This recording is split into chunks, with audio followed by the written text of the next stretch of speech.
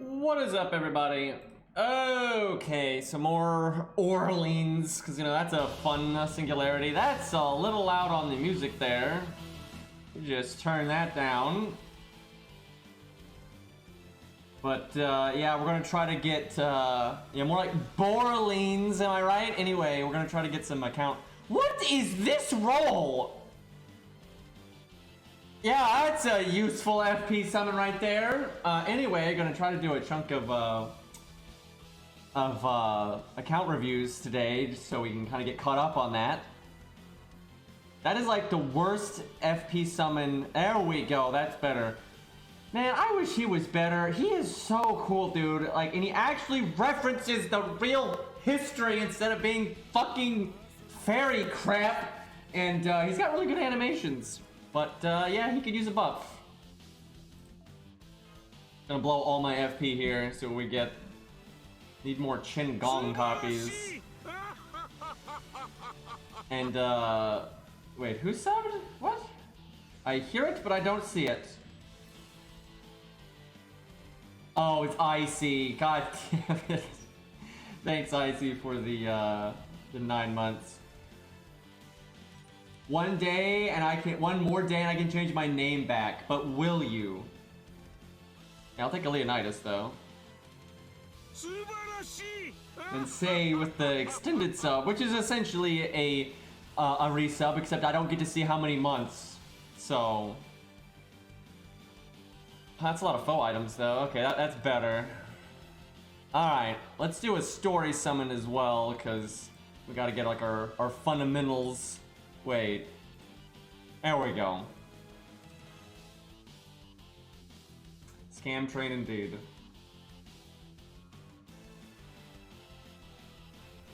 Good. That's pretty much the best assassin that we can get, so... I wish Stearman was better. Hey, it's the new K-scope that I actually didn't see the art for until today. It's kind of funny though, you have like twice the odds of getting K-scope now, it's just that one's not as good.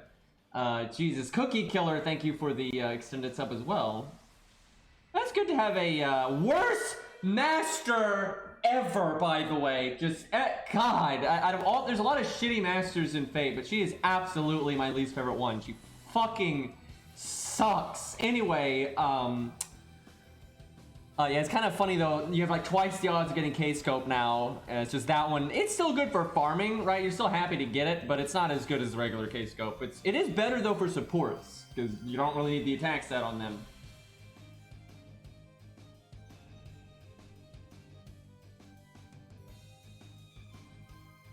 So, Protoku's master is I'll give the writer of Fragments credit. They did the best job you could of making a backstory for that character to explain why she is such a basket case. But it doesn't really save the character. She still sucks. It makes terrible decisions. I feel like if they ever finish regular Prototype, they're going to retcon her, though. She's literally too stupid to function. And she's popular, of course, because she's hot. And, they're not going to want her to die like a bitch like that, right? She dies like such a loser, and she accomplishes nothing that I expect them to change it, but we'll see.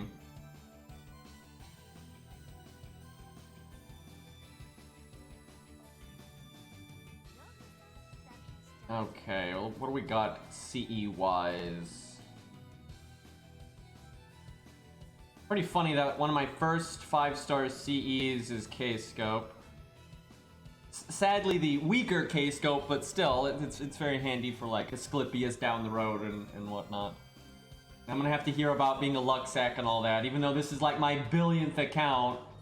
Speaking of which, fucking, we gotta throw some shade here.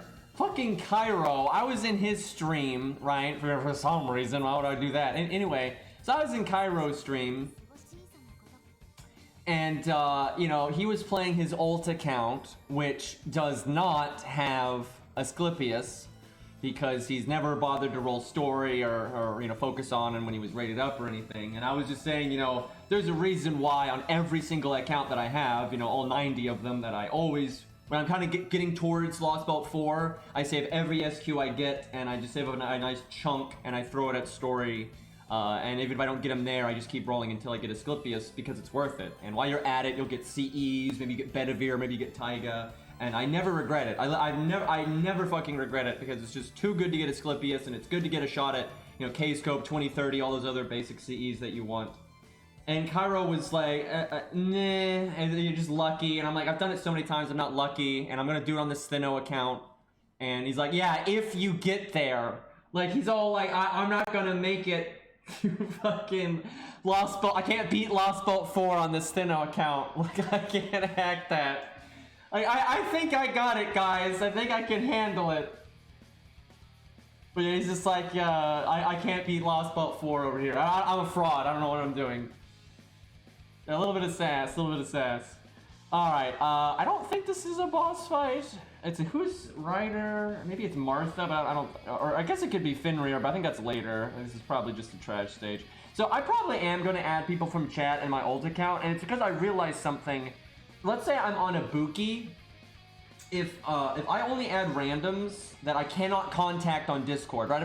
Because normally if I was playing my own account, you know, in a vacuum, not a streamer, I would still join a Discord or something so I could ask friends to switch out CEs and things like that, right? So I'd still be able to do that. But the problem is, if I keep it to randoms that I cannot communicate with, what's going to happen is when you get to a boss like a Buki, where you have to summon a support, my options are either going to be summoning something that's overpowered and makes it way too easy, like a Super Orion or Fujino or something like that, or summoning something that's completely useless and doesn't help at all. Like, it's just gonna boil down to that. It's like, I'm either gonna have to summon Castoria, Waver, Merlin, or, you know, Super Orion, you know, just something, you know, busted like that, or you have to summon something that's so bad it's not even applicable, right? And that's not fun to me. I don't really want to play the game. I'd rather be able to be like, hey, let's summon a 3-star, but at least a 3-star that makes sense. Of course, that's not gonna be as good as Orion or Castoria or whatever, but so I just feel like that's better. It's more fun that way. I don't want to get carried. And then if I don't want to get carried, I don't want my other option to be just summon something boring or pointless, right? The only reason why I might keep it to randoms is, like, I guess that's you can kind of show how you should play if, like, your only thing you have access to is, like, a friend's Castoria or Waver. Because I always talk about that, and I test playing like that off stream. But I never really show, it's like, yeah, if you don't have your own Castoria or Waver, you know, this is how you can work with them. You know, this is why you level Hans, so you summon your friend's Castoria and you have synergy there and stuff like that. Maybe I do it that way, but I think that's just boring, though. It's like, it's not hard to beat the game when you're summoning friends Castoria and Waver and Merlin or you know, whatever the fuck. We'll see. Right now we can keep it to randoms, but as we get farther, we'll see what we want to do. But I feel like it's just going to be more fun for me and for the stream if you add people from the stream, because one, it allows you to dick around and you know, beat filler stages with silly shit. And then it allows you to summon something at least applicable to the stage, but that's not going to be OP. Because, chat, don't lie to me. I know what a lot of people do in this game. They get to a hard boss, and because they can't be bothered to ask their friend to put on, like, the more reasonable thing, but with a proper CE and everything, you just summon whatever OP thing you can get your hands on, even if it's not, like, the perfect thing. Like, yeah, this Super Orion doesn't have the best CE for this stage, but it's Super Orion, so I'm gonna use it anyway. Or you just summon Castoria, or Merlin, or Waver. Most people do that. It's like, yeah, they don't have, like, the picture-perfect craft essence for the stage, but they just summon something so so OP that it doesn't matter. That's absolutely what most people do. Meanwhile, I have to listen to people like, well, you wouldn't be able to summon a friend with a level 70, 100 face, because no one slots that. I can't hear you over my Castoria, though. You know, it's kind of silly. Yeah, Waver's very weak. Please. Alright, let's just summon Jonah Arc here. What do we even have? It's probably, could be dragons, and our back row is just gonna be whatever the fuck. I should put Ushi back there though, because she needs Bond. Do that. We're finally getting enough team points to bring craft essences, so that's nice. Can I bring this one yet? I can! How about that?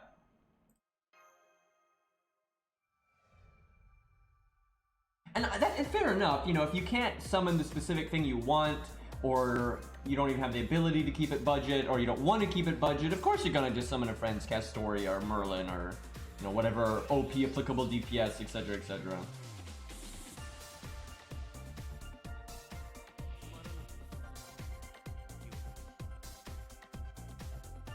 Point my volume a little bit here. If that's better. Dragons. I tell you though, my favorite thing about FGO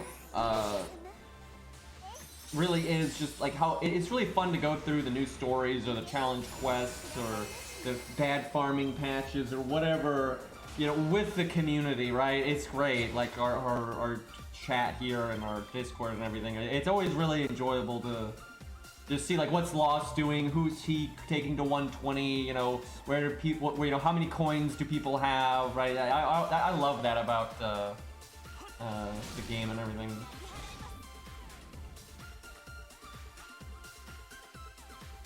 You fight a lot of dragons in this Singularity, so shame we don't have the strengthening quests on Siegfried yet. And it's cool that we got him, though. I'm not complaining about that. We'll make him our main saber, I think, for the most part. He won't be our only saber, because that's just nuts. But we'll try to use him plenty.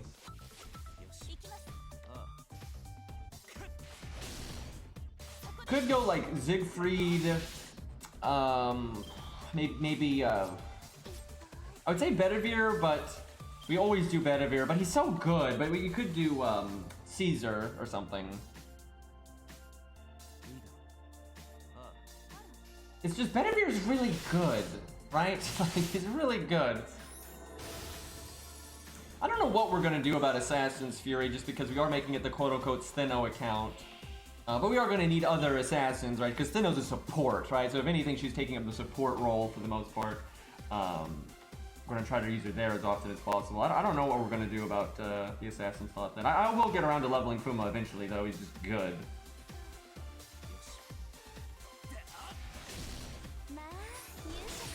I don't think we're gonna need Phantom. I'm not gonna lie. The only reason we would need Phantom is if we get to Lee's students and we don't want to summon something that makes at least half a degree of sense, right? If we have to keep it to like low stars or whatever, which we've already done, mind you. Like if we're not gonna summon Amakusa or some crazy shit like that, then maybe we need Phantom, but I doubt it. If we're actually willing to use like whatever this account happens to have on hand, I don't see us needing that. Honestly, a Grailed Stheno that gets her third skill passive wouldn't do that. She'll be slow, but she wouldn't be a bad unit at that point for killing riders. But when you get to like really hard boss fights, you're still gonna want an NP that does damage.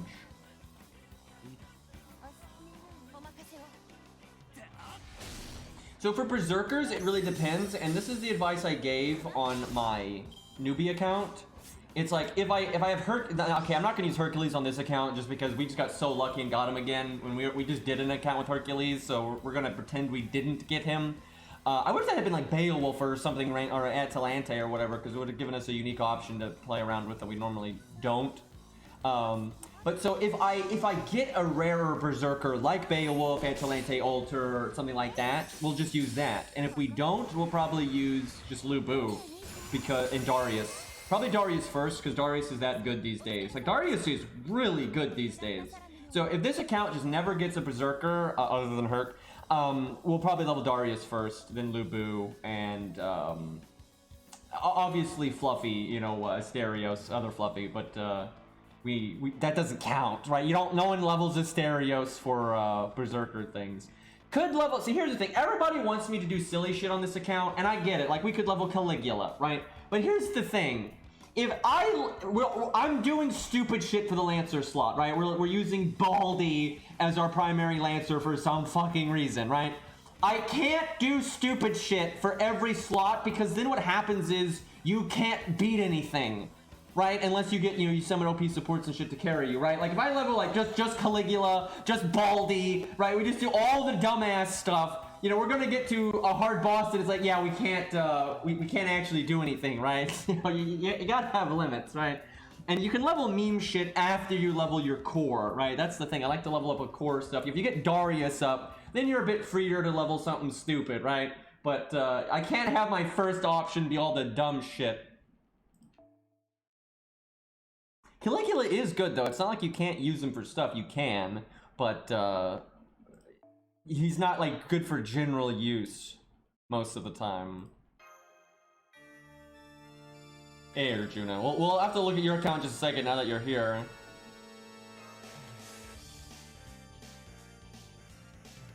Yeah, we'll try to. I'll do an account review in just a minute. We're gonna just kind of spread them out throughout the stream and try to mix up the monotony of all this crappy trash. I'd like to get to a boss and then do that and then do an account review, but there's a lot of trash mobs in Orleans. Oh, Gundam update. First I saw Gundam War in the Pocket, so 0080. What a ride. Yeah, I really like 0080. It doesn't really have much to do with like important stuff. It's just like you see a different side of the universe and stuff.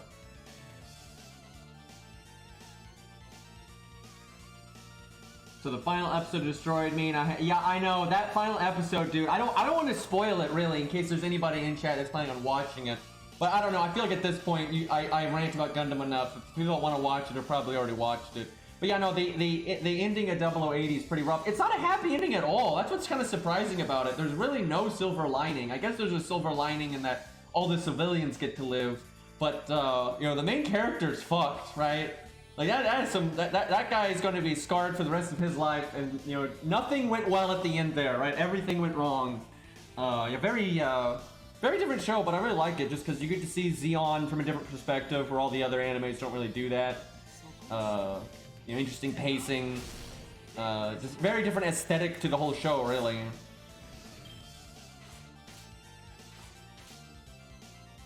But yeah, 0080 is not a happy ending.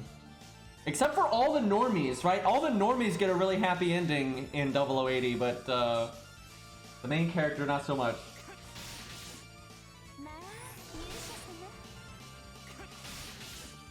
Yeah, you've gone through a lot of Gundam now. You went from having not seen any of it to now you've probably seen more of it than a lot of people out there, really.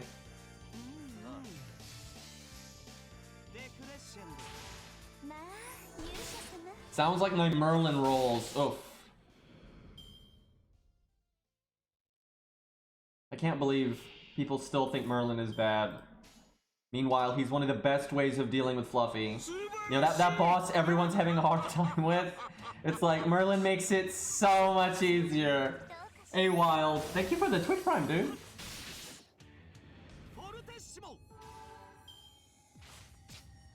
Always appreciate the support, guys. As I'm just doing generic Orleans content. Is that how low the bar is on Twitch? That we're just watching, Orleans trash mobs on with a bunch of like little 30 units. Like, is that where we're at here? Early FGO story is so good, I know, right? The funnest thing we've done, you know what? We need to go fight Herc. We can go fight Shadow Herc. That'll be interesting. And we'll not use Stheno. And well, I think Stheno's okay there because we didn't use foe items. She's kind of over leveled, but again, because we didn't use foe items and stuff, it's probably okay. And she's not really even good for that kind of stage, so I think it's all right. But yeah, let's go fight Shadow Herc, and we're gonna try to keep our servants quite low level. What's the plan here? So what do y'all think the cutoff point is? Like, you know, 30, like keep it at 30 or lower, 20-ish, you know, kind of that range. Let's see. Guys, so obviously we use Baldy as our main DPS, right? Because he'll totally get his NP and then live and then get cards and then actually crit and like totally, right? That'll happen. We're not using Baldy. Now see, if we're going to use Q, I would use Q, but we'll try to avoid that. All right, let's see. What do we want to use? Could use Proto Q. Could use David. Could use Ushi. Does Ushi... She's level 40. That's maybe a little bit higher than I would like.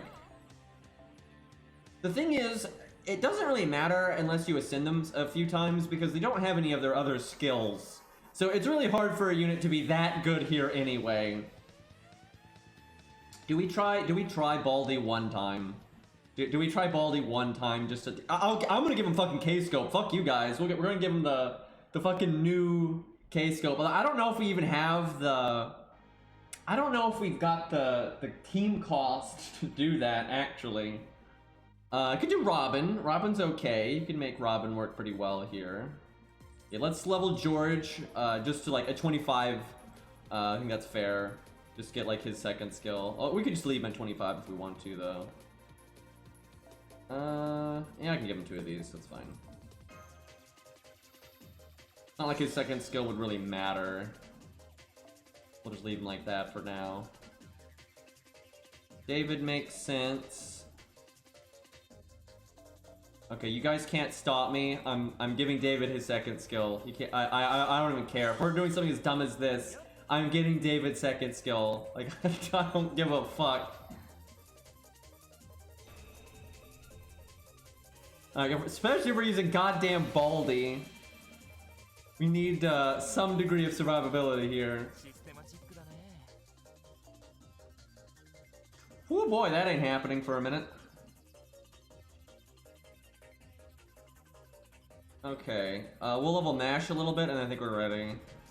Wait, where is Mash? The fuck? How is this sorted? Oh, it's because we're not in the we're in the Ascension UI now. Thanks, game.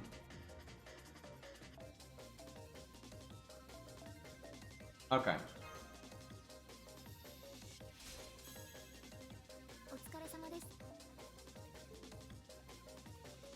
I need mana prisms. That's what this account needs. Like, holy shit.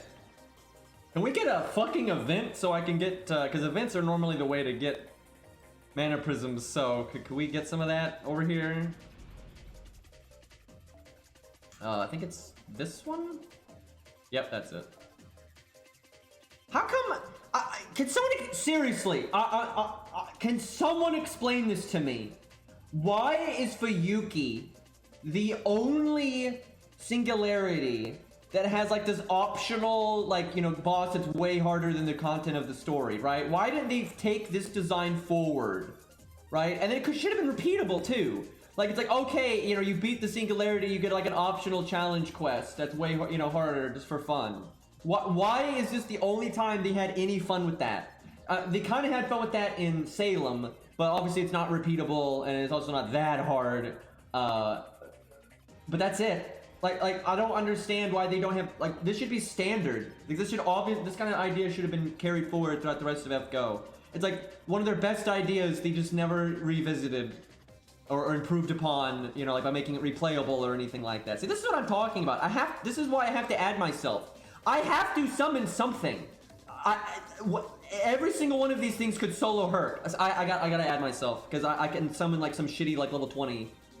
Because the thing is, back in the day, when this first came out, your support list was going to be full of like level 20s and 30s and stuff. Like, absolutely. You would not have, you know, a bunch of people at level 100 and crap. So yeah, this is exactly what I'm talking about. If I want to have any fun here, I literally have to add myself. Otherwise, it's going to be a joke. Okay, hold on. Let me get my friend code here. Because there's just no way, there's no story support here. You know, otherwise I would do that. So if I want to have an even remotely authentic experience, I've got to, you know, intentionally slot something weaker. So I have Samsung Dex up in the background, and that's why you can hear my other account. Wait, add my 1 to 3 star account? Okay. Okay. Hold on. Does anyone? I don't remember the code for that one. Is there a friend code on Discord for that, or in chat? Because otherwise I gotta like switch the emulator. Because it's not on my phone. But that I can get behind that. I can get behind it. There's no world where the 1 to 3 star account carries this account. Like, if anyone complains about that, they're kind of a moron, right? So let me see. I don't think we have a command for that. So hold on. I gotta bust out the emulator here. Which one is 3-star account? I think it's this one. That's a really good idea, though, chat. I don't think I would have thought of that, and that's really good. It's like, if you don't want to get carried, right, that's the one. Look out, they have ley line.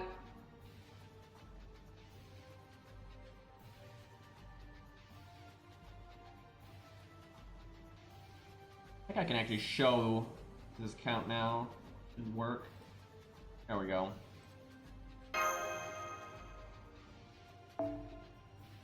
Okay, actually, what I have to do is I gotta move this to my second monitor so I can actually see my friend code. Okay, hold on. Oh my god. Why is the 1 to 3 star account in the middle of a stage? I gotta know. What on earth were we doing? I wonder if I was just farming or something. I can't even imagine why it's maybe it's an interlude or something, because units got buffed. I have no idea. I was probably just farming. It's fine. I can just whiff the AP. I have no idea what that was. Oh, it's an interlude. Okay, I guess. All right, I gotta move this though so I can add myself. Inefficiency. It's fine.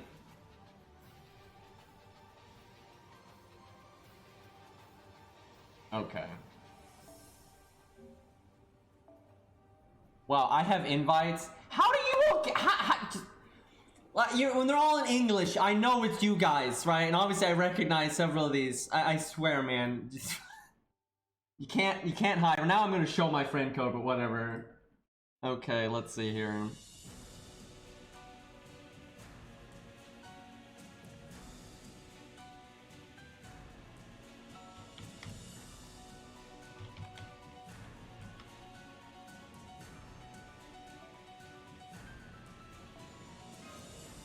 I gotta add myself back on the other one.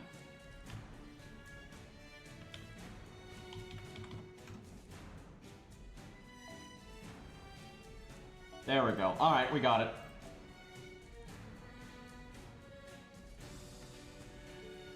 The only thing is, though, I don't want to summon. I don't want to summon a level 70. That's why I was kind of going to add my main, because my main's got a bunch of like random level 30s or some crap I can summon. Does this account have anything like that? It's got a 45 George. And most stuff in the crap account is either leveled or not leveled. There's generally nothing in the middle. I've got a 40 Fergus. I've got a 35 Sanson.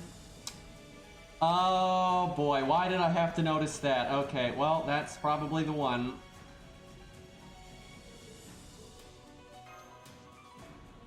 Why do I have a level 35 Sanson? Okay. It is slotted. We are ready.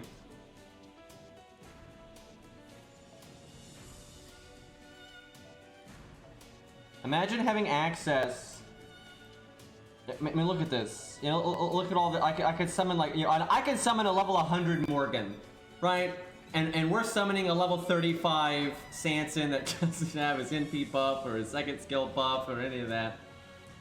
Oh my god. Okay.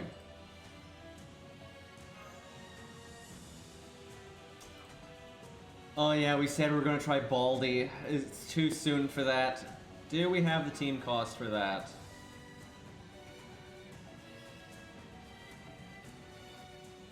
Don't think there are trash mobs here.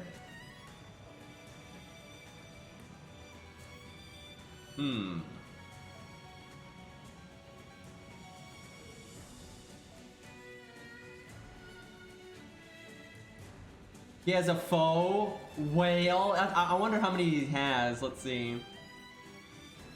260. Oh man. Look out.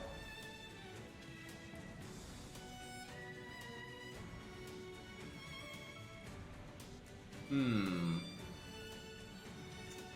me think. Do I have Parted Sea? I do. That's good. Put Stheno in the party? Fine. I sure stats are just a little high, I feel. I mean, it's not too bad though, and with her being a support, I guess it's alright. Trying to think where we actually want to use her. I kind of want to use her with David because of the way... Well, no. What am I saying? David's second skill's not at 10. I was like, I could get a free turn off the cooldown with Charm. Meanwhile, the cooldown's crazy long because it's rank 1, and Stheno's Charm chance is really shitty because hers is also rank 1, so that's not going to happen. Hey, you could have K-Scope day 1, and we basically did. Like, I ain't wailing, we just legit got it. Baldy needs all the help he can get. I don't want any of this sass. Bunch of bastards here. Do we have Kimlon? We do not. That sucks. Kimlon would be awesome here. Stheno last stand. Oh, God. Yeah, there's no divinity for her to work with, unfortunately. I guess we will do it that way, just for the lulz.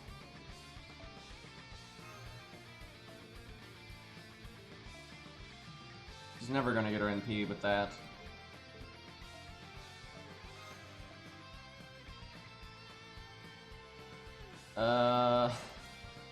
Okay, well... Watch Gundam Unicorn. Did you watch all of it? The music and the combat were fucking amazing. The story's a mix. Yeah, I completely agree. Yeah, the story's kind of meh.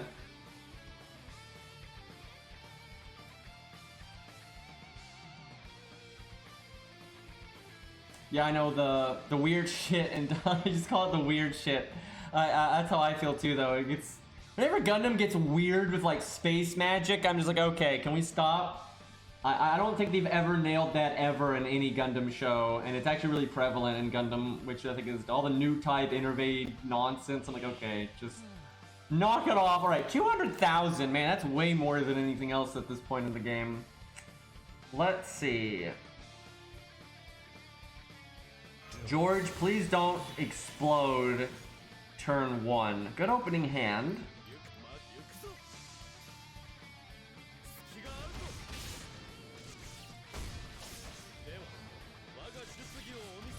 Like, I don't see how new types add anything to the story. You know, if you want to have people that are like, you know, gifted and whatnot, that's fine. But I don't see how the space magic helps the story at all. Crackhead, thank you for the tier 1 sub. Baldy will carry us. Yeah, I don't know about that one, Chief. Let's see. He'll get his NP. He could get a crit here, though, so I'll put it in 3rd place. Okay, I'll put the only thing that I think new types add to Gundam is when someone that's not a new type beats the piss out of a new type. It's awesome. That's the only thing it adds. Like you have Yazan in Gundam Zeta, right, who is not a new type, and he beats the piss out of a lot of new types. You know, that's awesome, right? It's like a testament to how skilled they are, right? But other than that, I don't think it really adds anything to the story, and it's just weird, right? It's almost like they use it for an exposition dump so like other characters can learn things they shouldn't be able to learn because they couldn't figure out how to write it naturally.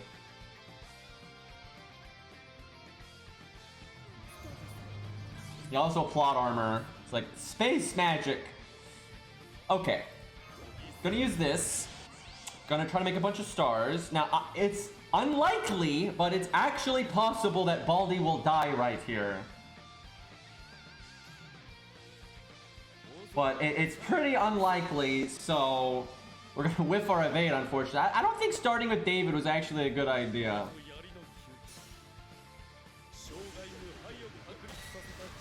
I think Iron-Blooded Orphans is a perfectly reasonable time to start Gundam. A lot of people say not to watch it because it's kind of different, but I think it's fine. I think most Gundams are so they're so self-contained that it doesn't really matter. It's more about like what they're about, right? Some of them have drastically different vibes or writing styles, so it's kind of like finding the one where that stuff lines up. There are a few though that I think are bad to start with, just because like some of the UC ones are like sequels and whatnot. But other than that, okay. This is shit. This is shit. This is like Baldi. God, it's like we didn't get any of the crit. We did not get any of the cards, and then after this, we have no way of making stars anymore. He is so reliant on OP supports carrying him. But if you're doing that, you could have just carried any other unit anyway, right? It's so fucking pointless. We need Hans. That's the one budget unit that can help Baldi out is Hans. He's like your only chance there. The music knows. We have a 40% chance for a crit. Oh joy.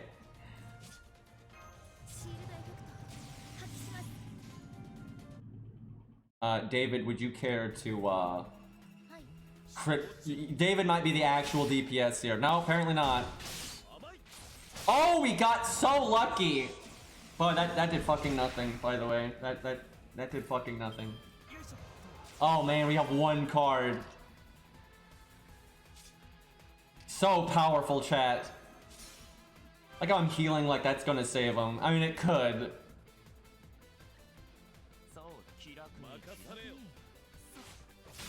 What a joke of a unit. Like he is so bad as your inherent Lancer. Okay, yep, great job, Baldi. You're so good. But here, I've said this before. It's like past green is not wrong. I've told people one of the worst Lancers you could pick as your first Lancer on a new account is Baldi, because he will not do anything with like straight value. He will like not crit. He is so inconsistent. He is so slow. He's only like a fun toy once you've got things like Waver and a bunch of other like bullshit leveled up. And even then, he's not actually that good. It's just more like a novelty thing, right? Where oh my god, what a joke, dude. What a terrible fucking unit. Like if I'd given K-Scope to Ku and Ku just NP'd there, that would have been way better. Hi, Ari. You just missed Baldi doing literally nothing. And he even got lucky, really. Like, if anything, he got lucky there. Okay, David almost has his NP, so I'm going to evade David. Because David might actually accomplish something.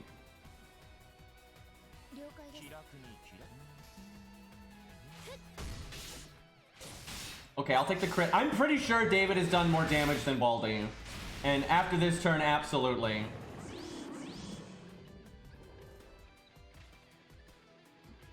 Okay.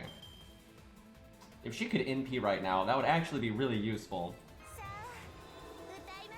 Fuck. I guess he had his that up, so that really wasn't gonna happen.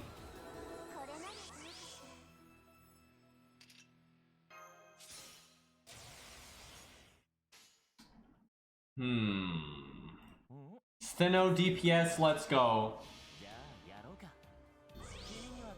I really wish, though, every Singularity had a challenge quest like this that was kind of like I said, harder and was repeatable. I think it'd make the game so much better. Like, it'd be so much better. It's so weird that they did something like this for Yuki and then never again. Like they forgot. I think Stheno has now done more damage than Baldi. Hercules is just deleting people right now. This is not looking good. It's pretty much gonna come down to Stheno because she's, you know, higher level. That's like, that's our only chance here. Dude, Baldi just did nothing.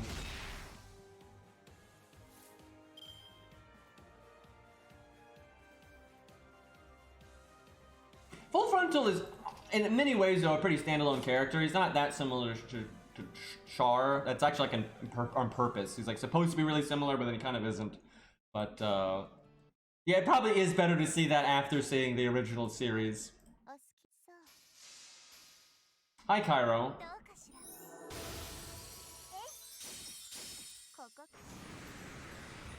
I could point out that Stheno has been significantly more useful than Baldy, who, I mean, literally did nothing. Like, he didn't do anything. It's like, my job here is done. So, yeah, I could win, though, without Stheno. I absolutely could. We could have just brought a more, you know, regular DPS, like, even Protoku instead of Baldy, and just gotten his NP, and it would have been fine. David kill. I mean, it is the Stheno account, but David actually did the most work here, I think. And even, we couldn't die this turn, because, what's his name? Oh, fuck.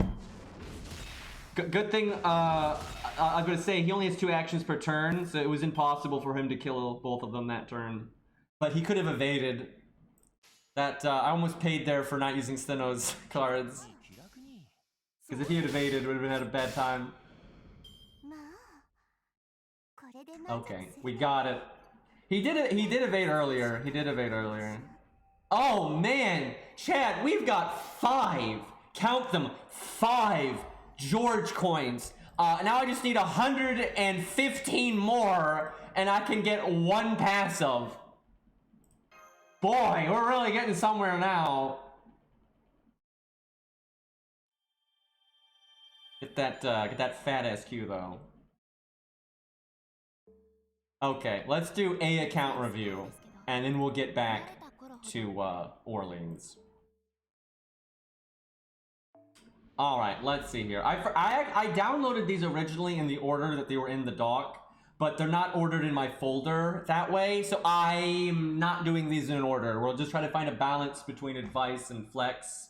So let's do IluvArjuna because I owe her anyway, and you know, schedules don't always line up. So let's get that done. And I'm legitimately curious. This is Arjuna's main account, right? The one person that has more accounts than me is IluvArjuna. So I really want to see the main account here. All right, I think I have this where we'll just pop up. Let me make sure we can see this. That's a little small. Let me like zoom in a bit there. There we go. All right, what do we got here?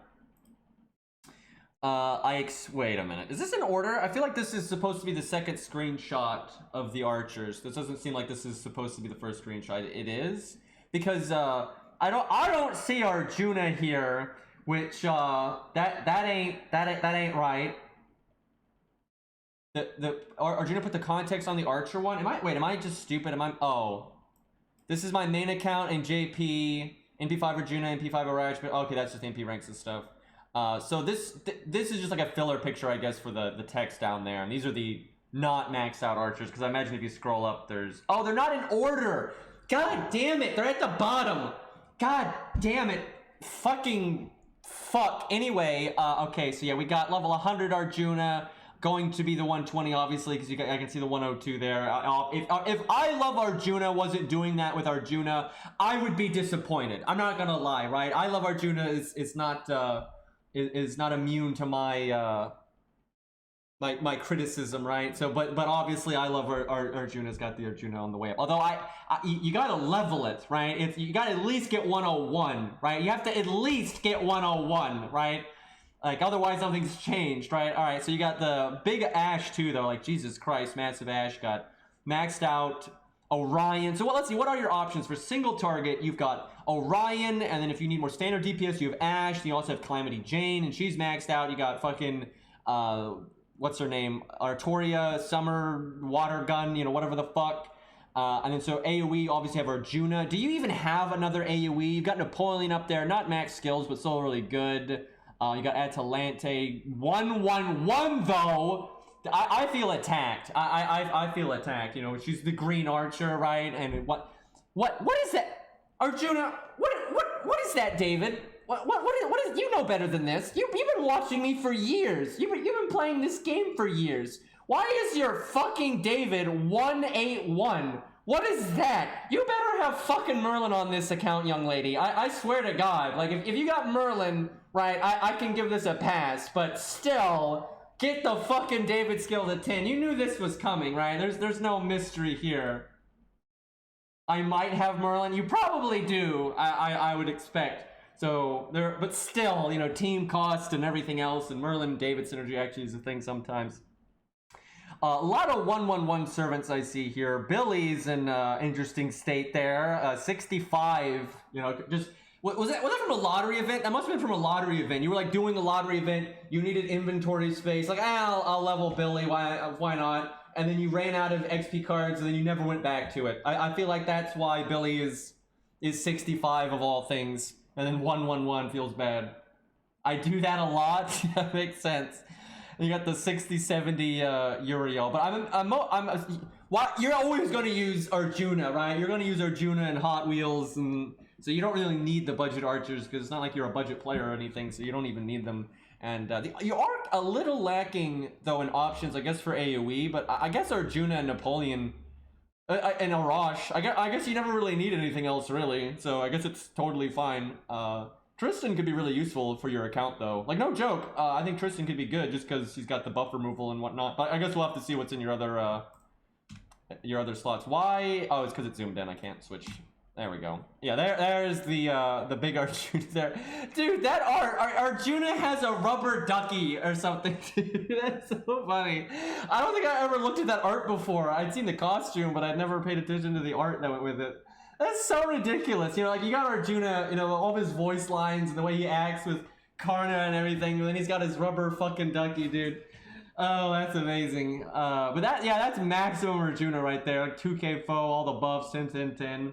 Gotta get that level 101 though, right? Gotta get those stats going. I'm really excited to see Arjuna at that point because, dude, the artist for Karna and Arjuna and everything, he is so good. I actually think that, you know, obviously there's a degree of bias here because it's not really bias, it's just subjectivity, right? I mean, art is purely subjective, but there is a degree of objectivity with, like, if art styles you know, clash or don't clash or mix well or don't mix well and stuff.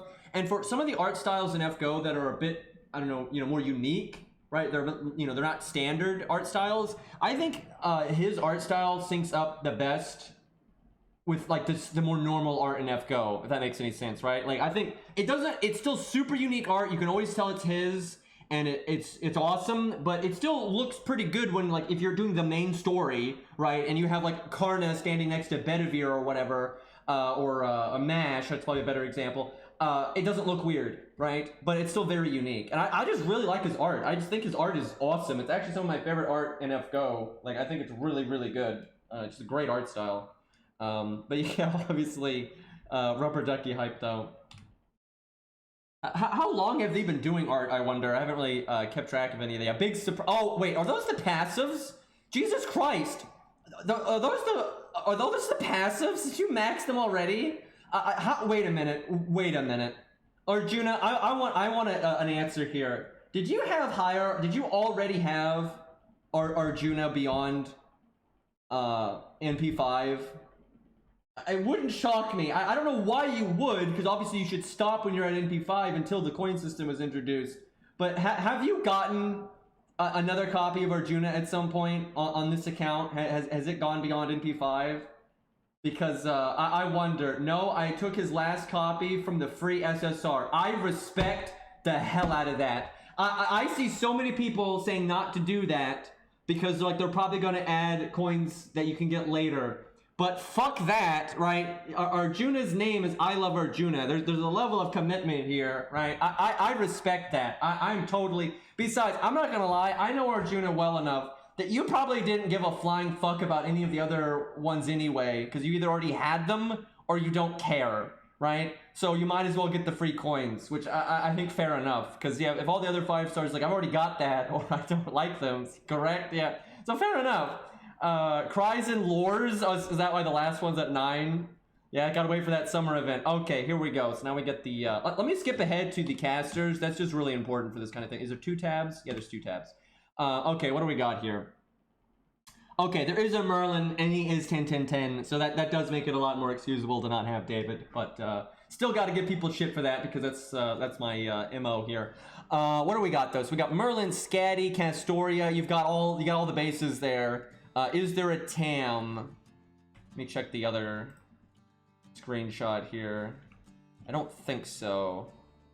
But you do have a Grail Asclepius, which is actually really good because of the anti-debuff. I mean, he doesn't have a lot of competition for typical support with that level of anti-debuff, so that's pretty good, to be honest. You got Miss Crane. So you've got... Oh, you do have Tam. There we go. We have Tam. She's just 9/9/10, I see. So you've got all of the big supports, really. And I imagine you use Merlin a lot because you use Arjuna. Do you use, like, Waiver Merlin the most for that? I would imagine. Or do you do... Or is Castoria still really good with... Because I imagine Castoria is still good with Arjuna, regular, both really, but for Arjuna, just because he does have an art deck and she has so much battery, so I imagine that's good too. But yeah, you've got like all the options for Arjuna, obviously. What else we got here though? So for DPS, because that's actually important, for DPS you have Plot Monk. Not exactly the best skill ranks, but that's when you have supports this strong, you don't really need to be that like picky with your skill ranks on your DPS a lot of the times, because the supports are so much. I use Castoria a lot. Yeah, I mean, that makes sense for Arjuna, I would say. Let's see. Your skill ranks are awful, though, for any of your DPS options, though. Jesus Christ, like, Babbage is dead. Casterku is dead. You got that Clown third skill, though. VC Brawn. Yeah, none of your DPS... Even your Nidochris doesn't have skill ranks. The second screen, you got Cersei. You got 10/10/10 Cersei, and she's even Grail, so I guess you get a lot of DPS out of that. And you do have shooting. You got the welfare shooting, so yeah, you got some DPS options there. But that's a lot of 1/1/1s right there. Got the Mozart though, that's nice. Yeah, you got really good options though, and you got a Zig. Okay, I feel like Castergil should get higher skill ranks on this account. I actually feel like that would legitimately help this account out on both like farming, damage, and support. Like I feel like that would be a worthwhile level. Okay, now let's back it back up here. So Sabers, 10/10 Mordred, right? I mean, obviously I approve of this. What's the NP rank? Is it listed? Let's see. So NP1 Tuna, NP5 Karna, of course. Siegfried's NP5. Okay, so I'm guessing that just means Mordred's NP1. But that's still really good for farming. And for single target, you've got a million things. You even got Lancelot, Tuna Can, Trap Face, all that stuff. Karna, you got the other, yeah, right, Saber Karna, of course, right? He's 10/10/10 and Grail to 100. So I guess you're ready for that one. All 5 stars are NP1. Oh, shut up, Harry. Anyway, yeah, I see that now. It's all 5 stars are NP1, and then Tuna is NP5. I see it now. Yeah, we got. I've seen the Jason before. Yeah, I gotta say, a lot of cool Grail targets on classic IluvArjuna here. Lots of very fun Grail targets. I suspect you have a lot of fun in this account, Arjuna. Like you just got all your favorites and mixed with all these supports and stuff. So I'm sure Mind's Eye balls kicking in. Gotta get that Siegfried skills up though. That's a bit low. But yeah, you got loads of options here. Lots of 1/1/1s though. Let's see. Lancer, you got Ku to 10/10/10. I respect that, right? I'm actually kind of surprised though, just because you've got a Karna on this account and whatnot. Although I guess he has AoE, but still. And you got your Super Valkyrie. I remember when you got Valkyrie. You were like drunk in chat and rolling on Valkyrie, I remember. Oh, good times. Yeah, it was like drunk grailing too. It was like, I should grail this to 100. I don't think you regretted it though, but it is funny because look at all these Lancers, man. You got Brunhilde, Valkyrie, Karna, Percival's already 10/10/10. You got a Canis there, right? You have all kinds of options. So that's crazy. That Fionn though with the 1/1/1. But yeah, you've got huge options here for AoE and single target and all card colors. And man, you got Percival up quick. And yeah, if the account reviews Discord announcements, there's a pin by Airy. That's the best way to do that. Okay, Leonidas though. I feel like Leonidas should get at least a few, like at least get that first skill to 4, right? Blue gems, right? Get that taunt to 4. Easier to loop in case you need it. Taunts are handy from time to time. But man, your Lancer options are like so good because you even have Romulus in there. That Ben K though, 55 111. Any esports Ben K in there? The old 25 Ben K. Yeah, that's why I'm trying to do a lot of accounts today. The queue's kind of long. So, by the way, Max, are you in chat? Because if Max is in chat, I'm gonna jump the line with Max because Max's birthday was the other day. So, and I really do want to see Max's account. So, if Max is here, we'll jump the line on that one. But Max may not be here, so. SMH my head, man. I'm getting SMH'd over here. How do I defend against that? Okay, what do we got here? NP2 Reigns. I always forget. Yeah, she's a big boy support too, even though she's in the rider slot these days. Oh, Max is here, so we'll jump the line with that later. We'll probably do an advice one next though. But yeah, I want to see that one. Okay, NP2 Achilles. That's pretty much all you ever need for AoE, like farming and everything. It's so good. What else you got though for AoE? Man, I'm surprised you haven't leveled your Martha more just for like the utility sake of it. But I guess Achilles does get most of the stuff done. So I guess what do? You got, I guess, Odysseus, Achilles for AoE, and I guess what do you do for single target? Is it just Aussie? I guess. Let's see, who else is beyond NP1? Not sure how I got Quetz. Maybe GSSR. I don't like Ushi much. Okay, so what do you do for your single target rider then? I guess is it just Aussie, or do you try to make Achilles work? Oh, you got the George though. You got that. Man, I had no idea Arjuna had a Grail George. I didn't realize that. Or just Quetz. Fair enough. That's kind of funny that you don't even know how you got her. But yeah, you are. That's the only thing I've seen weak on this account is your single target rider options are a little. Obviously, Quetz and Aussie are amazing. It's just they're not a high NP rank. It's a little limited. But you can probably make up for that with just how good your supports are, so it probably doesn't matter that much in Achilles and everything. Not an Ushi fan, Pensive. I'm gonna go on a limb here and say it's the clothes don't really help. You know, Blender. All right, we already looked at Caster for the most part, but you got most of the budget stuff as well. You've got Mozart and Hans and whatnot, so I can respect that. And then the Grail to Asclepius, dude, I wanted Asclepius to get more screen time. I don't feel like he got enough screen time in the main story, and he's such a good character. I really like his character. I wish he had been in Lost Belt 5, honestly. But yeah, he's just awesome, so I hope he gets used again soon. I guess you'd have Medea for buff removal. You are a bit limited on buff removal, though. That's why I was saying, like, Martha or something would be good. Because you are kind of limited in some areas of utility. Although I guess you got Stheno, that's one way to do it. What do we got here? So Jack, 100 Face, Lee, oh man. All 5 stars NP1, Welfares are NP5. Nothing to see here, move along. So no really shining assassin. Then really it's good to get 100 Face up because, oh, you have Bench too. So that gives you more options for Arjuna and whatnot. But yeah, I guess 100 Face is actually useful for you because you don't have an NP5 gold or even an NP2 gold. Like you got some of the best assassins. You actually do have the best assassins.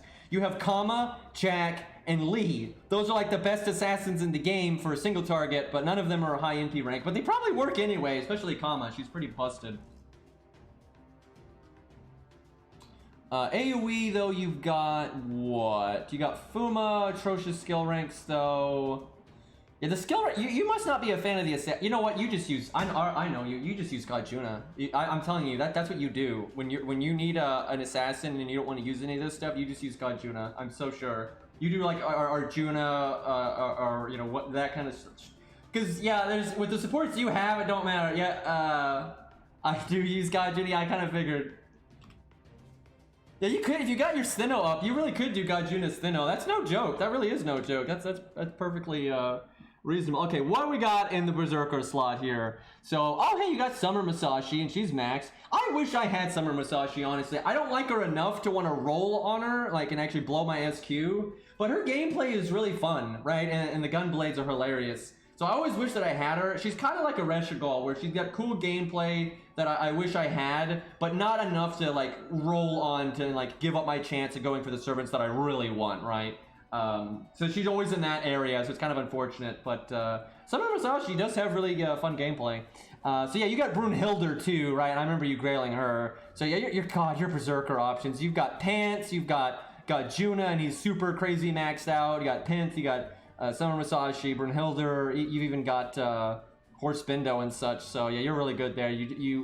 You're what is going on with your Asterios though? Who stops at 58 out of 60? Who stops at 58 out of 60? How does that even happen? You're like you just leveled it one time. Fuck it. I don't need it. Even numbers. Fuck it. Jesus. God though, you got Brunhilde at MP5, Nightingale is MP2, Pent is MP2, Summer Nobu's MP3. I like Berserkers. I see that. Say, your Berserkers are you got like all the options ever there. No. Oh my God. Hey, Kurosumde, thank you for the gifted sub. 38 gifted subs, man.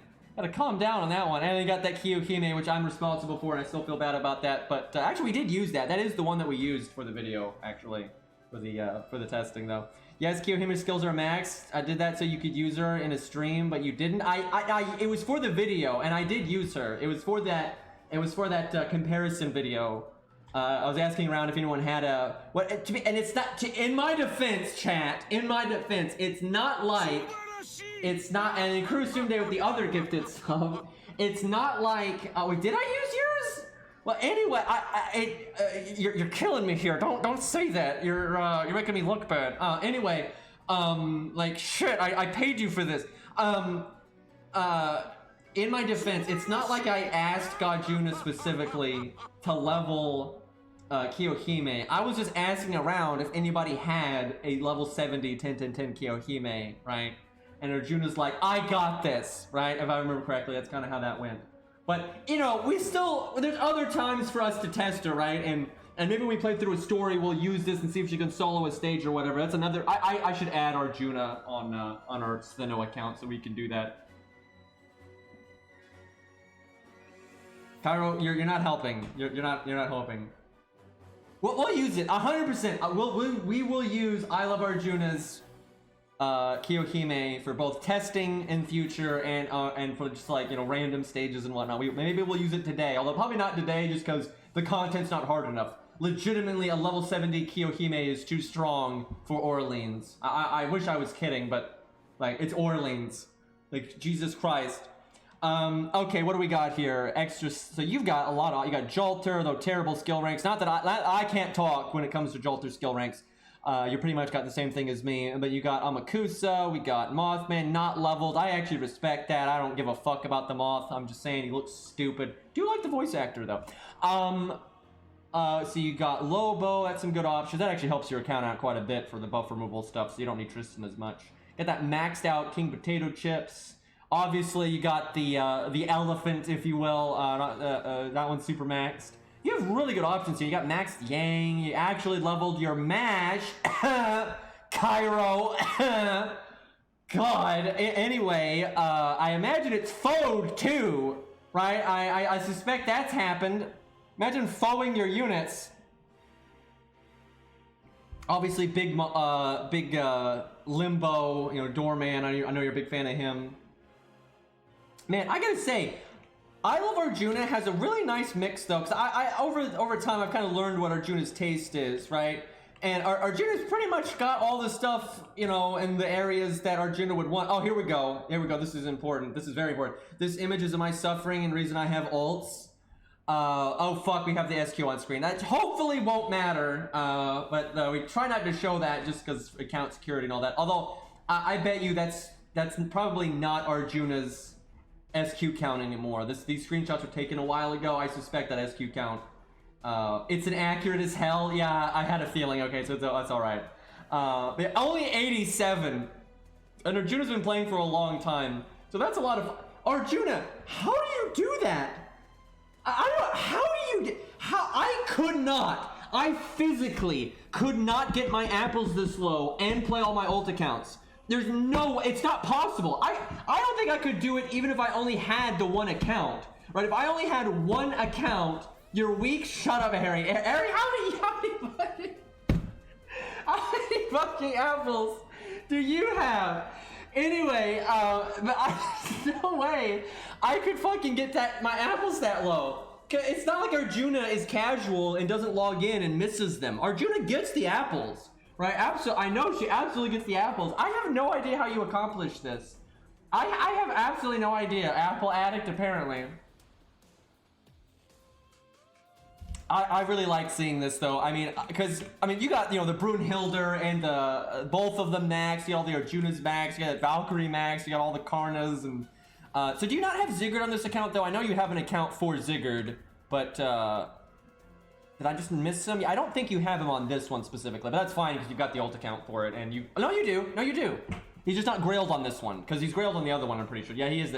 Yeah, you have so many options for I don't think no matter what the game throws at you, I don't think you would ever have to use units you don't like, because you have so much variety in so many areas, and then your supports are so strong. You could pretty much always use the characters you like. Like you'll never. I don't think you'll ever have to use a character you don't like, which that's nice. That's always a good situation to be in. Okay.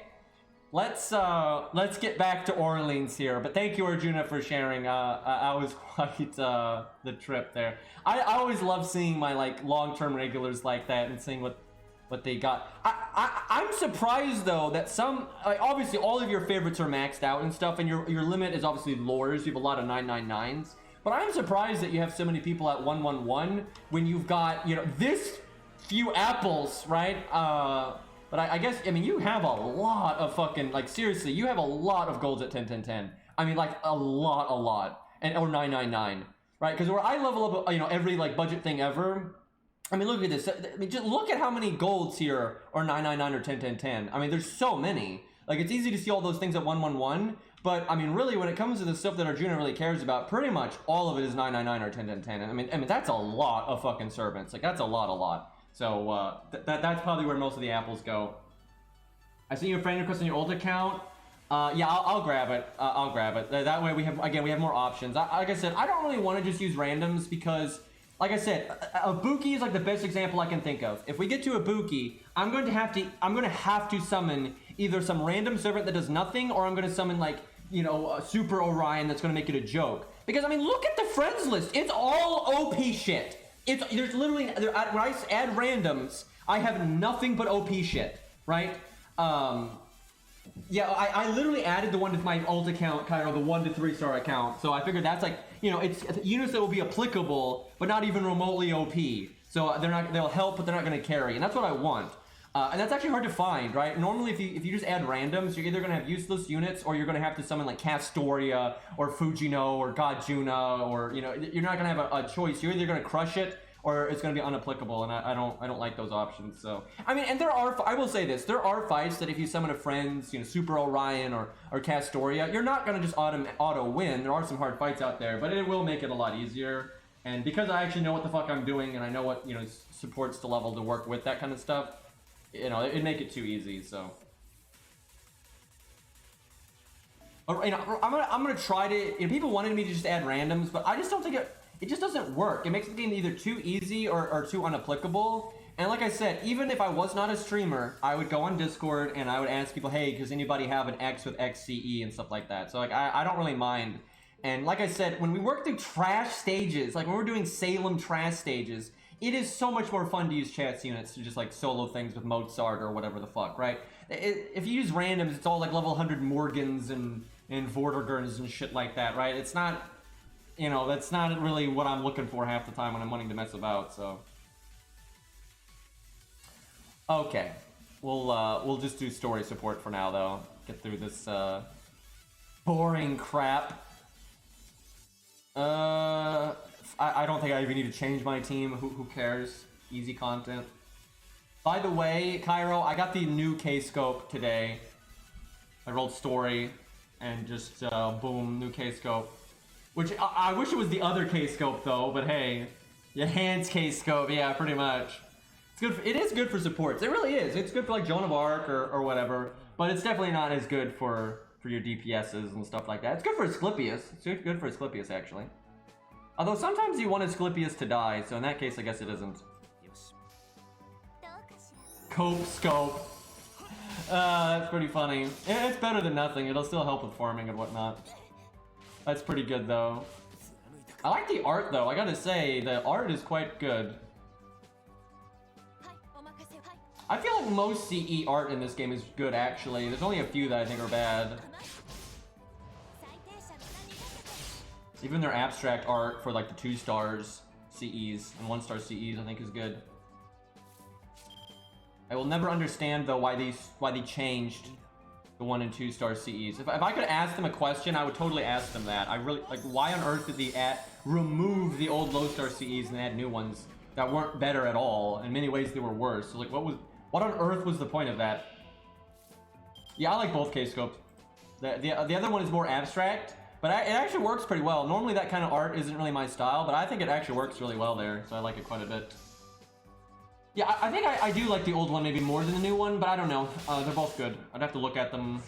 But yeah, the quality of both of them I think is great, so. They probably forgot the reason, wouldn't surprise. Somebody asked me something about recount reviews. What was that? I missed it, and I can't find it when I'm scrolling up here. After so much Gundam, make me want to watch Code Geass. I totally suggested. Code Geass is awesome. Oh, you've already seen it though for the 20th time. Fair enough. I mean, I watch Code Geass every like 3 or 4 years, right? I don't watch it often because I don't want it to be too fresh. But yeah, I always really like Code Geass, especially the first season.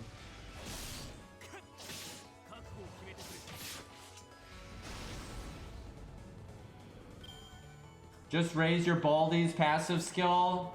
Yeah, I know, guys. We get our MLB get our MLB K-scope for Baldi. Hopefully, I get a regular K-scope for Baldi by the time we get to harder stuff. I think I'm not going to use Baldi at neutral. That's not going to happen. I'll use him for archers, but we're not being that stupid. Like, the thing is, regular Ku is so good that if you have to use him at neutral, he's still top tier. I mean, I'm not exaggerating. I mean, you all have seen this on the 1 to 3 star account. Like, when we fought Lee in Lost Belt 3, the best unit on our team was fucking Ku, right? Even though he wasn't counterclassing. And that happens all of the time, right? Like, Ku is just... Ku is busted. This is why it makes me laugh that so many people act like he's bad. Ku is legitimately, like, just busted. And as I've played the game more over the last, like, 6 months, I think Ku is probably the best 3-star in the game now. I used to say David, and I still think David is amazing. I still think David is super, super, super good. And in certain scenarios, David is absolutely better than Ku. But Ku is just so busted now. He is the best option for every archer fight ever, right, for free-to-play. And even for against a lot of golds, he's way better, to be honest. He's one of the best options for every berserker fight ever. He is the best. He's like the only good budget DPS option for Fluffy, other than maybe 100 Face. But like 100% Ku is the best budget option for Fluffy, no question, right? And that right there alone shows his value, right? And then at neutral, when you're fighting assassins and crap, he's like one of the best options, and he's better than most of the casters. That's broken, right? Like that's just so applicable so often. You get so much boom for your buck, right? And he's like the best option for Horspendo and a lot of fights like that, right? He's just, leveling Ku is just such a help to so many styles of content in FGO. I do find Ku's gameplay fun when it is something very difficult, right? When it's very, because, I use Ku a lot, and a lot. And there are boss fights where you really gotta think and plan ahead. You can't just autopilot your guts. You can't autopilot your debuff clear, and this is probably the best thing about Ku, is you do have to, he's one of the characters you have to think the most about what cards you pick. Ku is so not autopilot when it comes to what cards you pick. Like if you do, quick, or Buster, NP Buster, or shit like that, or, Art quick, or Buster quick art. He mixes that stuff up a lot, and it really pays. But the thing is, it only matters when it's really hard, and that's why I really enjoy Ku when it's very hard content, because if it's stupidly hard content, and you're trying to solo it or whatever, and Ku can barely do it, and you can't miss a step, then you have to really think about, okay, you gotta really know Ku's NP gain values, so when you can get away with doing like Buster quick art, or when you have to do art quick, shit like that, or how long you're gonna survive when you need to cast guts. When I have to do that stuff, I enjoy Ku's gameplay a lot. I find it super fun, and I like it a lot. But when it's more like just normal stuff, it's just, he's so safe, right? He'll never fucking die. and if there's an issue with debuffs, he can get rid of it, right? And then he has just straightforward damage. That it's not in typical team setting. There's nothing exciting about Ku, right? He's just, yeah, he's going to live and he's going to do a lot of damage, right? But I found a lot of fun to be had with Ku. I've enjoyed Ku's gameplay plenty of times, but that's why I don't use him all the time. I try to save him for when the content is really hard. Like that's why I just don't use him if it's not hard enough, because then it is really boring. But then it's like it's really fresh when I do get to use them. It's like, okay, it's something really hard. You can bust out Ku, and then it's really enjoyable. But I do wish they had not buffed him quite as much as they had. It's kind of a bit too much now. And I'm really worried they're going to buff him again. And then it's just like, why would I ever use another Lancer then, right? And that's just kind of annoying. But yeah, I honestly think, I don't think they're going to do it soon.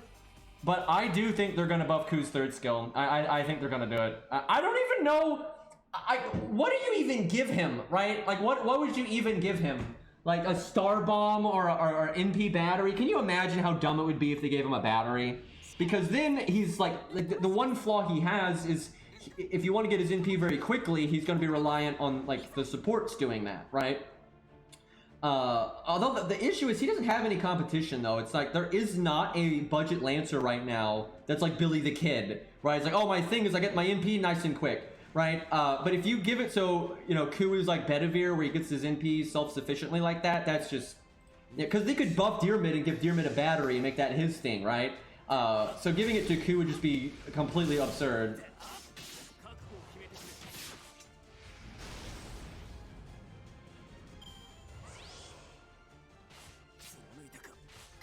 Air, you've got a level 100 Merlin. I don't think, I will say, to me, Merlin is more dull gameplay-wise in just the fact that he's even more applicable to even more scenarios. And rarely do you need a min-max like how you play Merlin. However, Merlin actually, though, can be fun in just that kind of, let's see how much we can break the game kind of a way. And Merlin can be fun like that, but that's a whole different thing. I mean, you can be pretty degenerate with Ku, like with buff stacking and stuff, because if you do max him out, like, unironically, my Ku is one of my hardest hitting NPs on my account, just because he is 100, and then he's always NP 5, because he's a 3-star, and then he has an upgraded NP, and he's quick, and he has attack up and all that. So, when I want to do, like, ridiculous NP stacking, a lot of times I use Ku, and that can be pretty fun. But yeah, Merlin is pretty funny when you can set up big damage.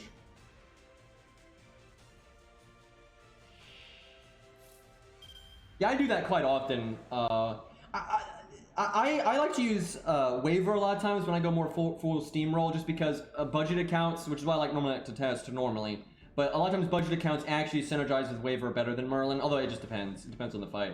But I pretty much every major boss fight, after I beat it, I normally do it with OP shit as well. Like that's pretty standard for me.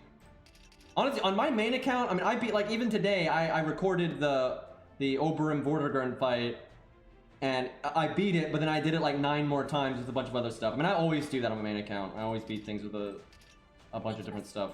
By the way, I don't think this will surprise anyone. 100 Face is like the best budget option there. Really easy, actually.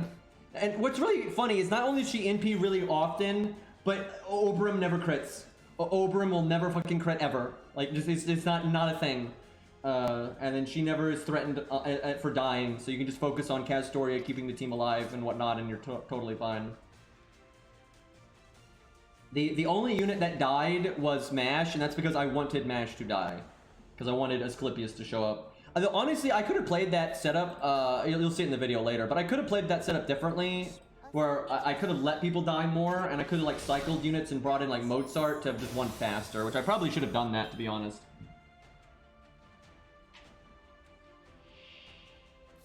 I really don't like the Oberyn fight, though, to be honest. I didn't think it was very good. I thought the Canis fight was better. I still think the Canis fight should have been harder.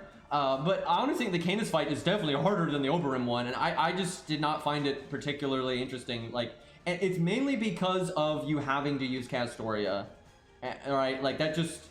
It's so boring, right? And that fight is so designed around Castoria. But, like, it's just... I didn't really care for that fight. Yeah, the music's good, but that's pretty much all I cared about with that fight.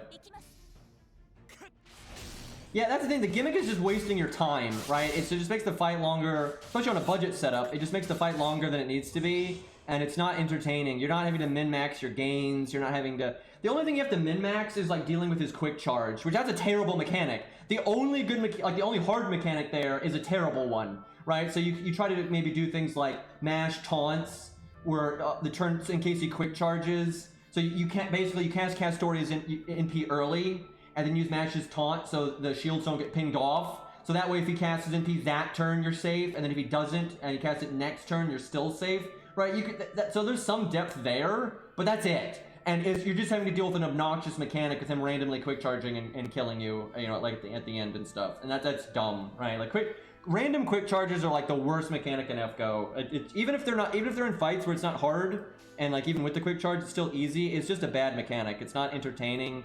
It's just super RNG. It's like, oh man, he could quick charge 3 bars and then NP me, or maybe he won't do that, right? Like, who the fuck wants to, like, that's just a random guessing game. They're trying to force you to use your back row, though. That's why they do that, is they're trying to force some of your units to die, so you have to bring, like, a DPS in the back.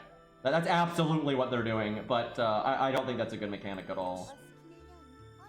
Honestly, I really only like the Fluffy and Morgan fight in Lost Belt 6. And Dog June is fine too, but Dog June is like a medium fight, right? It's like, yeah, it's a fun little thing, you gotta, you know, pay attention, but it's not like a big boy fight, right? Not at all. When it comes to the big boy fights, I think Lost Belt 5 is just way better, because Lost Belt 5 really didn't have any downtime, and it was kind of just, every boss fight was good, and the quote-unquote filler stuff was all like on par with Dog Juna, right?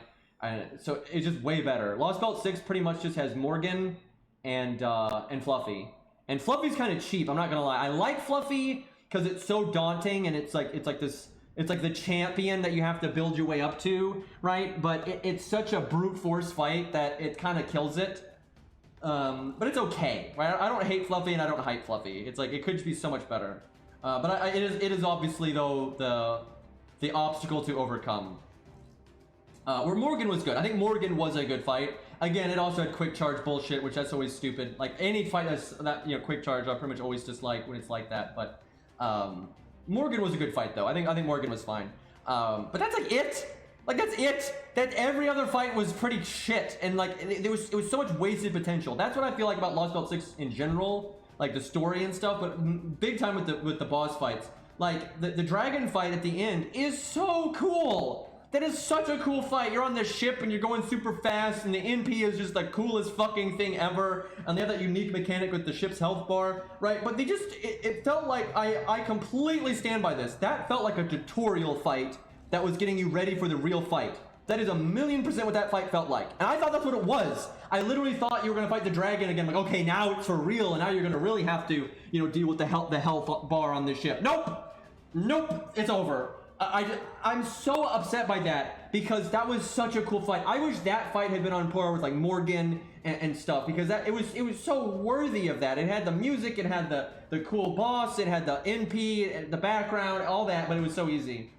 Right? It was just so easy. Total joke fight. It fucking sucks. And it wouldn't suck if you didn't have Castoria, because the dragon does have the evade gimmick, and it has like a passive defense up. And then, you know, it's got the Pierce Invulnerability and Armor Ignore or whatever at the end.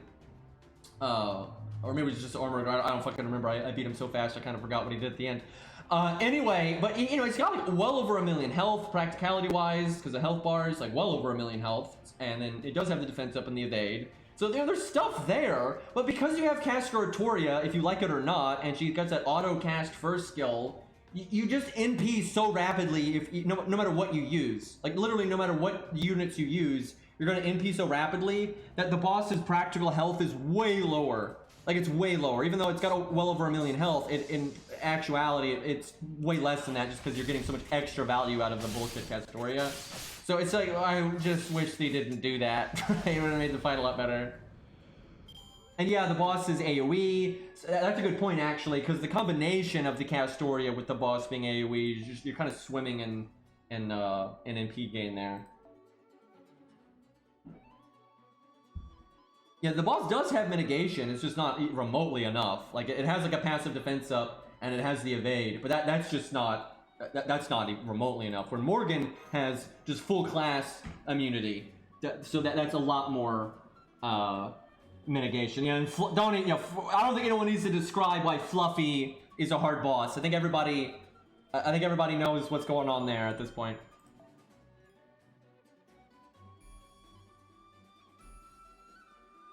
So I was looking at Achilles on the wiki and everything, and I looked up like how hard he hit in videos and stuff from Guildfest, and I definitely stand by Achilles is harder than Fluffy. I honestly, looking back at it again, Achilles is bullshit. That is such a badly designed boss. The idea is fine. These strong arm you way too hard there. That, like, for budget. But obviously, if you're doing all the OP supports, you'll be completely fine, and you can beat it rather easily actually. But if you're not swimming in OP shit, that is just bullshit, right? You literally have to go through over 2 million health without your MP. And like most of the budget supports that can keep you alive cannot feed you crits, right? So where the fuck are you getting the damage, right? Like it's so bullshit. And then Achilles just hits ludicrously hard, right? He just hits so fucking hard, and he crits super, super hard, and he MPs all the time. Like, that is such a dumb fight. The Achilles fight will be on NA real soon, so you can try it again over there. Yeah, I'm not making a video, though. There's no way. There's so... No, because if I could play my JP account on NA, I would, maybe, but I don't play NA enough. There's just no budget setup I could do on NA. I haven't leveled, enough stuff on NA. My NA account is just, it's baby stuff. So fuck that noise. That is such a badly designed boss, though, in my opinion. Like, it's almost good. I love the concept, but Achilles just hits way too fucking hard. It's too easy for him to get his NP, and there's just no budget way to deal with the balance of damage and survivability that you need. There's no way to do that. But yeah, I wonder how NA will do there. I'll mess around with it just for experience sake, right? Because I didn't really get to mess around with it a lot back in the day. But I definitely stand by that boss being harder than Fluffy. And I think some of the other fights are actually harder than Fluffy and Guildfest as well. I think Clown Boy is harder as well. That's close though, and that's also really hard to quantify because Clown Boy is such a niche kind of fight in the way it plays out that it's really weird. So it's kind of dependent on what your account has. So whoops, yeah, I wish. Wait, where did Baldy go? There we go. How does this account handle supports? Do you want 1 to 3 stars with like 4 stars CE? I don't even know. I haven't really thought about it. Like, I mean, the main thing is I'm not going to use, Merlin and Castoria, and I don't want it to be where like if I summon a DPS that they're just the complete carry, right? Like, of course they can hold their own and that's fine, but we'll see. For like supports, as in like the support role, not the friend support, but the support role, we'll probably just avoid the meta ones, right? I think that's fair enough. And then for DPS, I guess for the most part, we'll keep it 1 to 3 star. But I don't know, it's fun to use. I think we'll keep it 1 to 4 star. I think that's kind of fair. Then unless like the 5 star is really unapplicable, then I might just use whatever. Here's the thing. I got nothing to prove. I'm sorry. Anyone that thinks I'm bad at this game, fuck off. I have beaten this game so many fucking times on... Like, Cairo, I don't think you realize how many times I've played through this goddamn game. I got nothing to prove. And it's like, sometimes I want to just like, it's an AoE fight. I want to use Mordred, because I like Mordred, right? I kind of just want to do that sometimes. Because I'm always doing the budget stuff. Like, literally always. I've done it so many times. That sometimes the thing is I don't enjoy the game if I use OP stuff, right? Like I just don't. I don't want to do Waver Merlin min-maxing. I don't enjoy that. Like I do it for testing and stuff, and it's not fun, right? It's fun to be a degenerate every once in a while, right? But for like playing through the boss and beating it the first time seriously, I never want to do that stuff. If I'm in my own free time or when streaming or making a video, I'm just not interested, right? But that doesn't mean it's not like every 5 star in the game is not Merlin, right? And they're just not, right? Not even close, right? A lot of 5 stars honestly end up performing worse than a really meta 3 star. Like a 5 star out of their niche versus a 3 star in their niche, generally the 3 star will do better, right? And also some 5 stars just aren't, they're good, but they're not game breaking. Like they're just good, right? And it's fun to use that stuff. It's fun to use different things. And if you like Mordred, it's fun to like use Mordred and take advantage of the debuff clear and all that good stuff.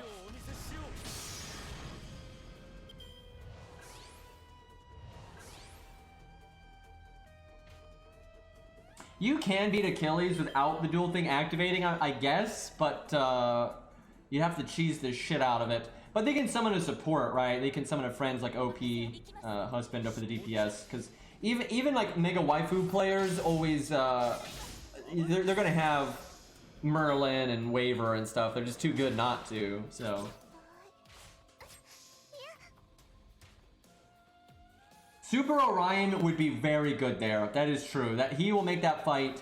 If they ever reran that, that would make that fight so much easier. Like, I mean, just so much easier. Like, that wouldn't be a big deal at all. Because he don't care about NP damage, and he has some straight survivability and whatnot. And he has divinity, so. What I probably would have done with that fight is I would have not done the anti-NP damage thing. I would have gotten rid of that.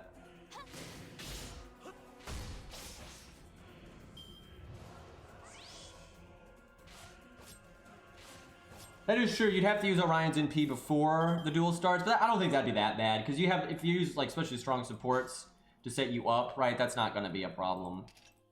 Watch this amazing Stargen. God, that fight is so bullshit. That fight was so fucking bullshit. There's just no. I wonder what you would do budget-wise nowadays, because nowadays we have stronger options, but even now I think it'd be really bullshit for budget. Although it would not be bullshit for budget if you summoned something like Orion. If you summoned Orion and then everything else, because anyone could summon Orion from their friend. Anybody can do that. So if you did that, and then you choose the budget stuff to work with him, you could probably do it. I think Orion would be good enough that would work.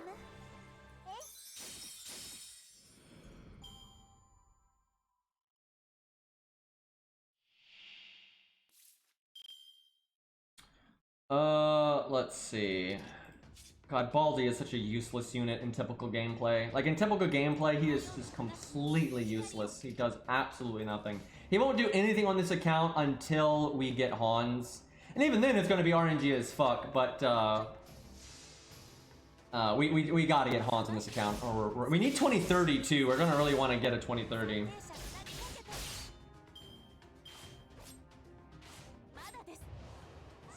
I don't blame anybody for cheating on Achilles, by the way. Like, if you want to look up, because this is such a thing with me. I never look up boss gimmicks in advance. I don't want to see I do not want to see other people's boss clears of like Fluffy until I beat Fluffy. That's always how I am. But if there's one boss where that standard doesn't really matter, and that would be Achilles. I still did that back then, but yeah, I don't blame nobody for just cheesing the shit out of Achilles. Yeah, the clown too. The clown was pretty fucked up too. The clown's kind of weird though because like he is more manageable if you have the niches. Like if you have the niches, he is way more manageable, and if you don't, then it's really hard.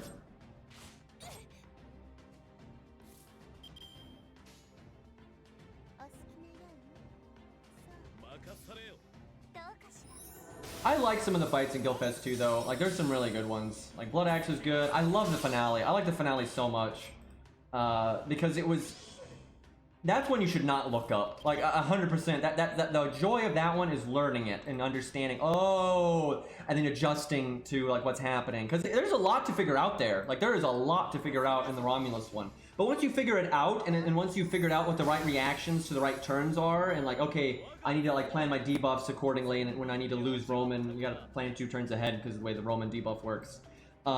You can use, most sabers, right? You can make it work with a pretty generous team, but you can benefit. It's fun to see like the benefit like Mordred gets there because of her debuff clear and stuff versus like higher damage and other people and things like that. So it's really fun challenge quest, and I had so much fun figuring that one out. I remember just sitting down and playing through it and just figuring out the gimmicks and thinking, if I plan 2 turns ahead here, I can really get more value and stuff. I had such a good time with that. I just absolute joy of a challenge quest. And Blood Axe is pretty fun too. The Stheno one and Uriel one's pretty good. Like most of them were good. It was really just Achilles and Clown Boy that were just kind of dumb as shit, really. I actually have to agree that Guildfest 1 is better overall. I do agree with that. Now, I will say, Romulus is so good that it's like I like it more than most of the Guildfest 1 ones, really, if not all. But overall, Guildfest 1 is better tuned because it also is very clever. I mean, again, figuring out MHX A is super fun. Again, if you don't look it up, you got to figure it out. It takes a minute to understand what to do and how to capitalize on it and what kind of team to min-max. I honestly, that's another one I just had an absolute blast playing. And it's also very reasonable to do with a budget setup. It's more about understanding and making the right decisions throughout the fight, less so about just strong arming it. And then the Taiga one, and I'm curious how chat feels about this for those of you that have played a lot of the harder content in FGO. I think the Taiga challenge quest, that was the harder one when it comes to stats. That was out of the lot of Guildfest, that was the one that was like pushing it on raw value, but that's okay every once in a while, and it was still reasonable, right? It was tough, and it would push you in terms of raw value, but when you compare, and this is what I want to ask chat, when you compare Taiga to Fluffy, Achilles, the Clown, right? Like those other fights where they've just, the Saber Wars 2, the Shadow Knights of the Round Table, right? When you compare it to those other times where they've strong-armed you, I think it was better, right? I think it was like, and yes, as Ari said, there was tons of decisions. Now, I will, in defense of some of those other ones, there's plenty of other strong arm challenge quests that have decisions to be made, right? Like, absolutely. It's just the strong arm side of them is so brutal that even if you make the right plays, you're still going to lose if you don't have like the value. Where I feel like a lot of people complain about the Taiga one, but it is pushing it on stats a bit. It really is. But because of the friend system, and because you can summon a friend's Valkyrie, or what's her name, a Parvati, or a strong support like Waver or Merlin and stuff, I think it's fair. I think it is fair. I don't think it's really fair if you go pure 1 to 3 star. It's kind of doable, but it requires a lot of luck at that point. Like it straight up, and that's what like Ace of Hearts said, if I remember correctly. It was like, it's just too much RNG, and I agree with that. Because basically for the Taiga one to be reasonable, you have to have enough raw value on your team to weather some bad RNG. Where if you do 1 to 3 stars for Taiga, you cannot weather bad RNG. If you get bad RNG, it's pretty much over. And it doesn't work. Then it's kind of bullshit. But if you play like a normal human being, and so you have some stronger stuff on the team, you can absolutely weather bad RNG. I see people act like if bad RNG happens in the Taiga fight, you just lose. That's not true. If you have a good team and you play well, you can weather bad RNG there. So I do like the Taiga challenge quest just fine. It's not like my favorite challenge quest. Although I do like it thematically, especially when the rerun where they made the backgrounds change, that was awesome. But yeah, I like the Taiga one just fine. And in my opinion, that's when they want to push stats, that's about as far as they should go with it, in my opinion. Anytime they go further with the stats required of you, I think it's just stupid, and it just gets to the point where players with bad luck or that are newer to the game really can get strong armed where it's impossible, and that shouldn't be the goal really, unless they're super new players. But the Shiba one was like a better version of the Knights of the Round Table. I like the Shiba one too. I see people complain about that one, but I like that one just fine. It did have RNG, but the thing about the Shiba one, in my opinion, is even on a pretty budget team, you could still weather some bad RNG. Now, pure 100% budget team, then you're going to be really pushing it. But I think the Shiba one was pretty fair. Knights of the Round Table is so obnoxious because it is so close to being a good challenge quest. I actually like the gimmicks. The whole shields up, shields down thing is fine. It's what you have to do to activate it.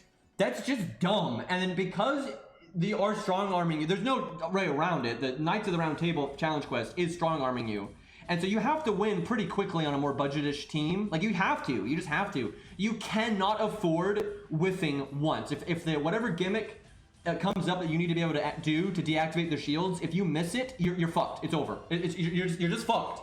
Now, if you do bring a good team, you can give yourself a lot of options to be able to deal with most of the prerequisites they give you, right? Especially if you can bring Mozart, although a lot of budget teams can't afford to bring Mozart. But if you can, you're able to deal with most stuff. But my point is, there's just no need to it. I feel like you could have made the Shadow Knights of the Round Table almost exactly the same, and then made the requirement to get through their shields something that is like, where you just need a balanced deck, right? Instead of needing to have to use an NP or like a support NP not counting, like that kind of stuff is what fucks it up, right? So I think if they had just made whatever you needed to do to deactivate their shields more reasonable, that challenge quest would be fine. Because otherwise, the stat check and the damage and everything is fine. And even Tristan removing your buffs and stuff, you can plan around. Like 100%. With the way Tristan works in that fight, you can absolutely plan around that. because it's actually really not that random with Tristan. It's almost everything else that's random. So that challenge quest is almost good. But yeah, the shield part is just dumb. And it just doesn't need to be like that. And like Cairo says, you know, you get like the bad turn 1. It's like, well, that's a reset, right? If the only way it's not a reset is if your team can afford to bring Mozart and can also afford to turn 1 NP, but you can only do that on pretty unbudgety teams. It just is what it is, right? And you can bring Mozart on a budget team, but then if you don't get the crit, then it's like the other problem, right? So like there's no budget team that can afford anything, like any of the things that can happen on turn 1. What's your thoughts on the MHXA challenge quest? I'm assuming you mean the Gilfest one with the fighting over the food, and it's good. It's fine. I like it a lot. I think it's really good because it's almost all about planning and making decisions, and there are a lot of decisions to make in that challenge quest.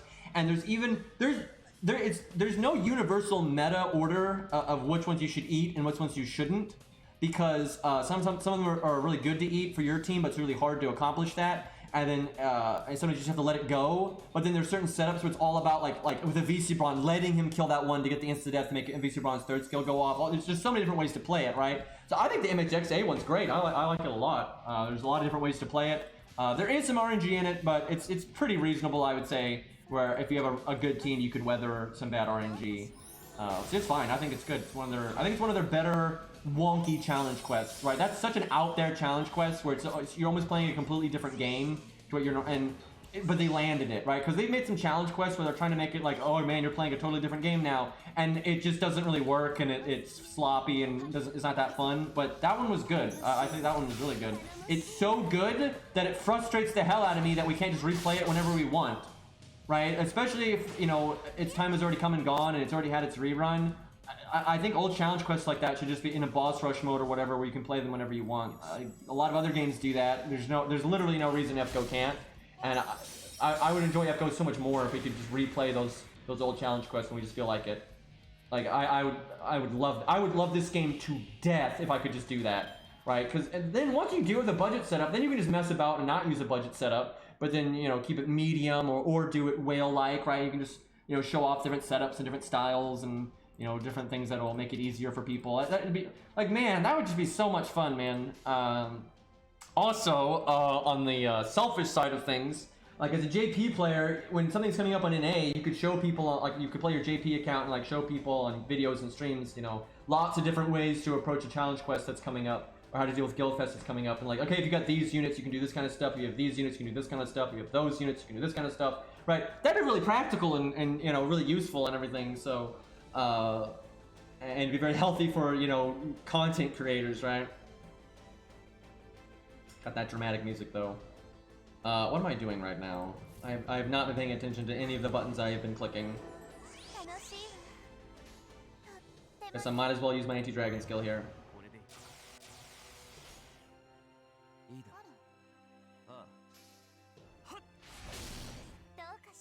Can you pig MHXA? I doubt it. Oh, and hell, you can even kill her. You can actually like out-muscle her if you want to. It's really hard to do that, but you can kill MHX through damage. You absolutely have to use OP supports at that point, though.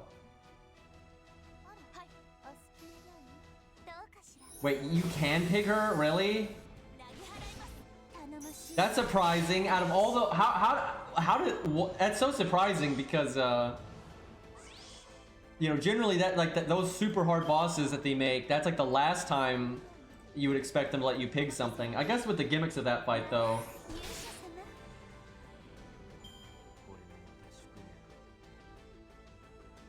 That's wild. I wonder if they did that. I wonder, did they big brain it, chat? Because is it like because MHX is being greedy, right? That's like the whole thing with like Cersei, right? With like the feast and everything, right? Is that why that they actually like thought through it and like, oh my god, this lore makes sense of MHX as being greedy and eating everything, so she gets turned into a pig?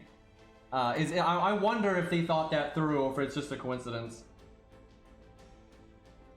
I think you're giving them way too much credit. I mean, if there's one group of people in DW that I'll give credit to, it is their challenge quest people. They have done some pretty good stuff, like Boudica not being able to be turned into Roman, and you know, they have their challenge quest designers do a good job, I would say, for the most part. Like I'm impressed with a lot of the boss fights that they make.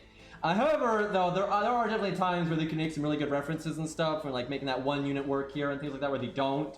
So yeah, maybe we are giving them too much credit. I don't know. I feel kind of 50-50 about it. But it wouldn't surprise me if they just forgot to give it the passive. That would not surprise me either. But it is thematic. Like, it is very thematic. Watch them fix it on NA or some shit. Get all this FP over here. Look at all these trash mobs, though. We'll do another account review here in a second.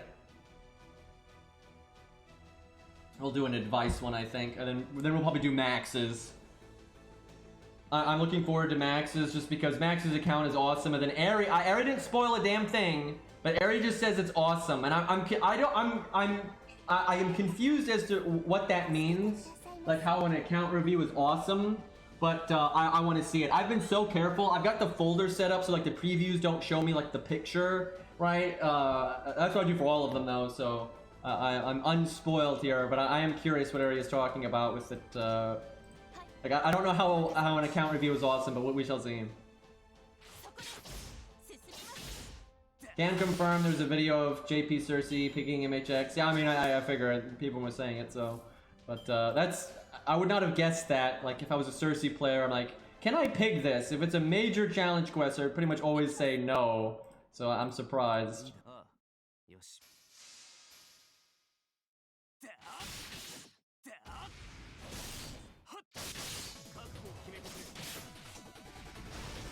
Man, I really wish this version of Siegfried could just have his armored gloves, you know, the gauntlets.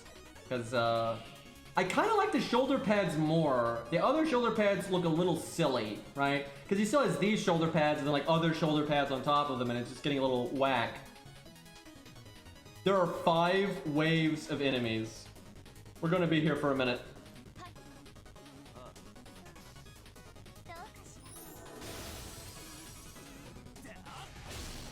Green, I was using Cersei recently and I forgot she could pig normal enemies. And it screwed up my setup. I just assume she can't pig. That is the saddest thing I've ever heard.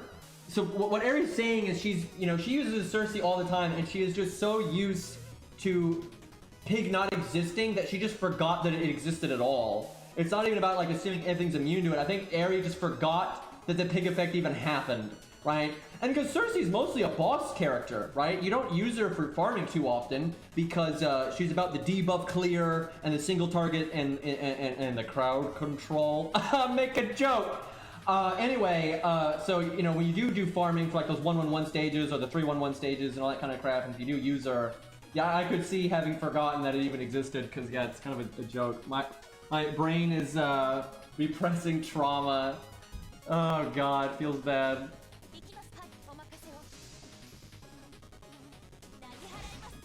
I don't understand. I like sometimes with the balance in FGO, it's like, what are they thinking? It's like they're not, and they don't go back and look at things with a critical look. It's like as Cairo just said, her whole design is balanced around the pig.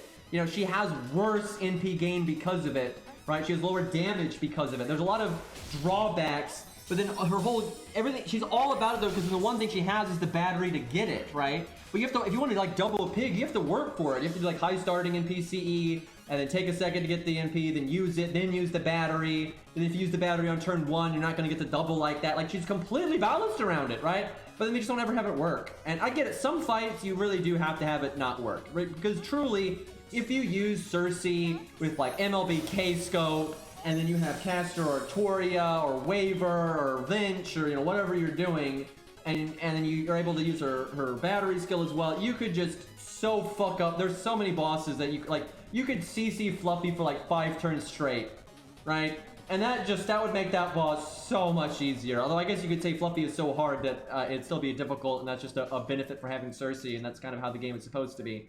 But still, you see what I'm saying, where that much crowd control could get out of hand. The thing is, some people already do that with scats. There's already times where people do like double scatty, Waver, you know, switch Mystic Code, and then they got Nero Bride and everything, and the NP over and over and over again on scat, and they stun the boss like 3 times in a row and just like skip over, you know, like the entire gimmick of the fight. You know, like that's already a thing. So if it's okay for scat, oh, it's because scat is limited in a 5-star. where Cersei is a 4-star. She's what, story locked or what? I don't even remember. Or no, isn't she unlimited? Isn't she 4-star unlimited so you can get her anytime? Or am I crazy? Unlimited, so yeah, so she's like one of the more accessible DPS casters then really, which that's kind of a joke, but it's the unfortunate truth. Don't worry guys, Siegfried gonna mess up Atalante here. There's our damage. What am I doing right now?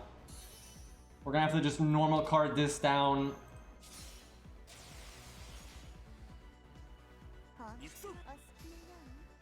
Let me just insta kill here. Give me 1 second. I gotta take my my medicine, and I'll be back in just a moment here. I don't need to see the damage. I know it's gonna be terrible.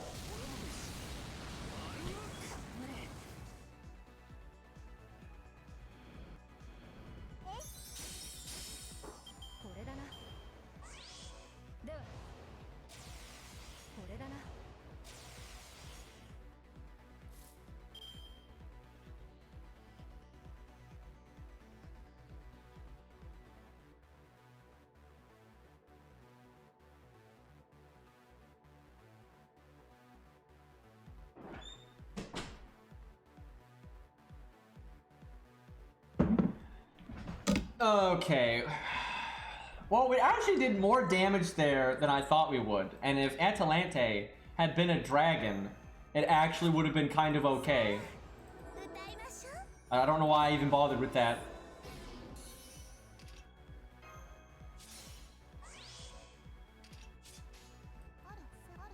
The Stheno special right here.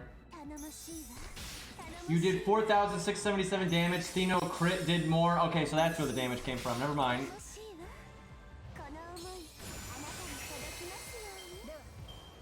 Don't you evade.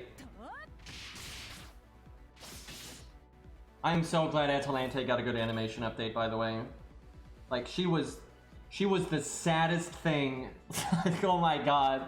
Fucking Atalante and Ushi were so bad. Like, their original animations were just absolute dog shit. And thankfully they both got good animation updates, so they're in good shape now.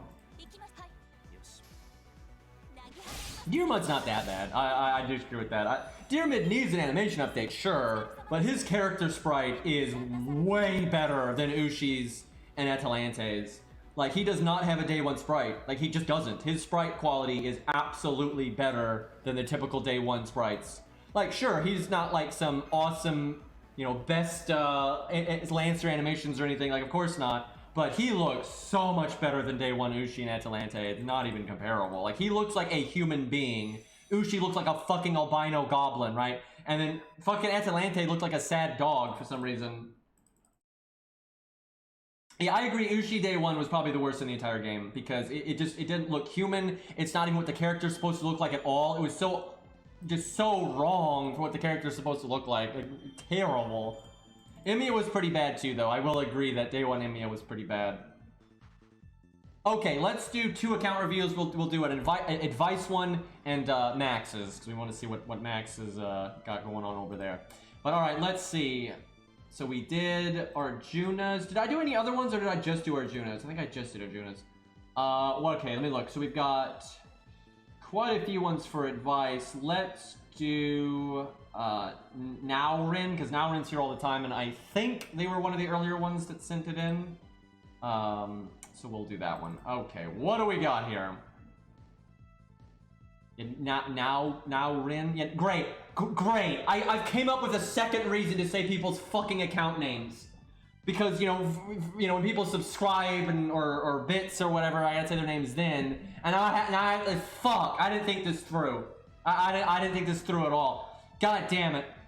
Is it bad that, like, I would actually consider, like, coming up with, like, a fancy graphic that I could show on stream to just have, like, the account name pop up with a fancy graphic so I don't have to actually say it? I would rather do that, right? Hey, Hex, how you doing? Alright, well, what do we got here? I actually moved the picture thing, so it's not gonna pop up on stream automatically. Gotta move this. Need some advice for story and CQ challenge quests. So boss fights, they're wanting boss fight stuff. Let me make sure you can see this properly. Yeah, that's fine. Okay, what do we got here? NP1 Gwaine, NP3 Bedivere. That's good enough to make Bedivere really good. NP1 Dearmid, NP1 Suzuki. Everything else NP1. Hey Mercury, thank you for the 24-month sub, man. 2 years, thank you. Jesus, that's crazy, man. It's fucking. I have so many people that have subbed to me that long. That's nuts.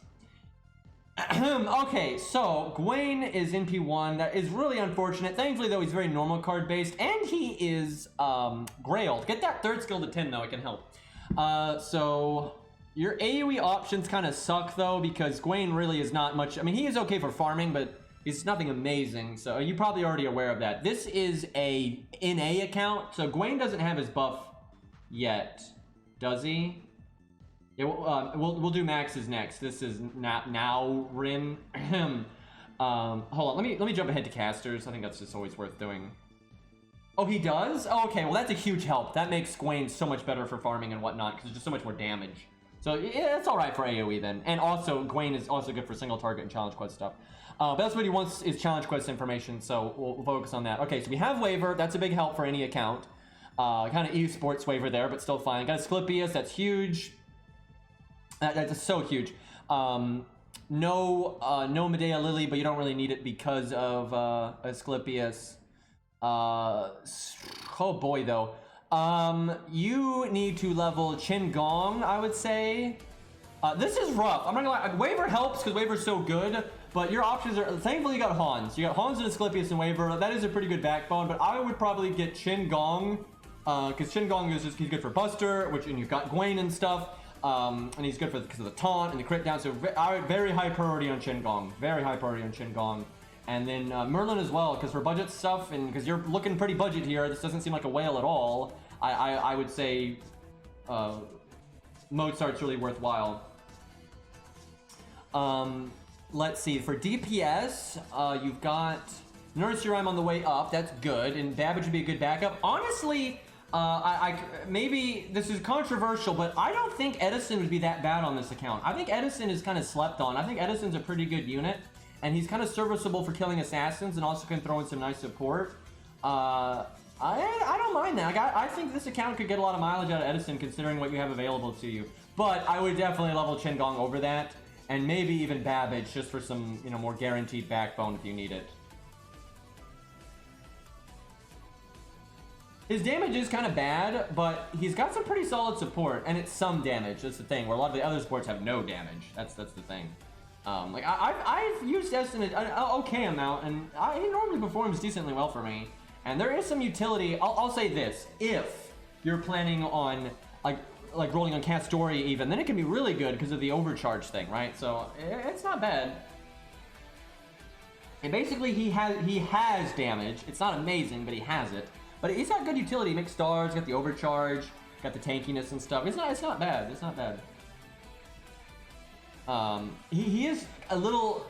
He's hard to use though, in my opinion. Like he's not like a really straightforward unit. You have to actually think about what you're doing, which is a positive in my book. But it is something to keep in mind.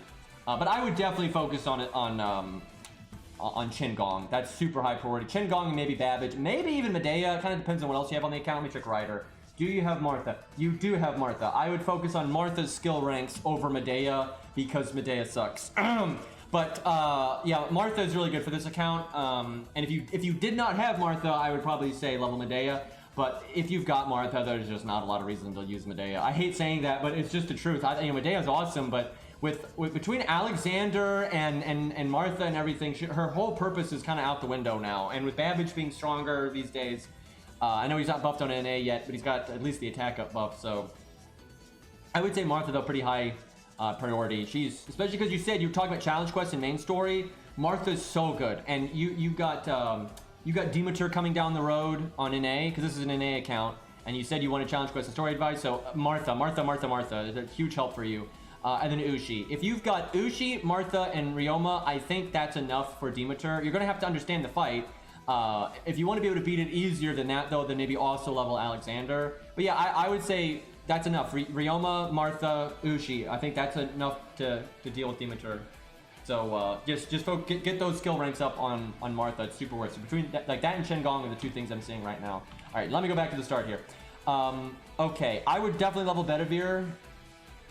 That's about it though. You don't really need any of these other sabers. Like I think Gwen is good enough for farming and AoE stuff, and your other AoE options aren't anything amazing. Like if Suzuka was a high NP rank, I would say level her. But at NP 1, I'd say kind of fuck it. If you like her, you can use her. She's fine, right? It's like that's kind of true for all of these sabers. But the only one here that I would actually focus on is Bedivere, because he is NP3. He gets that quick charge and good backup if you need a bit more saber oomph and stuff.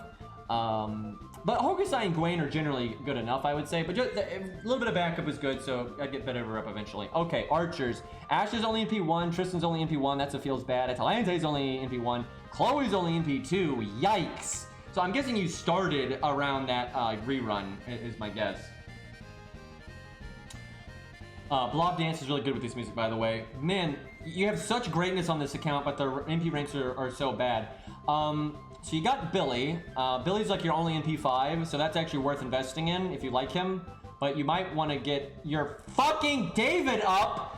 Okay, why is David not leveled? You don't have Merlin.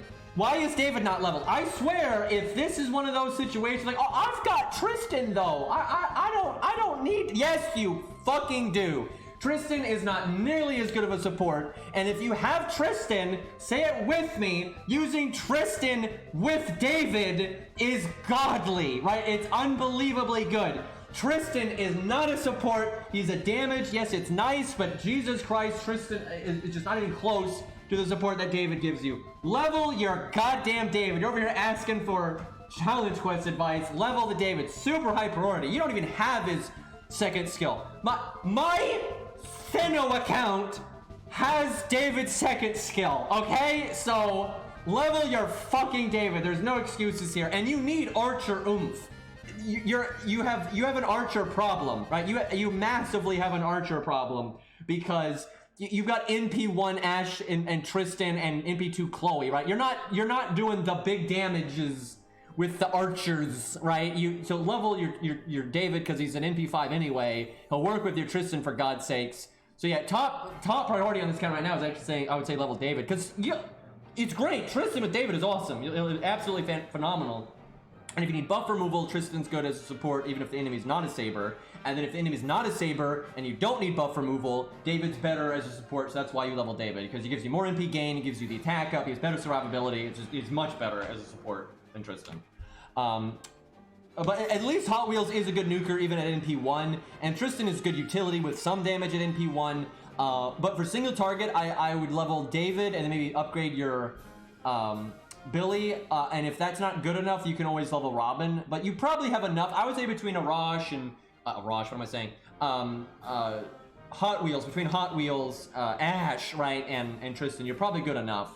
It does suck that they're NP1 though. It'd be worth thinking about in future if you get the opportunity to get Tristan to NP2 or Hot Wheels to NP2. It's probably worth doing if you can do that, because you'll never really need to level them any more beyond that. Like NP2 is good enough. And then you've got like your go-to, just really good DPS, right?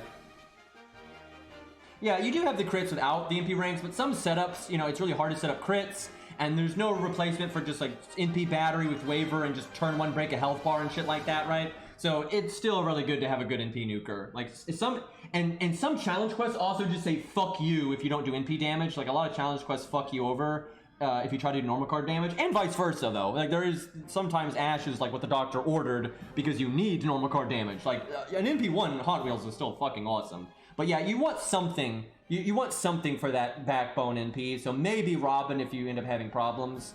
But David for now I think is fine.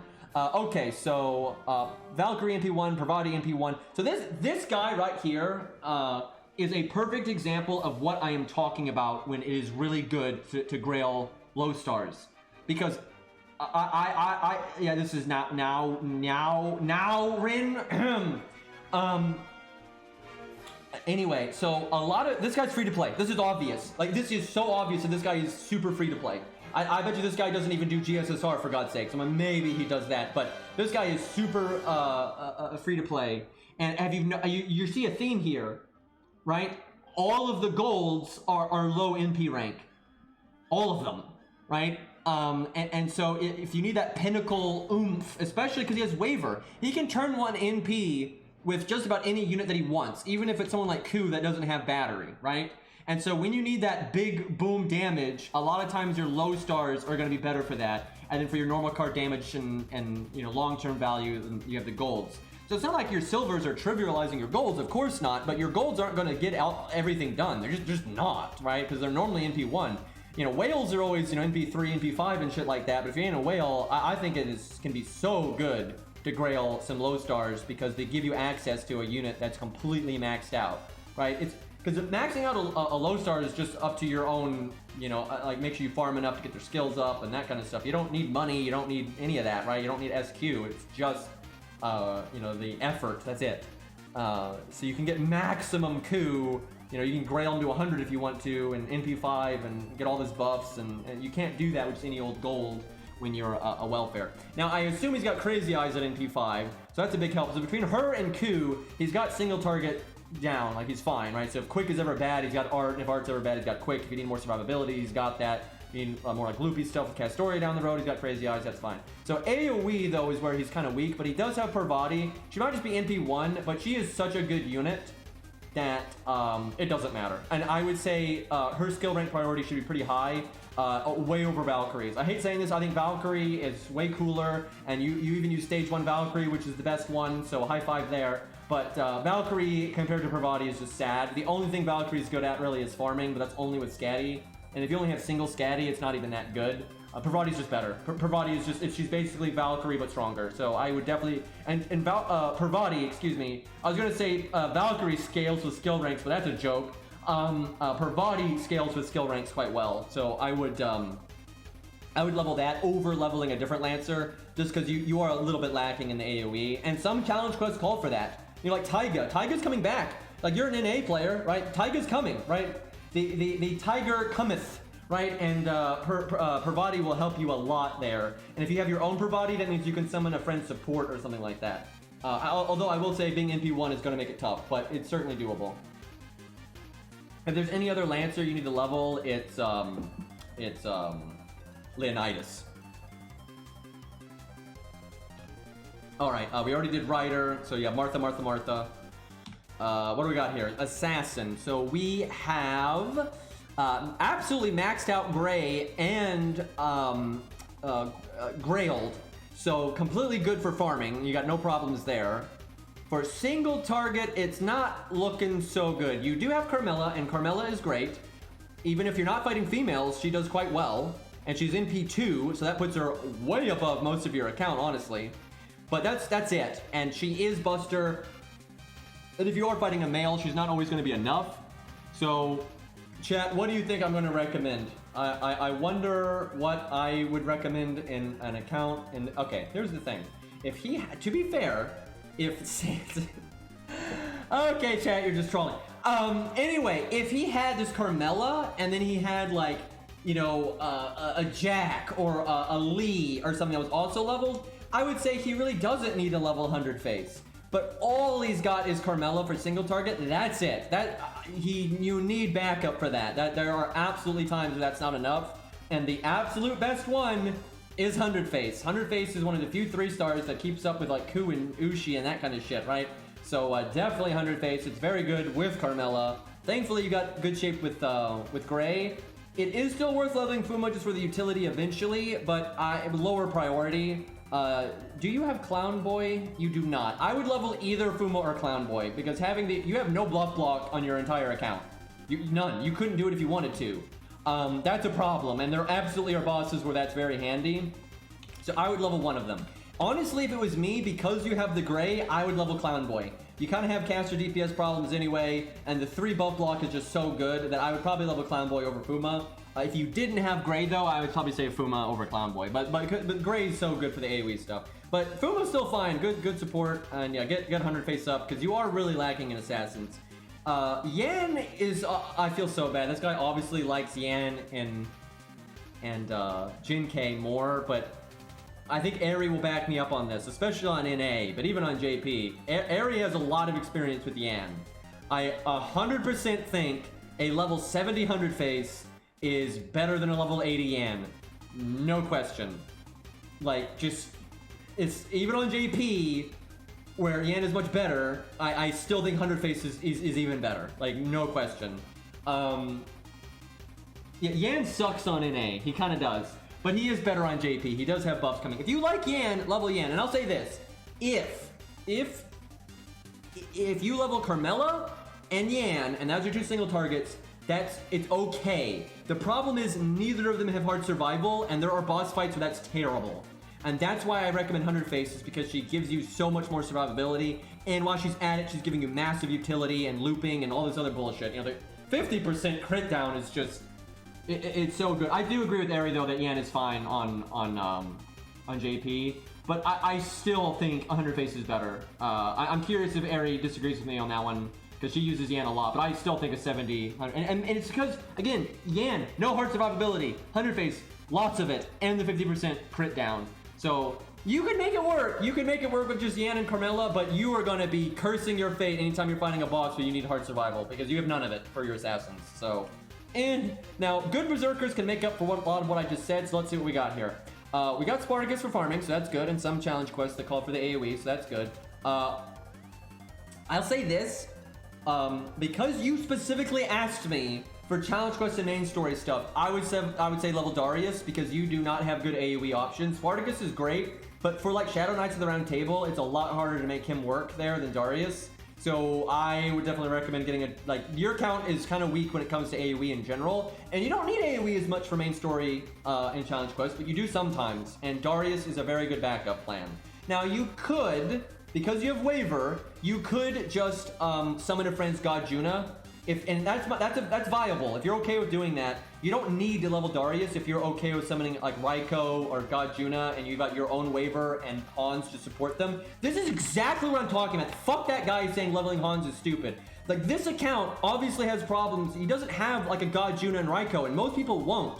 But if this guy summons his friend's God Juna, he doesn't have Merlin either. So he's not just autopilot, you know, being able to support God Juna or Raiko, right? He needs extra stuff. So the fact that he's got Hans and Waver, that's good enough, right? Or he could do David and Waver or David and Hans. You know, Hans is a really important like module support, because sometimes you need that long-term survivability that, you know, with the healing and stuff, but sometimes you don't, and so you can use Waver and things like that instead. You know, this account would be much worse off if it did not have Hans. It's very good if this account has Hans, because it frees him up. He doesn't have to summon Merlin. He doesn't have to summon Castoria. He can summon something else from his friends list, because he doesn't have, you know, a really strong AoE unit. He doesn't have one. So if he's like, oh man, I've got to summon a really strong AoE unit for my friend, you know, Darius wouldn't be enough. I need something stronger.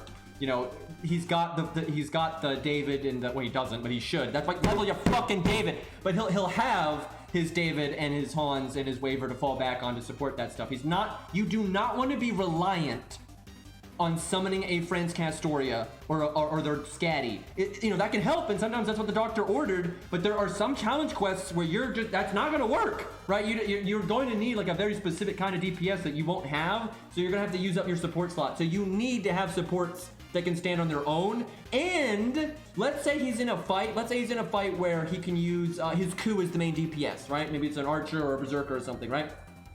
So he can summon a friend Scatty or whatever. A lot of times that's not enough, and you might not have the Waver, right? And sometimes just summoning the one Scatty or summoning the one friend Merlin or Waver is not enough, and so you want to work with that Merlin or whatever, and you want to use a Hans. You want that option. You want every option. You want the hard, quick survival from David. You want the long-term, you know, mitigation and health recovery from Hans. You want all the. You need to hit all the bases. It's absolutely important.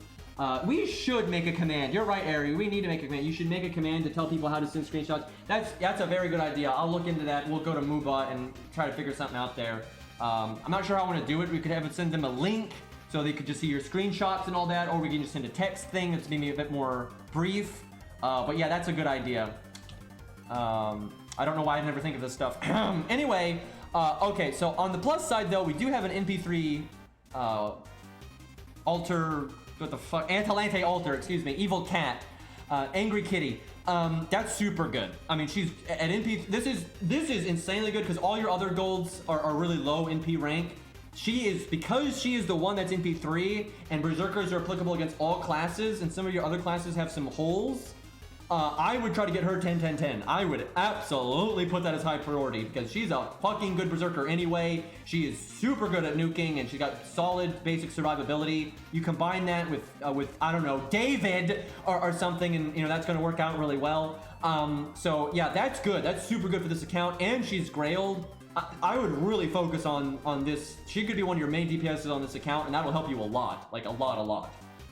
So that can even help with your assassin situation there and stuff like that. Still good to get 100 face up, absolutely, but that's a big help. The only issue is your AoE. You do have Spartacus, and that's good, but it's mostly for farming.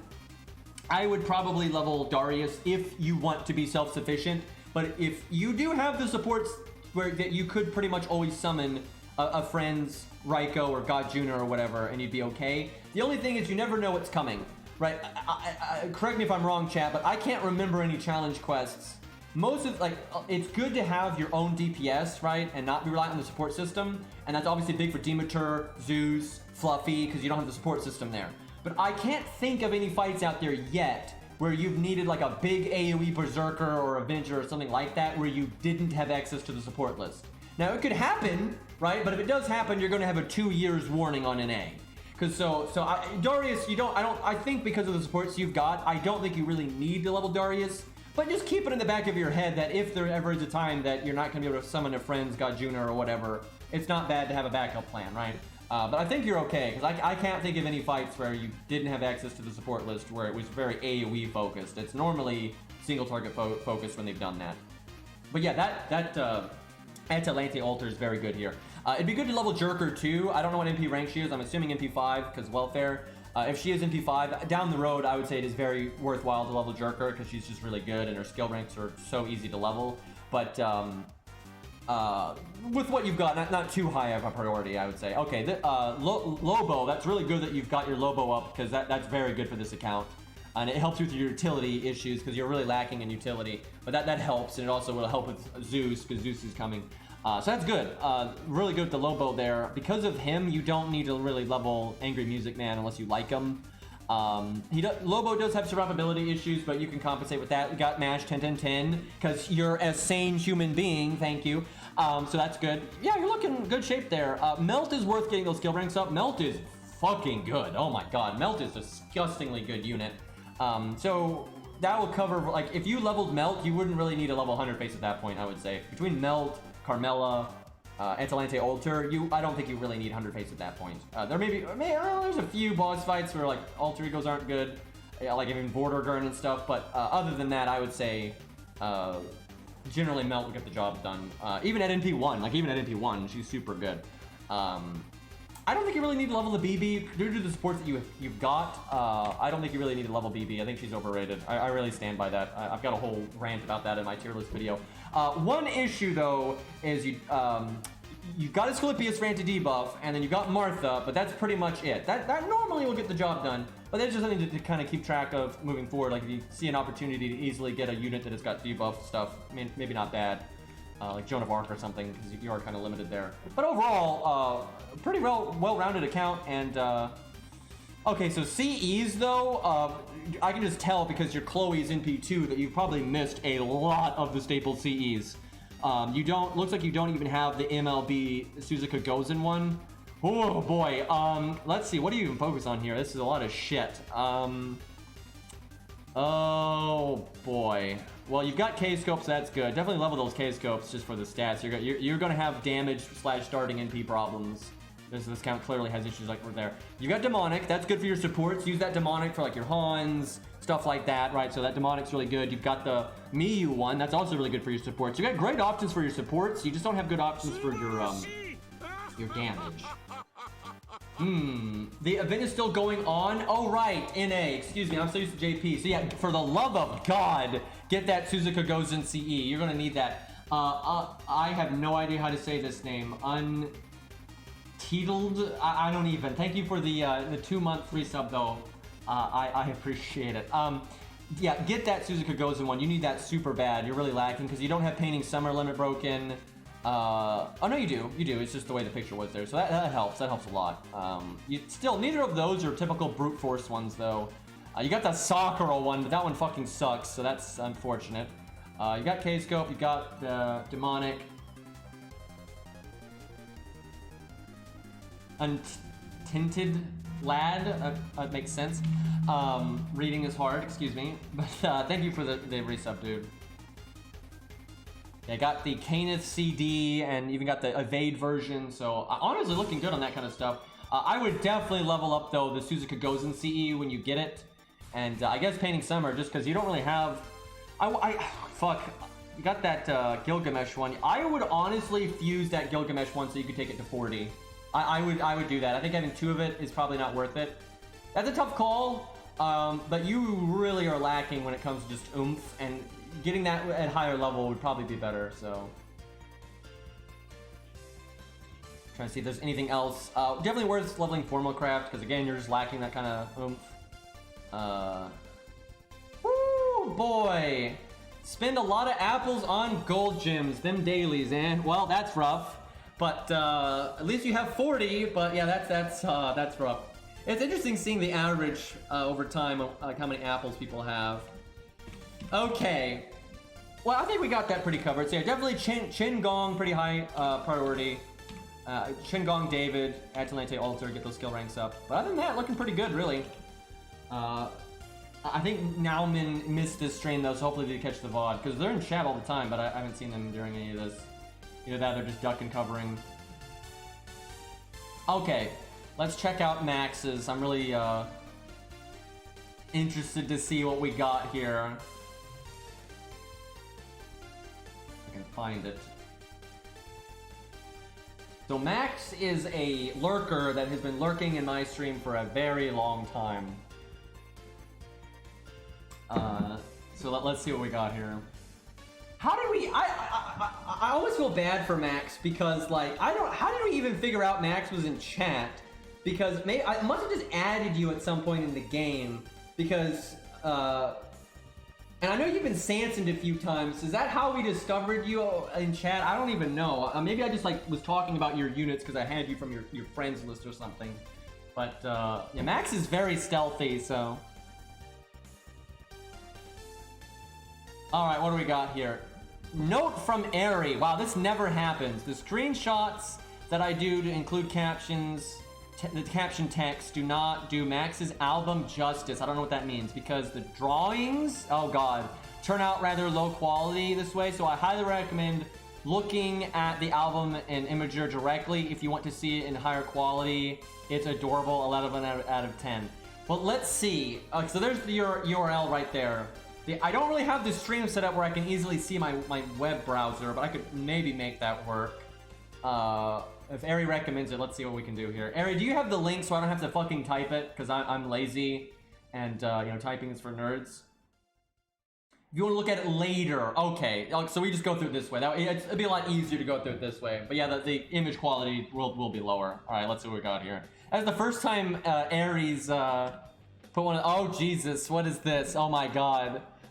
Hello, hope you're all having a good day. Screenshots were taken on 8/11/21, so a little while ago. Not too long ago, though. This is a free-to-play account, except one GSSR. Only one GSSR, Jesus.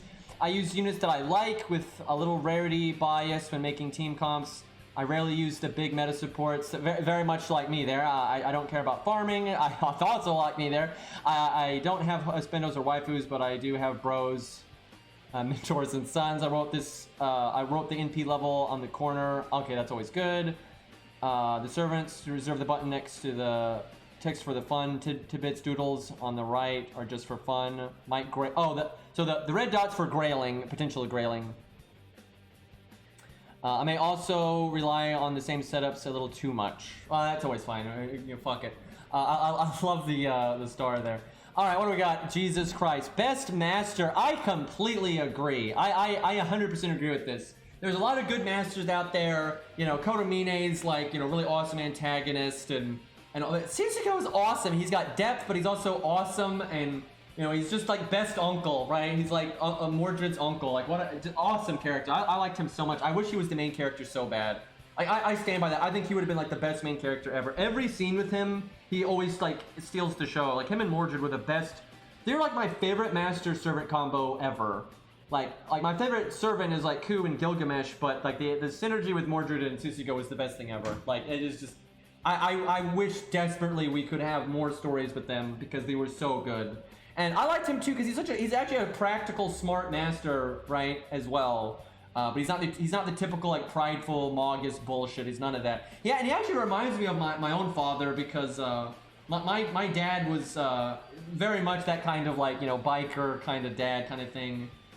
He enjoyed like having fun and all that, but he was also very wise and stuff, right? So it always reminds me of that. So yeah, Susigo best master for sure. Would Grail if added? Yeah, I would probably Grail him too, actually.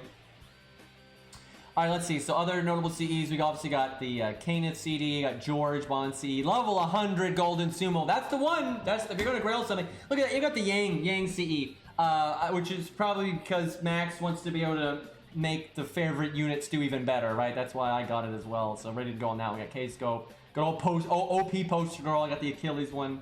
That's good stuff. The old school. What do you call it? Ox King, that's the one. I like how Necromancy's leveled, which I'm imagining is just because it's CCGO.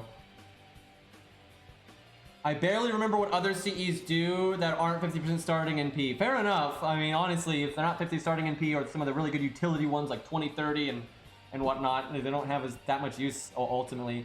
What the fuck is going? Oh, that's Mordred. That's Mordred with killing Morgan. I'm glad I made that work too. I almost didn't bother to do it, but yeah, good times. Like the 86k there. What do we got here? So NP5 Mordred, of course, we've seen that. Your Mordred is like the best one we've seen. Mordred is the reason why I started playing this game. Took me 5 months to get her, and I did not know the re-rolling was a thing. Feels bad. Got Chaco Jana also have might Grail the dot. Wait, who's the dotted ones then? Are there any on this picture? I don't see any. I may just be blind. That's a good idea though, that maybe Grail the dot thing. Got 7 and 8th Mordred because I rolled for NP2 Gwen. That worked out because of the coin system. The main reason I rolled Atoria is to see her sandwich in between Mordred and Gil, lol. Like the 444. It's like enough investment, you know, to like you care enough to level them, but not enough to do anything rare. I do that. Do you actually have quite a few units like that? Okay, what else do you have, Max? So you got that Siegfried. What MP rank is he, Max? Is that? I don't think that's said here, because I'm curious what he's at, because you can always get spooked by him. And then we got Rama. Oh right, it's the giant number. It says 2. Yeah, I got it, Aaron. Thank you. Yeah, reading. Excuse me.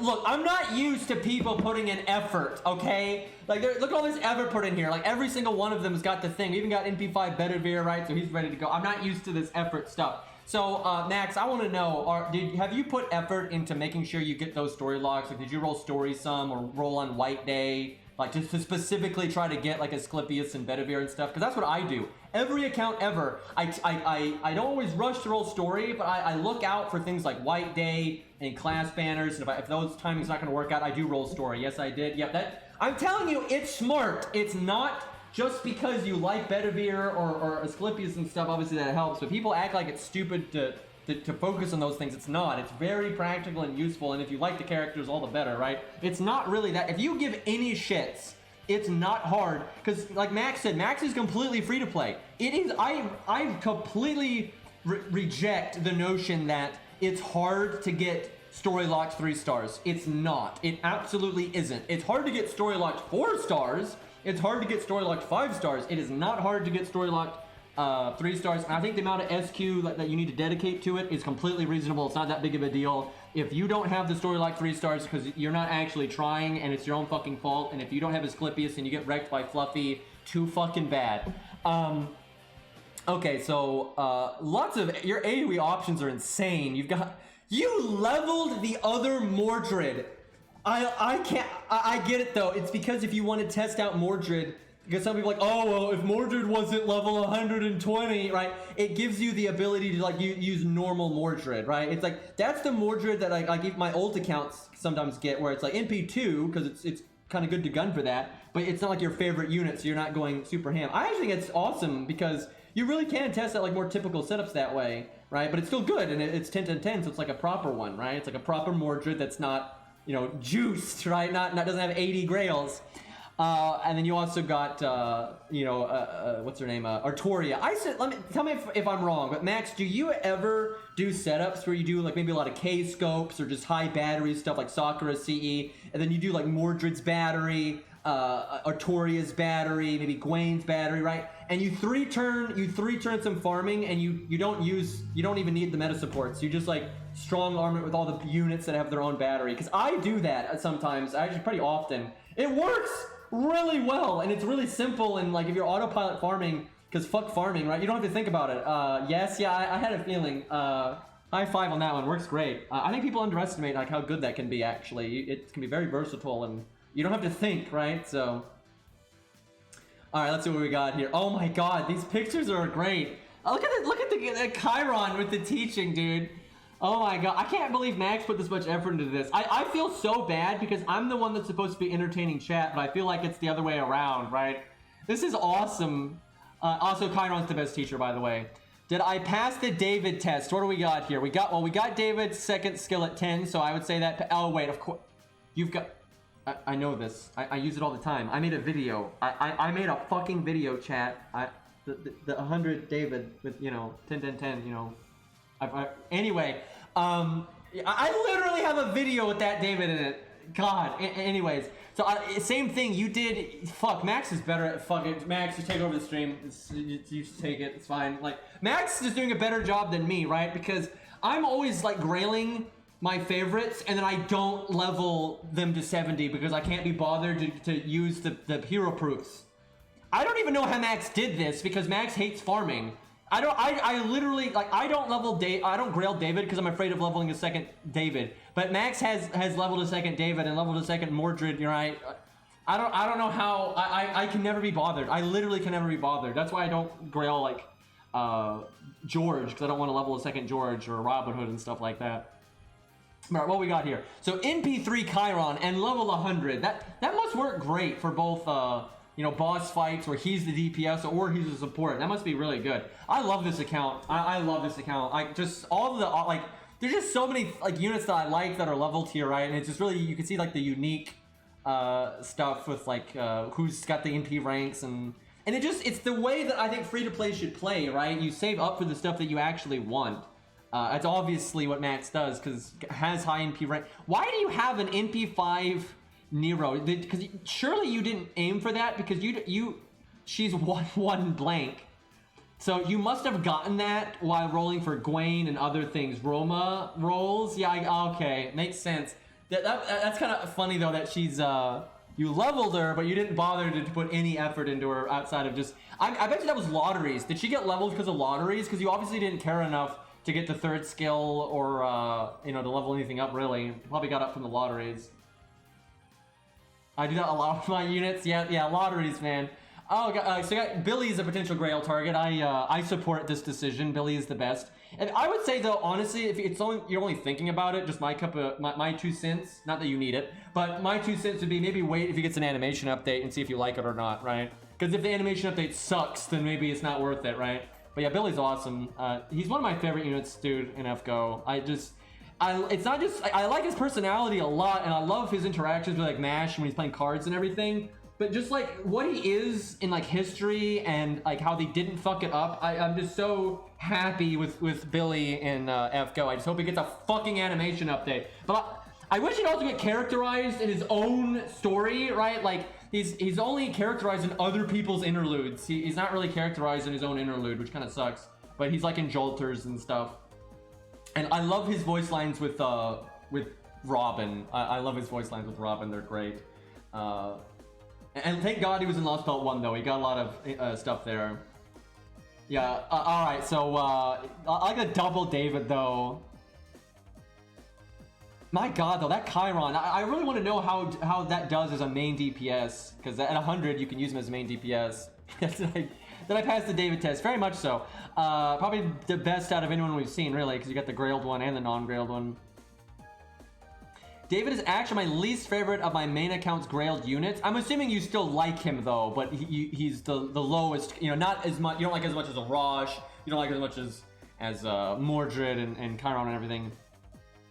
He was the one that made me realize the game was fun, and he's been a crutch ever since. Oceanus. Yeah, that's a cool story. So did you basically grail him because you like him, but you're not super like him, but then just because, you know, he kind of shows you how to team build and stuff. David is a unit that's definitely grown on me over time when it comes to his character. I've never been crazy about his design, and you know, it looks a little silly to me, although I do like the green hair. I've never hyped his design, but I didn't mind his character, and then as they've characterized him very slowly. They're like afraid to give him the spotlight. He wasn't really characterized in Oceanus' story, and Oceanus' story just sucks because early FGO. But they characterized him a little bit in some events.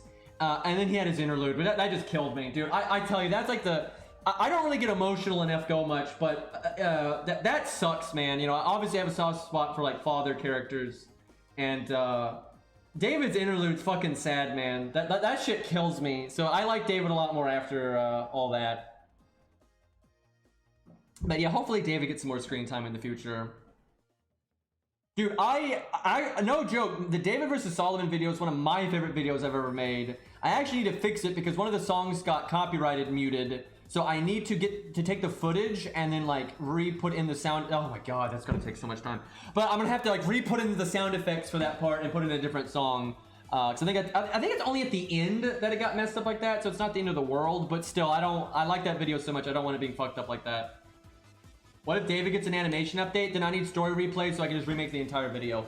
Cause yeah, I'll really want to do that. I'll do it. If David gets an animation update, I'm gonna look out to make another video like that David Solomon video. I just, you know, that video really worked because of the story stuff. So I can't just use David against a gameplay segment, right? I need something that's like story stuff, right? So I need story replay or something. But yeah, if David gets an animation update, he needs another video, 100%. Okay, what do we got here?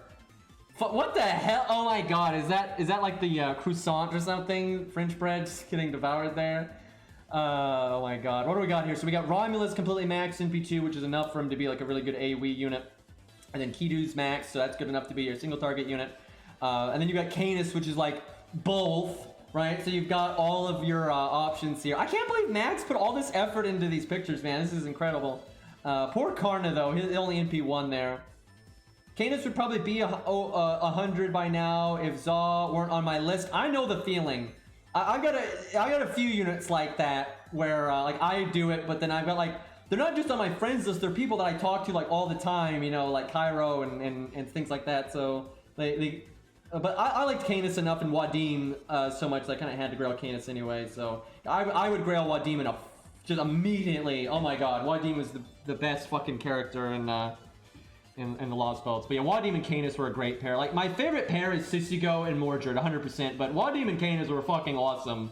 And it was just, I would say, Lost Belt 5, it was awesome throughout this, and not just Lost Belt 5, just all of the Lost Belts, like, because Canis is in it a lot early on, but just like figuring out what Wadim is doing and if Canis is actually on board with it or not, and like, you know, because you got the twins kind of throwing a monkey wrench in there, like just kind of figuring out what those two were about, and then seeing that they're actually like bestest buds, you know, it's kind of great, right? So I really enjoyed like that whole character arc with them. Should have kept Canis alive past Lost Belt 5. Fucking writing. Anyway, I had a neighborhood poodle named Percival. Oh my god. So now I can only think of him as a puppy. Enkidu, MP2, second interlude is my favorite. It is really good, actually. It's because Enkidu's got the writer. As far as I know, he only writes for FGO when it's Fate Strange Fake related. He doesn't do anything else for the writing in FGO, but he does do the writing for like Enkidu and stuff for his interludes and stuff, and they're awesome. I don't think it's biased at all. I think Enkidu really the writing quality in his interludes are much better than most of the writing quality of a lot of FGO. Literally, look at Enkidu's like second interlude and compare that to like, you know, early FGO stories, and it's just so laughable, right? Like how much better the writing is. But yeah, Enkidu's story is awesome, and I hope we see more. They kind of they're hinting at some stuff there, so I'm looking forward to that. Hopefully they don't just drop the plot point. Yeah, Mordred too. Mordred's in a few interludes, which has been nice. I wish she was in Arthur's more, but that was a good bit of story there too. Arthur's interlude's awesome. I love Romulus setting everyone straight. It's pretty fitting though. Like I don't think it's bullshit. I can buy that. Like Ozzy and Arthur would all respect Romulus, and it makes sense for Romulus to know what he's talking about with that kind of stuff. So anyway, so we got big boy Achilles there. Not a potential Grail target though, so I wonder why his NP rank is so high. Iskander and Achilles, I said that backwards, are tied for my favorite riders. Yeah, they're both awesome. However, I don't have Iskander because I was determined to get NP5 Mordred. Yeah, bad timing, I'm guessing. Alex skills were leveled before I knew that what I was doing, and that is why his second skill, before his second skill buff. Let's see, so yeah, that's why the only one that's, yeah, because if you could pick one to be 10, you'd want it to be the second one, obviously. That feels bad there. I'm guessing Drake was a spook because NP1 and then kind of not maxed out skill ranks. So what do we got here? We got Achilles for AoE, Drake for AoE. What do we got for single target? We've got Ryoma, not maxed out skills though. What do we got? We got Ushi, that's pretty good. Rider Kentoki, that'll get the job done. So yeah, you've got good options for. This is probably though the weakest of your classes, and you probably are aware of that. I would say your Rider is the weakest. Just it's for single target mostly. Your AoE is fine because Achilles is busted. But yeah, for single target, you're a little weak. I wouldn't say it's like so weak that you have a problem. Like you're gonna obviously, wreck shit. And you've got Martha, who's great utility and stuff, and Ricky Boy, right? So you got like the budget stuff, but a little lacking for riders. You don't have anything like crazy OP for single target, but you don't really need it. You have everything you need. Like I imagine Demeter, you just use like Martha and stuff like that. Let's see, and you got Columbus only at NP1, but I'm guessing you haven't really targeted that much. But you got options there, and yeah, I agree with Achilles, being awesome. So, yeah, Iskandar is one of my favorite riders too. Kind of the same reason as Sissy and everything. He's awesome. Fucking Babbage there. What is the I like how Hans is angry, like he's like reading a story to like a kid or something, and he's angry while doing it. But he's probably like doing all the voices and stuff anyway. All right, what do we got here? Big Babbage. We've seen that one before. Super Big Babbage. I took computer science a year before playing this game, so I was pleasantly surprised to see Babbage in the game. Yeah, so I, didn't have the pleasure of having any education, and I had to teach myself everything. So do they teach people about Babbage and how he, made like the first computer and even like early programs and everything? The funny, someone else is credited for making the first programs, but it's actually believed that Babbage did make the first programs. We just don't have confirmation of it, because he worked with this lady, and she was quite impressive too. I forget her name though, but she is credited for having the first program. But it's speculated that Babbage had just made programs, but was never shared or documented. So a lot of people are saying no, they don't. That sucks. Yeah, Lovelace or something like that. Babbage was like her mentor. It'd be cool to add her to FGO actually. They're always looking for reasons to put waifus in the game. They really should put her in, because Babbage was like her mentor, and she basically made some stuff like for the computer that he essentially created, right? And it's pretty interesting stuff actually. They have like writings about each other, which is interesting. So that'd be cool if they actually would do something like that. But anyway, Babbage was a real hero of mine actually, because that's a shame though if they don't teach people about Babbage in school, man. Some people said that they did, but so yeah, Max says they did it in their school, so that's good. But yeah, it looks like a lot of people they don't teach about Babbage. That's a shame, because he was so ahead of his time. He was so fucking ahead of his time. Crazy stuff. Yeah, Babbage is like such a. I was so glad to see Babbage in this game. I never would have expected that, and I think they did a pretty good job with. You can get away with doing mecha stuff with that, right? I think it works, so I like it. I really wish Babbage got more screen time. Oh, Max, you're one of those to me. Where you said Razah was the reason you don't Grail Canis. You're the reason I don't Grail Babbage. I was literally about to Grail Babbage when I discovered you, right? I realized you were on my friends list or whatever. I honestly don't know how I realized you were even in my chat. But yeah, you're the reason I don't Grail Babbage, because I can't keep up with yours. I ended up grailing Babbage on my ult account though, and I'm happy with that. So I got him to 90. All right, so you've got Babbage for your main DPS caster, I imagine. How has that been going for you, Max? I'm curious, because I don't use mine super often, just because all these other options I have to deal with. But I suspect when he's maxed out like that, puns by the way. Anyway, with Babbage's recent buff, I figure this just always works. Like, when you gotta kill an assassin, I figure this always fucking works. You added me when you wanted to test David against Richard. Oh, did you? Okay, that makes sense. You probably have just been lurking, and then I just kept you on my friends list, I would think. Big damage indeed. Blanc, thank you for the Blanc Yuzumi. I think thank you for the 10 months of Twitch Prime, dude. I appreciate that. But where was I?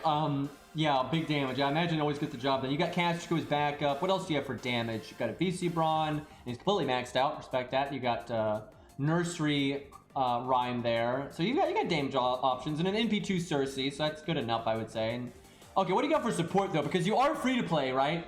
So you do not have like any of the meta stuff except for Scatty. That's it. And honestly, a single Scatty, I don't even think is meta. It sucks because if you try to make a video, you'll get shit on if you use any of the big supports if you're trying to avoid using the meta, and if you use anything even pertaining to the meta. People act, what I'm getting at is people act like if you're trying to avoid the meta, you shouldn't use Scatty. But in my opinion, a single Scatty is not really that meta. Now still, she is strong, absolutely. But a single Scatty is so not meta. She's so behind the rest of the OP supports these days.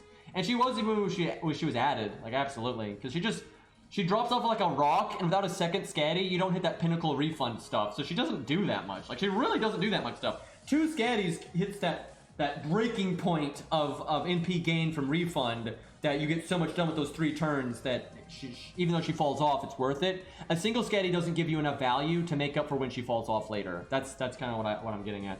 But 50% battery is always good. Max Asclepius, I like that. So yeah, you've clearly, gunned for, White Day, Story Summon, whatever, to make sure you grab some of those story locks. And I think Asclepius at NP3 is good enough, so it's quite nice. I like that caster Gilius, which I suspect is probably just because you got him while, doing White Day or caster class summon or story summon or whatever. Why you were going for story lock 3 stars and you got caster Gilius while you were at it, and you probably did a lottery and just leveled them because why not? Scuffed Gilius, shaking my head. I think most people have Scuffed Gilius, to be honest. Hopefully they buff him again, though. Yeah, I think a single Scatty is fun. I don't think it's OP, and it's just a fun unit to try to get value out of. It's a shame that she's kind of mixed in with the OP meta nonsense, though. All right, what do we got? I will say Oh, no. There's another Qingong. So you've got, like, the esports Qingong there. Oh, you're doing all of it, right? You've got the level 1 Qingong for killing a story support. You got the middle one for if you maybe need him to taunt and things like that, and then you've got the typical 65 one for farming and all or challenge quests or whatever. So I tell you, Max reminds me of how I play the game, like 100%, right? Just like with the way the kind of staving up SQ for those few units you really like, and then using budget stuff to support them, and then mostly leveling the stuff that you like, and like actually prioritizing getting the story lock 3 stars and stuff. Definitely similar, and just like getting a VC Brawn and all that. Oh yeah, and Hans is grailed. I respect that. I would honestly grail Hans if it wasn't for the fact that I have to level a second Hans. That's like the whole problem for me. But yeah, grailed Hanses are really good, actually. These pictures are amazing.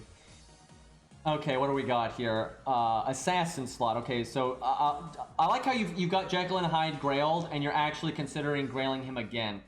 Jekyll and Hyde is my second favorite in the game. Dude, it so sucks. He's such a good character. He's awesome in Fate Prototype. He's awesome in like the Arthur interlude and stuff. And I love his interactions with Mordred, dude. They're hilarious.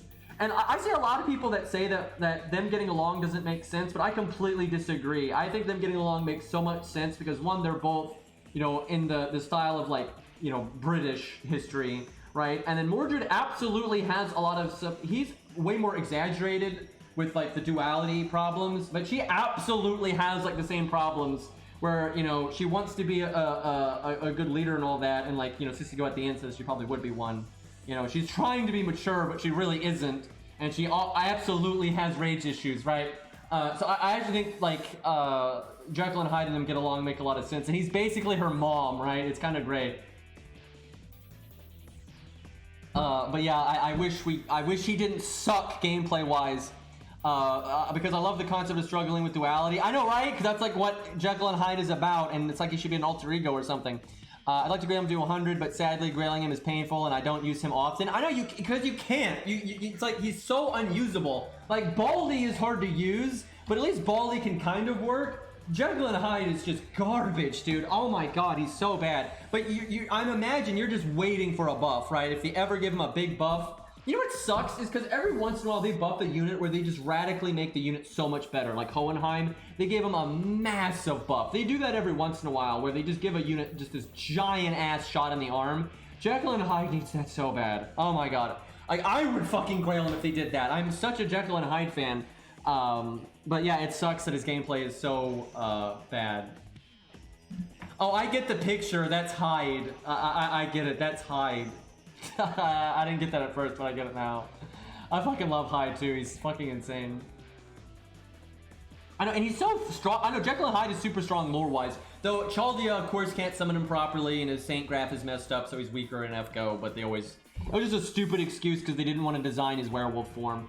God, you know, it's so lame. If he was a popular waifu, I'm telling you, I'm not, I don't think I'm being biased here. I really think this. If Jekyll and Hyde was a popular waifu, I think they would add him, or in that case, her. They would add them again once they had a proper werewolf design, and they would do the proper like berserker version that has the werewolf form.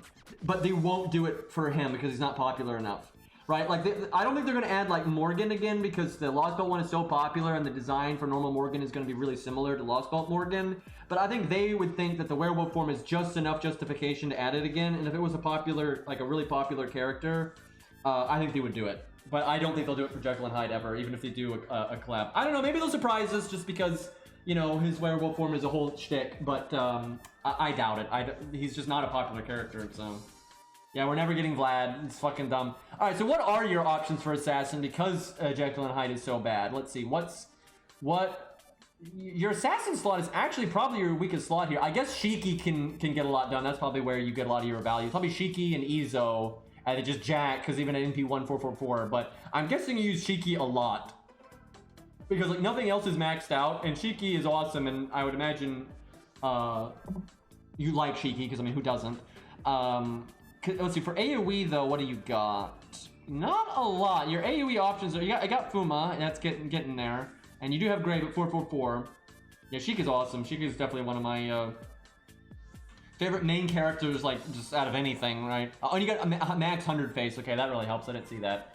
So your single target's fine. You have nothing, like, exceptional that's, like, on par with, like, because almost everything else you've got something grailed or just, like, really powerful 5-star. You know, like Romulus and, you know, Achilles are not grailed, but that they're strong 5-stars in high NP rank, right? You got Babbage. You don't really have anything like that for Assassin right now, but it's good enough. I'm sure Shiki and 100 face get the job done, and then you got Izo as backup, and then AoE, you've got, you know, Gray and Fuma and that kind of thing. But yeah,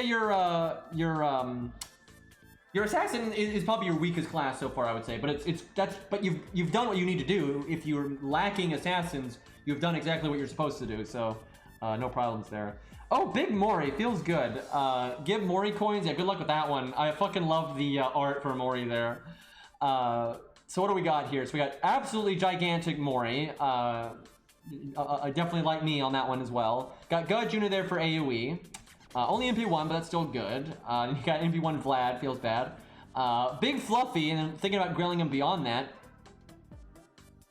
Asterios is one of the cutest characters in the game. He is pretty great. It is a fun one at 100, because my friend Kath has one at 100. That is a fun one. I got Big Atalante there. That probably helps with some like your Assassin, right? If you need to have another single target, you can always use Atalante because she's NP4 for crying out loud. You even got Darius up. I imagine it's mostly for practicality. But my god, I want a Darius animation update so bad. I'm such a Darius fan and all the green and shit. Like, fuck, can we just give the man an animation update? You know, he's got all the cool attacks and Extella Link, right? Like, come on now. Alright, so you got Spartacus as well. It's probably for farming as well. Oh, Big Beowulf. Damn, super Big Beowulf. I'm okay with this. Ryder Darius. I know, I want that so bad. I would grail Ryder Darius, unless his personality was ass.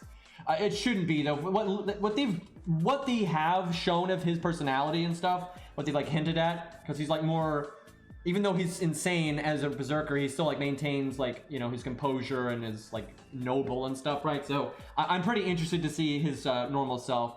You got Big Pimp and everything. So, yeah, you got all your bases covered here, no problem. And also, I just agree with the taste, right? You've leveled, you know, Beowulf. I'm such a Beowulf fan. I fucking love this song. and Mori. Mori's one of my absolute favorites in the game. And you've got Horse Bindo and Pence and all that stuff, and of course Fluffy. So we have very similar taste here, I would say, in Berserkers. This is who I would choose for the SR ticket if I had one. I know that feeling. That sucks because he can be your main Avenger if he's in P2, right? But if he's at NP1, it doesn't. It's like it's kind of good damage, but you know he's at neutral a lot. I'm a simple gal. I see Doggo. I like Doggo. I fucking love Lobo, dude. He's awesome. And I like the mercenary, the German mercenary guy too. Actually, I think he's pretty badass too. So them combined is a pretty awesome duo. I know a lot of people though that want to pick a Lobo for their summon ticket just because Lobo is practical. He's a more easily obtained Avenger that way.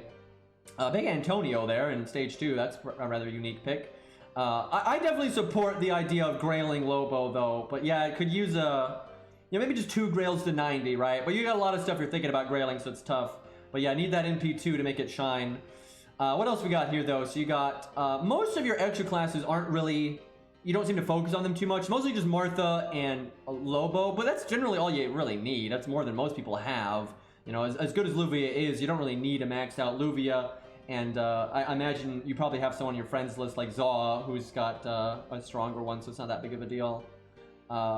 Interesting that you picked. No, wait, no, you have both. Mechalizas. I was wondering, because at first I just saw the Mach 1 and I wondered if that was just the only one you had, but apparently you've just gotten them both.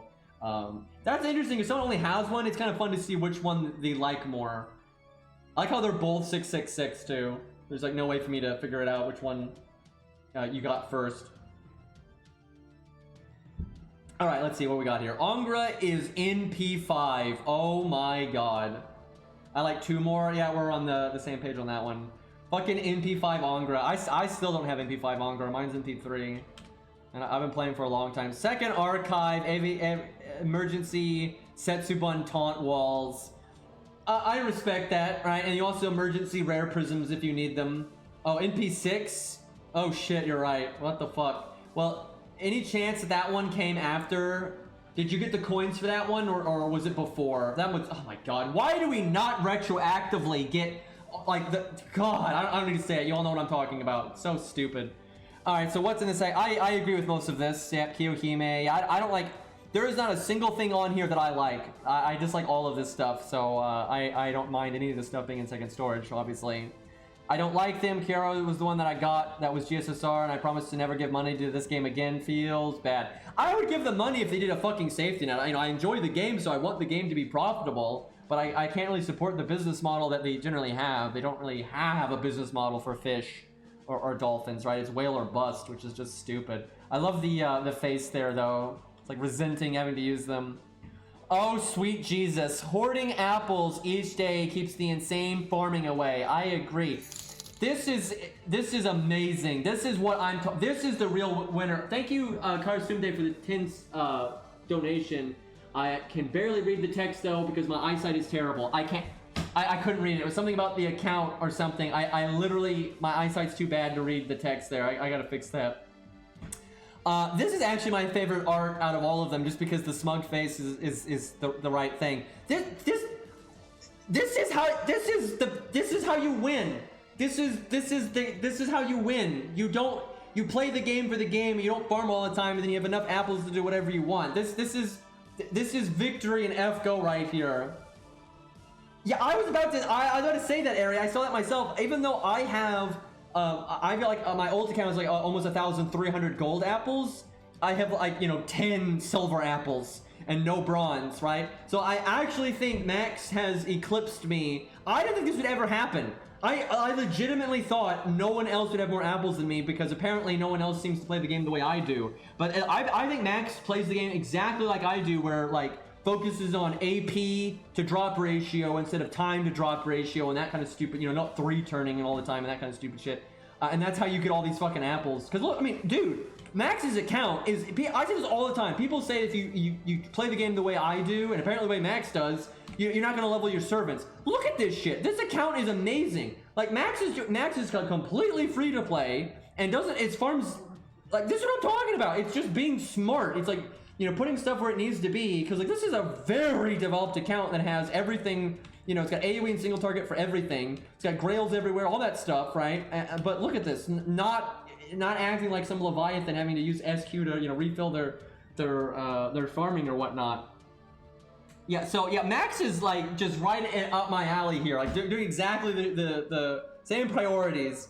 I super respect this, but I think Max has actually eclipsed me. I'm shocked by that. I did not think anyone would beat me. To be fair, and I think I'm correct here. I really think I'm correct here. I think I would beat Max if I wasn't a streamer, because I have to use a lot of apples that I otherwise wouldn't, because I've got to, you know, entertain chat, and sometimes do a boss over again, right, and things like that. And I will say it'd probably still be close though, because although I do use apples for streaming, there is probably one thing that I do that hurts my apples that Max maybe does some, but not as much as me. You know, I will do a boss, like just today when I was doing Vortigern, I did it, even though I beat it, I did it over and over again. I did budget, I did non-budget, I just did a bunch of different setups just for, you know, experience. That's my shtick.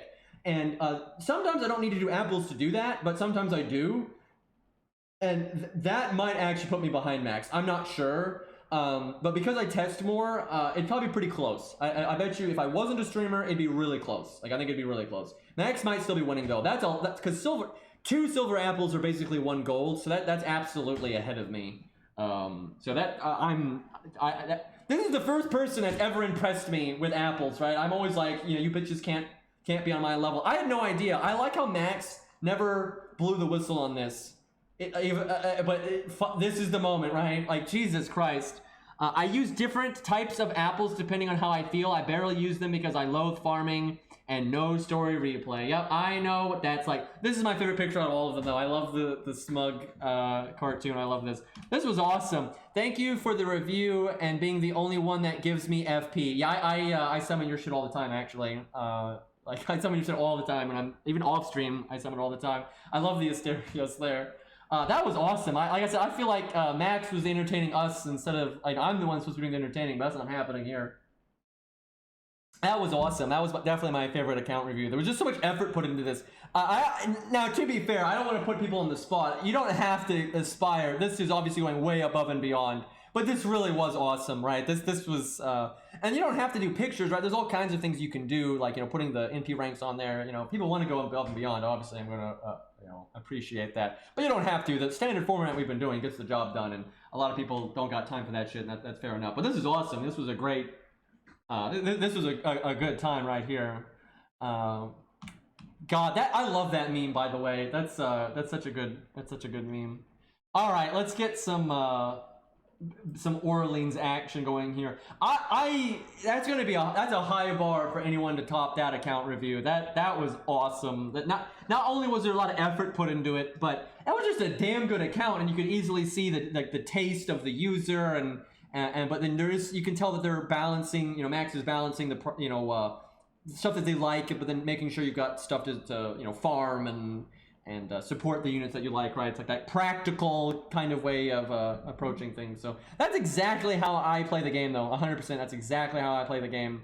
And I think that's one of the funnest ways to play the game. And I think the only reason more people don't do that is because people have a bad habit of getting stuck on the progression treadmill without even thinking about, like, what they enjoy about the game. Now, some people don't enjoy the game the way that I do, and that's fine. Some people really do enjoy the progression stuff, and by all means. But I think some people get wrapped up in the community and the Discords and the Reddits, and they feel like pressured that they need to play the game a certain way, and they need to be efficient, and they need to be 3-turning, and they need to have the meta supports and stuff.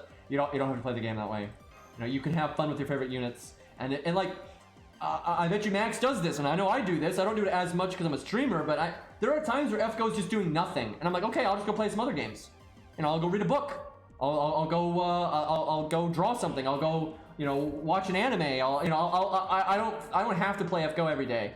If FGO's not doing anything worthy of my time, I'll just play it later, right? And when they bring out a new main story or a good event or some interludes, then I play it then, right? I think that's a completely reasonable way to play the game, because then you don't burn out, and you know, then you get to enjoy the good shit.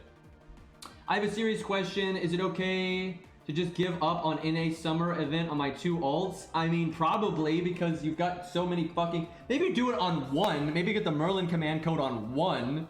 But I mean, who cares, right? You mostly play JP, so I wouldn't really worry about it. You've got so many accounts, and that event is kind of boring. But if you know you've got the time, maybe grab the 1 Merlin command code on one of the accounts. You know, like maybe the one you care about the most, because that is a you're gonna have to get that command code someday, and if you don't, you're gonna regret it or be annoyed, right? So maybe just snag that, and then you don't have to do the rerun. Then when the rerun happens, you can just skip it entirely. Like, oh, fuck it, I already got the command code, right? So maybe grab that. That's what I'm trying to do. I haven't been playing NA a lot, but I've been trying to progress towards that, and I think I can get it done tomorrow. Yeah, there's only like 2.5 days left or whatever, but I'm pretty far in. I think I can get it. When I stop streaming here, I'm going to be probably playing NA and like doing real life stuff and trying to make sure I get that done. Yeah, taking breaks from games is a good idea, but really what keeps me from getting burnt out is I don't hold myself to the standard where I gotta farm for the sake of farming. I don't do that. I just play the damn game, man, and if that means they're not doing anything interesting and I don't play it for a while, I don't play it for a while. I've honestly never even been close to being burned out on FGO. Now, I have been so frustrated with DW, I've wanted to punch my monitor. I think some of their business decisions are so bad, and the fact that we don't have story replay, and it's just unacceptable, like how bad the UI is, but they're not updating the command code. So I have been very frustrated with FGO in that department. But I have never really been burned out because I have never not enjoyed doing boss fights. Right? There have been maybe specific boss fights that were pants, but overall, I just really enjoy doing the boss fights and the challenge quests and the main story. I enjoy it so much, I'm not even close to being burned out. I've never even, I can get burned out on farming, easy, but I have never been like, oh, I don't want to do the boss fights anymore. Never. I've never felt that way. And my just interacting with the community, my stream and Cairo's stream and everything. It's just so fun to see what Cairo's doing and how he approaches the bosses and how Ari approaches the bosses, what Lost is doing, who does Zaw want to grail, right? That is so much fun. It's been, not to oversell it, but it's been a real highlight of it's been something really awesome in my life. I really enjoy, from making my community and onwards, it's been so much fun having, looking at what people level and they don't level, what they like and don't like. It's just been great, and I've met all kinds of people. I've met so many people from all around the world, man, right? It's crazy. Like, it's been awesome. So I've really never been even remotely burned out of FGO. I've just been frustrated as shit with DW, right? That happens all the time. DW, gets my jimmies in a wad, but other than that, I've never been even close to burnt out of FGO. But that's because I don't focus on the farming. I just don't, right? The farming is there to fuel everything else, right? And a lot of times when I'm farming, I'll be reading a book, or actually I never do that. I can't, I've tried that. There's no reading a book by farming, that's impossible. But I'll watch YouTube, or I'll talk to my brother, or play a different video game, or do laundry. I'll do the farming like that. Rarely do I just sit down and farm, because that shit sucks. But I don't know. Some people that they don't know how to have fun in this game if they're not progressing, I guess. And if that's how they see it, that's fine. But I think FGO will burn you out pretty quick if you play it that way, honestly. Oh, this is a boss fight, but it's kind of a joke battle. I really need to level this skill so it doesn't miss all of the time. Do I Joan of Arc and P because I'm afraid of Vlad? Nah.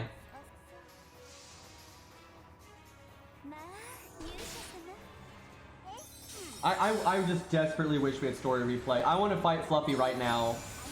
Again, I want to fix. I could have fixed up my team so much by just changing command codes and things like that. There's so many things I want to do like that. I want to test, the new units against bosses that are actually applicable. Like all those new buffs, I want to use those against, actual fights, and stuff.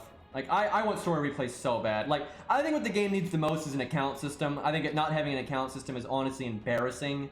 But subjectively, what I want the most is story replay. Like, absolutely. There's really no point in trying to charm Vlad, and then unfortunately Dion has his charm resistance up. Because Vlad's pretty much dead here. I'm not handicapping myself for this to be a real boss fight like I did with Saber Alter. I'll try to make a real boss fight out of Fenrir and like Jolter and maybe Gilius. But I think didn't I solo Fenrir with a level 4 Kojiro? For God's sakes, like I don't think you can really make a good boss fight out of that one. Aside from what I did, right? What I did with or Fafnir or whatever. I can't remember which ones. They're both mystical F fucks, but I like how people act like it's so like what could I possibly be talking about? I wonder, like it's not hard to figure out. Like don't be obtuse. Being obtuse, I'm serious. I think being obtuse is one of the most obnoxious things a person can do, and it is easily one of the things that puts you on my shit list. Like and it's what teenagers think is clever, right? Like they get obtuse with their parent and act like, you know, they didn't know something, so that's why they stayed out late or whatever. That is the stupidest shit. Like people being obtuse is unbearably obnoxious. Like it is so fucking obnoxious. Anyway, we could just solo him again with yet another really low-level assassin, but I think the video was good enough. But maybe we do that just to have some fun. We need a Rosh then. We need a Rosh to kill the trash mobs.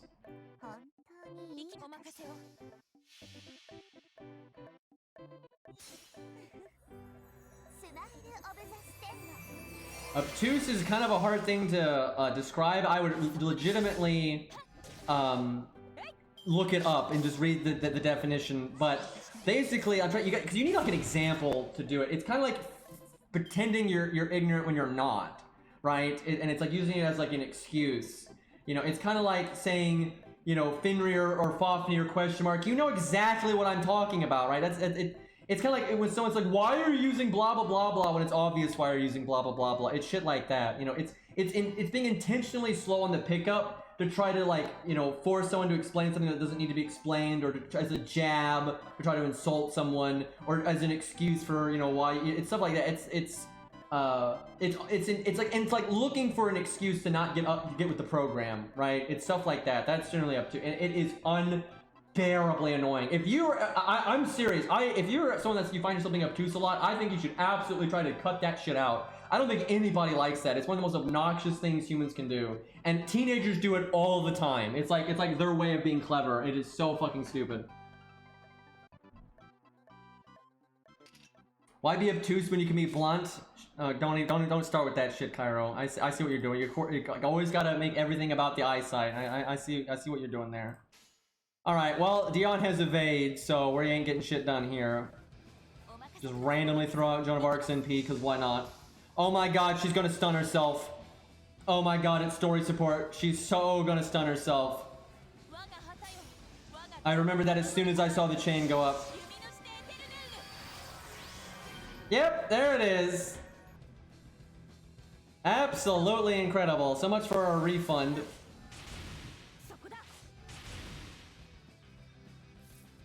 Okay. Well.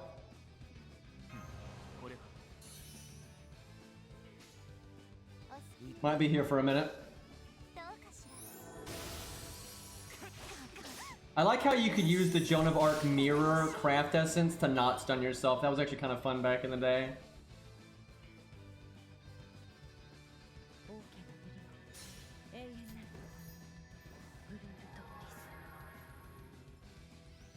I never really minded her stunning herself too much because her MP is really strong, especially back then. Wall power creep.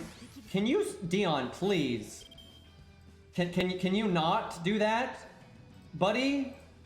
Anyway, what was I talking about? Oh yeah, the stun, right? Playing around it actually was kind of interesting, and it wasn't even that hard to do. So, and you even had craft essences and stuff added. If anything, it's kind of made some of that more nuanced, like, stuff you could do, you know, less important. I think the bigger issue is just a power creep on other units, really.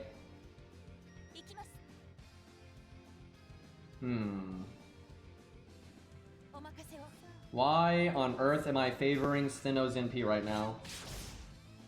Well, actually, the buff removal would be pretty swell, so I don't mind doing that at all. If I see a good damage turn. Although I need Stheno to not explode.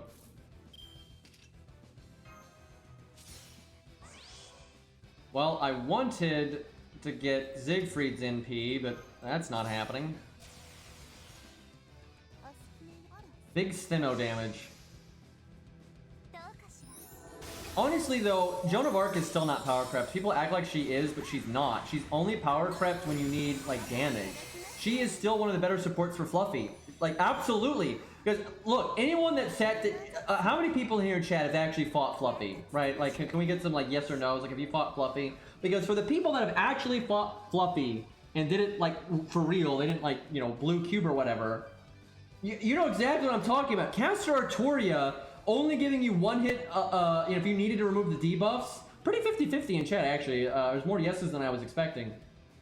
But, like, Caster Arturia, a lot of times would not even save your unit. She'd give you one hit invulnerability, and then you just die anyway. If you notice in my video, almost all I'm doing is trying to find ways to overcharge Caster Arturia to get 2 hits, at least.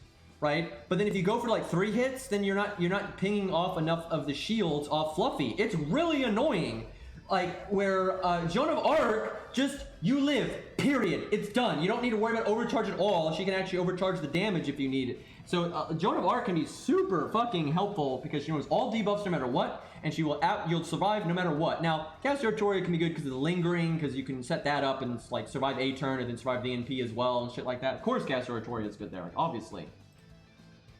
NA only, fair enough. I figure most people that are saying no, it's because they are NA, and that's what it looks like. There are a few people that are on JP that haven't fought him. It looks like most people from JP have fought him. Also, I bet you, because of course, I bet you some of the people that voted no are NA players, and that's why, and they just didn't pick the bottom option because it's chaos. There's always a few people like that. I think the best support for Fluffy though is still Merlin, just because he, not only is he good for the survivability and everything, but he enables Castoria to such an insane degree. Because if the fight goes on long enough, which Merlin can make that happen, everyone's getting their NP so rapidly that it's really easy for like your uptime on like anti-curse and just the invulnerability and stuff. It's really disgusting. The only bad thing about Merlin is that he can make it a little hard to get rid of curse stacks, but if you have Merlin, you probably have enough damage to break bars when there's more stacks than other setups might need. So that's what a lot of people, have you noticed, for real, most people beat Fluffy by having just so much value that they can punch through the final health bar even when Fluffy still has like you know 6 shields or 7 shields and shit like that. That is what most people do, because it's really fucking hard to get the shields down by the 3rd health bar. Like, it's really annoying. I fucking love this song, by the way. This is from Zoids again. Yeah, I've been listening to Zoid's soundtrack recently. It's got some awesome fucking songs in it, dude. I need to get more of that. Some good shit.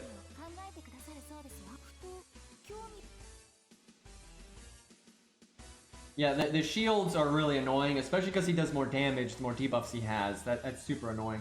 Yeah, honestly, I think Zoid's New Century is still a pretty fun anime. It's not like quality, amazing 10 out of 10 anime or anything, but it's still pretty fun, I would say. Where all the other Zoid shows, I'm not so sure about that. I haven't seen like the newer ones. I looked that up because someone in my chat said they made newer Zoids since Fusers or whatever, and Fusers sucked. And so apparently they have indeed made more anime since then. It took them forever though. Fusers basically killed the IP.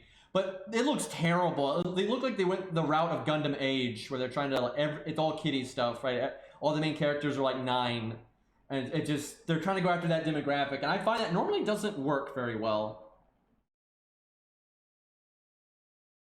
The fighting is just a lot better in New Century. Like the combat in the other Zoids was a lot worse. Yeah, I imagine Asclepius Merlin is good there. It's so much anti-debuff. Yeah, Merlin is just godly there. Merlin is so good.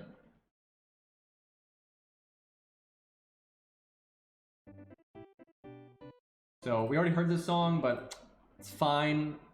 Alright, this is probably not a boss fight. Well, we gotta go story support, because everything else is too strong. I might need to take this a little bit seriously, though, because Mozart is not gonna help here at all.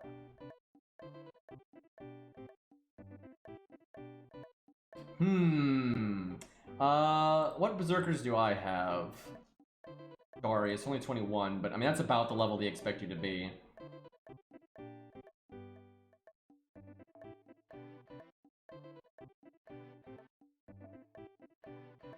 It's Probably no dragons. There are lancers though.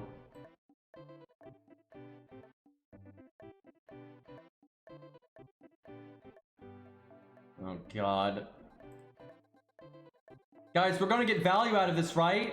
It's gonna be so good. We're gonna NP, and then we're gonna have all the stars, and he's gonna get the stars, and he's gonna crit, right? Like, that's totally gonna happen, guys.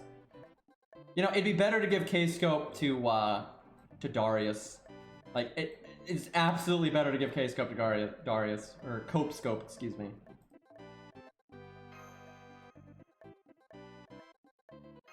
Hopefully my back row is irrelevant.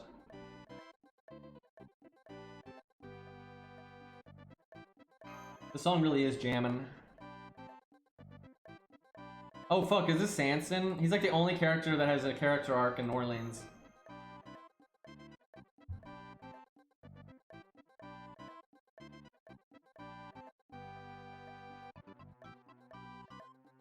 I can already tell I'm not gonna get through enough account reviews today. It's a bit of a problem.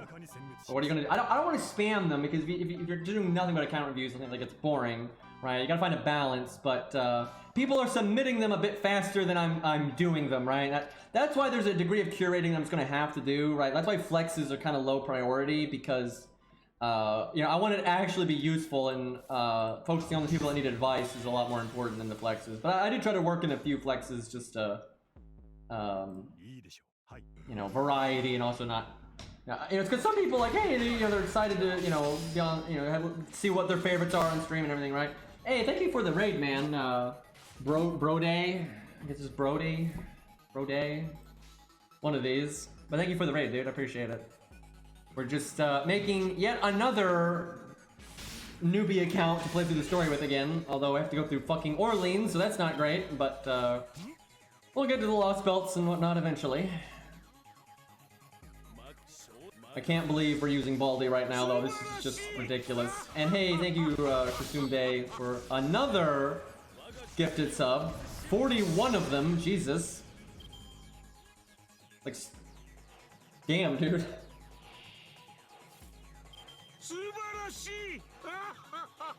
Okay, now you're just showing off, but I appreciate the support, man. Do we even bother to Baldy? It's just, it's useless, man. Like, unless you've got, like, Hans and, like, 2030, you're just not gonna crit. And even then, you know, we might not get, you might not get stars. It's gonna be so much suffering using Baldy as our main Lancer. But, like I said from the beginning, we're gonna have Proto Q as our backup Lancer. Like, I'm gonna try to avoid using regular Q, because we use them all the time, right? So try to mix it up, but it's just, he's so bad. Like, he's so unreliable, especially if you don't have stronger supports. So, all right, if I had bothered to use Golden Rules sooner, I'd already have our NP, which would have been really practical right now.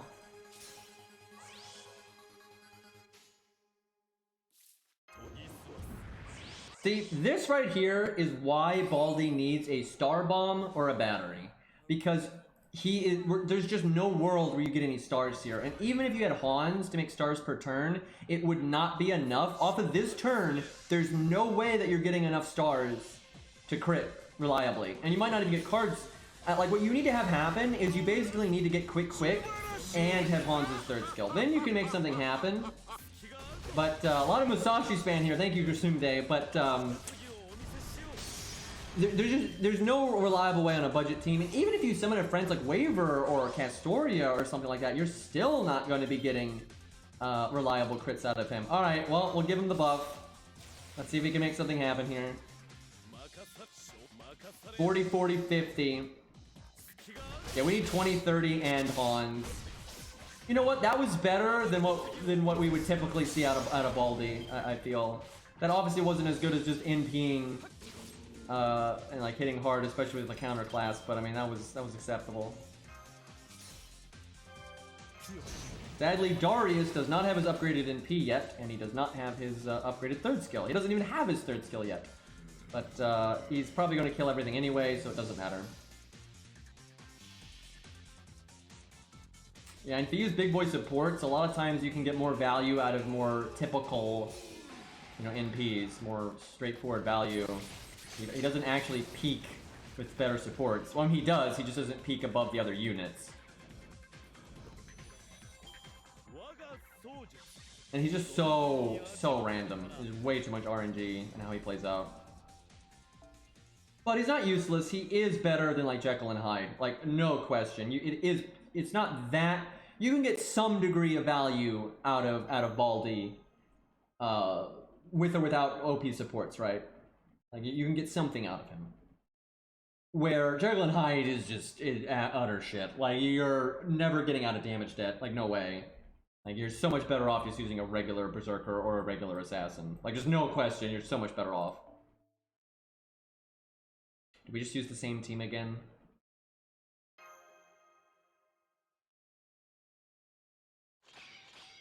I actually think Darius's NP looks fine. Like, it's not the best looking NP in the game, but I think it's fine. I think that's a completely reasonable use of an anime cut-in, right? I think that's actually a better use of an anime cut-in than like every other one in FGO. Like, Jesus Christ, all the like the cut-ins that show the portrait, they just don't make any sense. They don't sync up with. It's kind of like, okay, if you ever played Tales of games, you have Tales of Vesperia with a V, where like the anime cut-ins are really synced up with like the choreography of the NP, right, and like the emotion of the character. But then you have a lot of other Tales of games where there's just an anime cut-in that makes no sense. It's not synced up with anything. It's just there because it's like meeting a quota. That's most of the anime cut-ins for FGO. They don't work very well. Where Darius's works fine. Like, I think it actually looks way better than most day one. I think 100%. I think Darius's NP looks better than pretty much all the other day one NPs. Like, can someone link Artoria's day one NP animation? That shit was atrocious. Like, obviously Darius's doesn't look as good as like the newer NPs that they make nowadays, but I'd actually say Darius might even have the best looking day one NP in the game. Like, most of the day one NPs are just so bad, where his is, I think, okay. There are, now, so when I mean cut-ins, I mean like their character portraits that they put in all of them. There are a few of like the other cut-ins that are okay. Some of them are pretty bad and forced, and they're just really awkward. But like Achilles is a good one. King Hassan's a good one. Napoleon's is okay. You know, some of those are all right, but a lot of those are not good. Gil's is fine. Yeah, Gil's is fine. But those are, like, Gil's is like even someone animated, so that's kind of a whole different shtick. George going in hard here. Dealing with that massive 3,000 attack trash, or 3,000 health trash mob. Look out. Oh, right. That's right. They made an anime sprite for, Booty Lancer's booty, and I forgot about that. It's not just like her regular sprite or anything.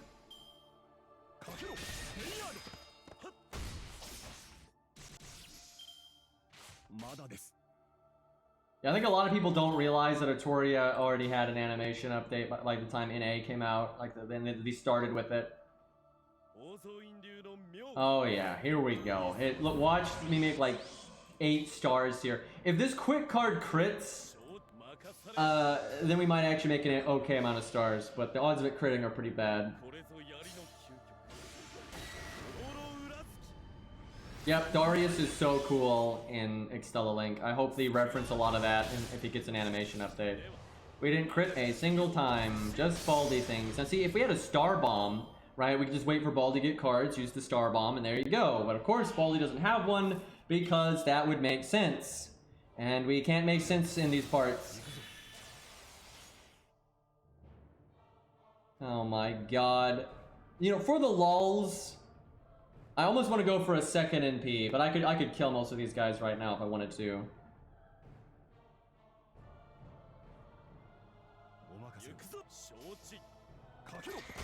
I should have done the George crit because he might have made an extra star. And we didn't crit a single time, and we still have no stars.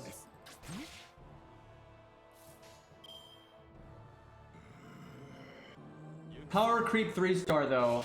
Dude, I remember people saying that he was power creep. What a joke.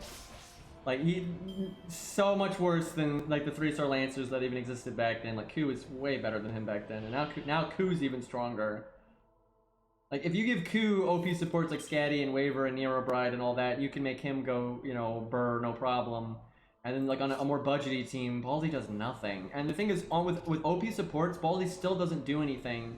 to warrant how RNG and slow he is. Like, he just doesn't. He does not do that much damage. If you set him up and put a lot of effort into it, you can get big damage out of him, but it's really inconsistent and it's really slow, and it's not any better than like buff stacking Ku. Like, it absolutely is not. Even now, Caster Ku's not power creep at all. Not even close. Fucking he still sucks. Like, all the 3-star casters kind of suck, to be honest. They just look awesome because you're so conditioned to using garbage that they look good now. But Caster Ku and Babbage are just like acceptable, right? Like, that's the thing. They're good enough, right? Now, sure, if you Grail Babbage and stuff, you know, it goes pretty well. But there's no world where Caster Ku and Babbage are power creep. Like, because they're still worse than Ku and Ushi and 100 Face. Like, absolutely. Like, they're good enough, right? And I think Babbage doesn't suck. I think Babbage is getting pretty good, right? But Babbage is still behind Ushi and 100 Face and Ku. Like, absolutely. But he's close. He's getting there, right? He's in punching distance of them. Caster Ku, not really, honestly. I think Caster Ku is still he's solid, right? But being solid, budget casters are just shit, right? For DPS, you don't have anything like Plot Monk or Ilya, or even Cersei, for God's sake. See, there's nothing like that for budget casters. Babbage is getting close, though. Babbage really is getting close, but that's literally it.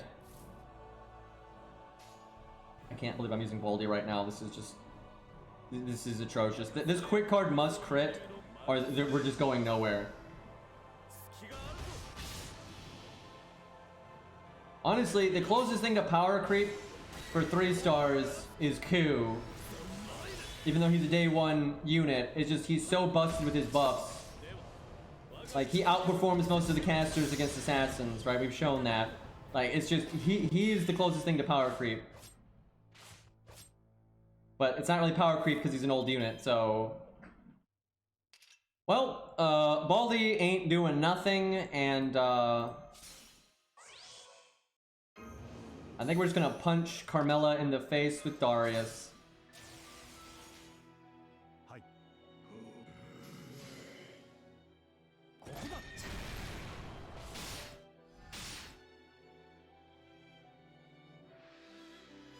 Ku is the Ku killer all along. VC Braun's good, but he's not like, he doesn't do what Ilya does. He doesn't do any of that, right? He just nice, straightforward AoE damage and then really good utility. That can be kind of awkward without taunt. But he doesn't feel VC Braun's fine. He's a perfectly reasonable perfectly reasonable 3-star. But he's not just like straight up big value. He just isn't, right? A lot of times you can whiff his 3rd skill where like everyone dies at the same time, or they already had invulnerability, so it no effects. There's a lot of problems with that with a VC Braun. It's very specific when he's going to be really good. Now, when he is really good, he is really fucking good. Like, holy shit. But he's not like general use OP, not at all, right? When it comes to just the raw value of 100 Face, Ushi, Ku, right? Even Robin, right? Those things are still quite ahead of a VC Braun. You know, he's a utility pick for a certain style of stage, especially AoE bosses. That's normally where he's best. Unless you have Poster Girl, but let's be real, most people don't have Poster Girl. Because if VC Braun is unlimited 3-star budget unit, and then Poster Girl is a very limited time Gasha 5-star, you know, only craft essence, so not exactly in sync there. How would you feel if they gave Caesar evade? Honestly, that's fine. If there's any saber that's okay on, I think it's him, because Bedivere is still balanced, and that Bedivere gets his NP so much faster. Caesar does more peak damage than Bedivere does, but Bedivere gets his NP a lot easier than Caesar does, and that's a powerful thing. That much battery, and because here's the thing, Billy has super battery for a low star, but he doesn't have the damage. He only has an upgraded NP. That's it. Where Bedivere has a lot of battery and an NP gain buff, and then he has an upgraded NP that every time he uses it gives him a buster up, and he has an NP up that lasts multiple turns. So Bedivere hits crazy fucking hard. Not quite as hard as Caesar, but he still hits crazy hard, and he gets his NP super easy, and he has team support with the NP up and the defense up. So if anything, Caesar kind of, I think Bedivere is still better than Caesar overall. Caesar is only better if you just don't need the battery, like you've got double scatty and waver or whatever the fuck, and you just want damage, damage, damage, damage. Right, and then honestly, Caesar is kind of disgusting. A, the worst donut. Thank you for the year sub, and now I want donuts. I say that every time you sub to me, and I never get donuts. I swear, I need it. I never buy fucking donuts, and I gotta do it because it's been forever. Anyway, I think sabers don't have. There is no saber that's like the coup for sabers or the 100 face or the Ushi. Those units that have lots of damage and just solid self survival, and that's that. But maybe they don't have battery skills because Ku, Ushi, 100 face, none of those have battery skills. So giving Caesar an evade is fine. I don't think it's a big deal. Maybe to compensate for just how disgusting his damage and support is, though, maybe make it a 2-hit evade or something, right? Do something, make it enough to deal with an NP, but not like crazy strong survival, because you need to give the other sabers some room to do stuff. There's just not that many budget sabers right now, so it's kind of weird. But yeah, sabers don't have that kind of unit. They've got Fergus, and he is that kind of unit, but he's AoE. So, you know, it's good if you need AoE, but it's not good if you need that typical Ku, Ushi, 100 face kind of value out of a budget unit.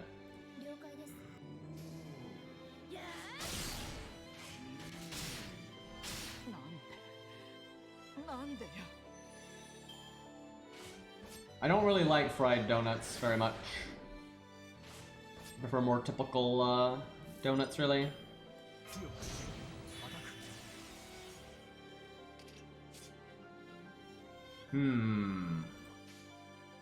I guess we kill the smaller dragon because the NP will go away hitting George. I say that like it's going to be a problem, but this will be over in no time.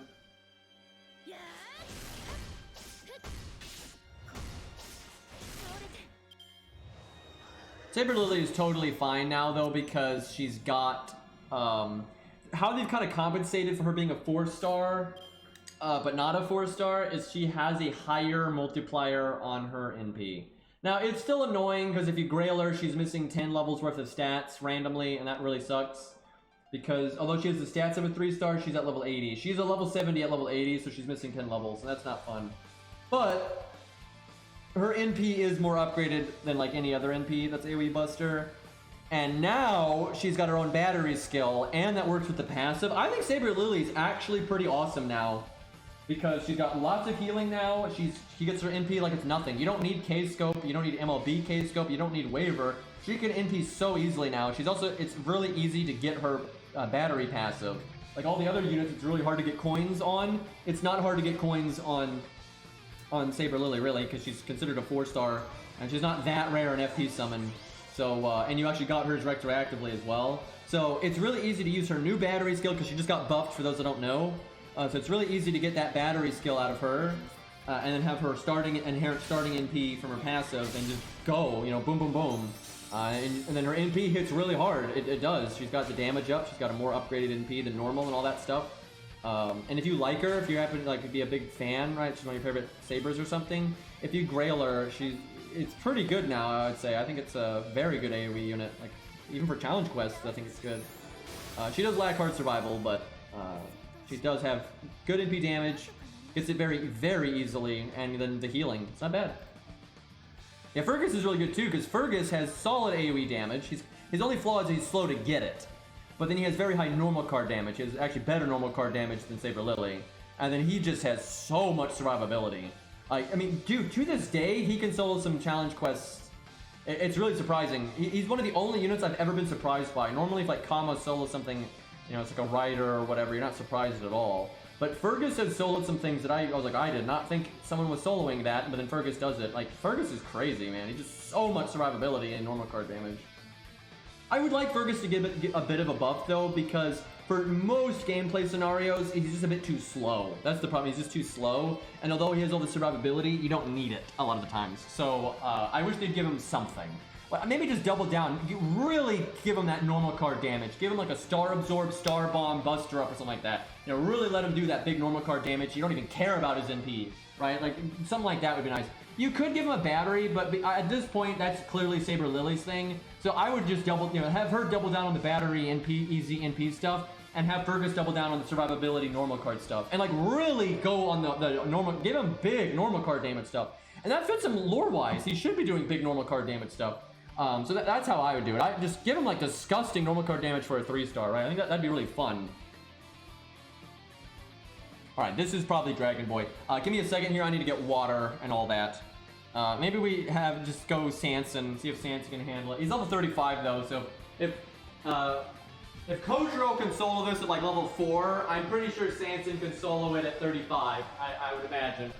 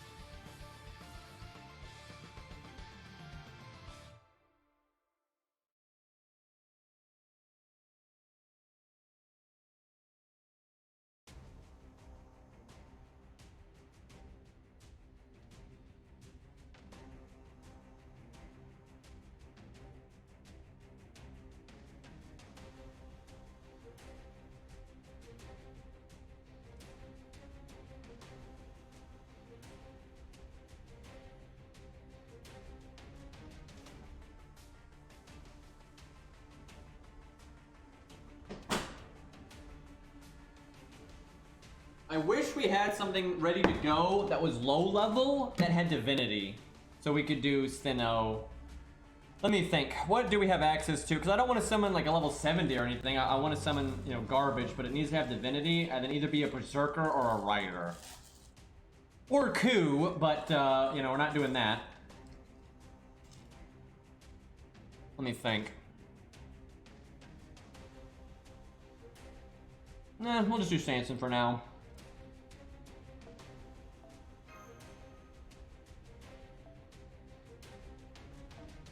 I wish I had Lawn. Getting my NP is kind of a bitch right now.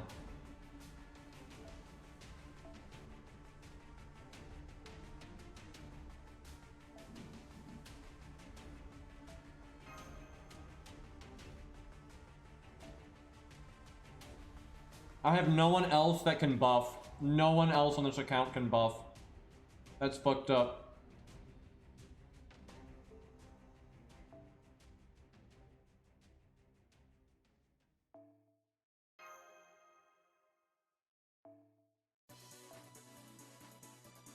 I'm just bringing Ushi for the bond.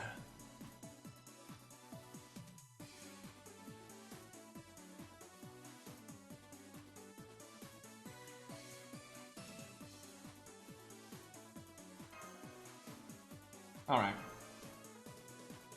The song's great. Big boy. I think there are trash mobs here, so we can use that to get our NP.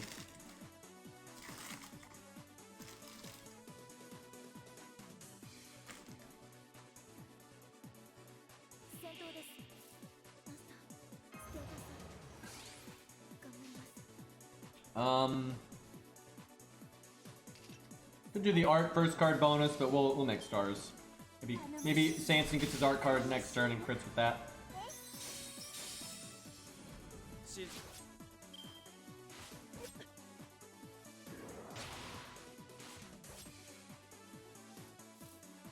Or not.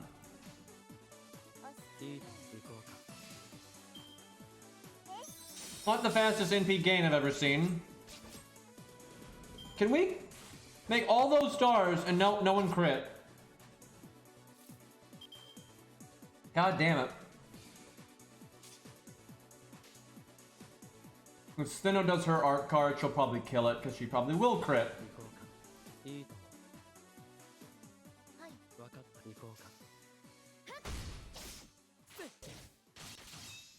Perfect. All right.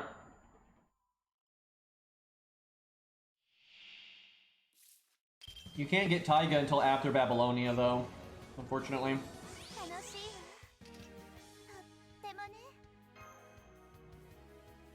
Wait. Fuck! More trash! I just wasted my fuck. Well, Stheno, could you do 14k, please? And you have no fault. Yeah, there you go.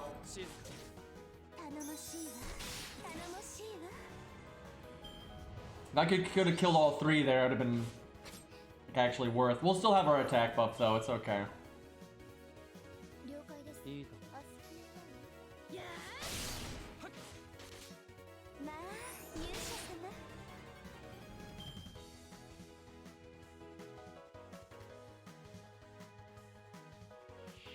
$52k, that's really not that big of a deal. This does nothing, but I'm doing it anyway.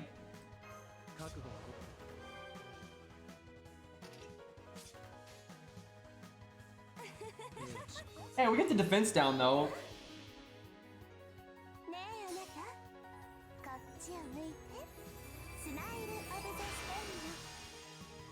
I like how it just like a million no effects because he had no buffs or he's not male, so no charm either. It's alright. Would have liked to have one-shot it, but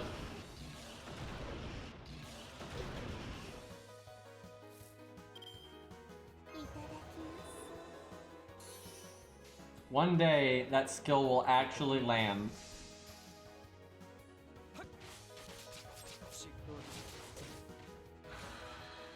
Certainly not Richard, indeed. This account would get so wrecked by Richard unless we summoned an OP carry.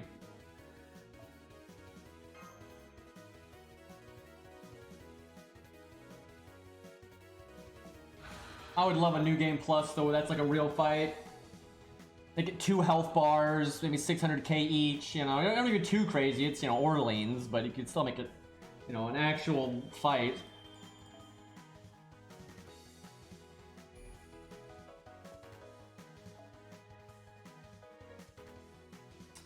I don't think this is a boss.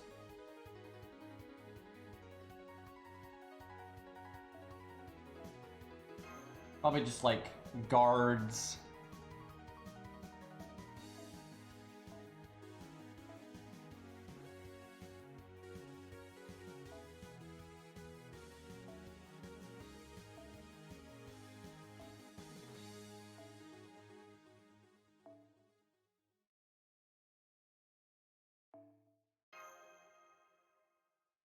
Get that big Stheno damage.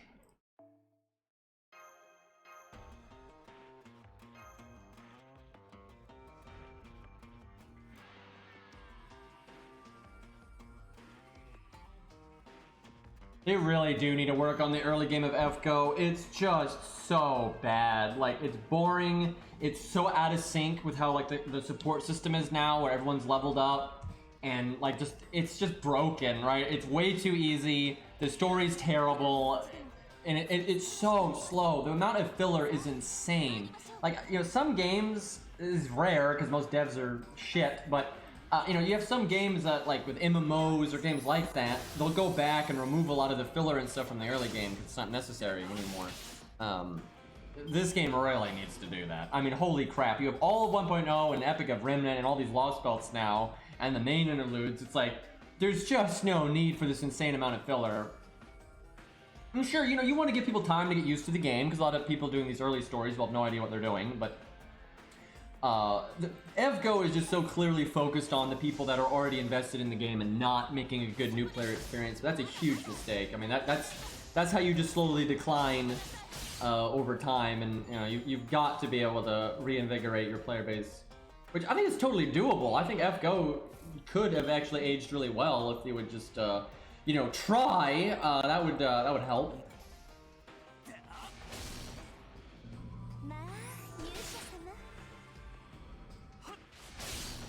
$12K, not bad.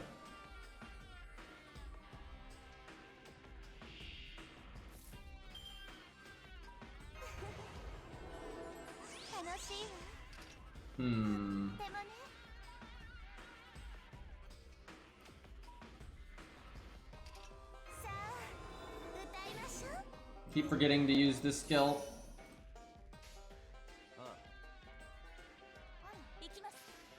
Can Stheno do 4K at neutral? I kinda doubt it. Yeah, if she had foe items, would've worked out.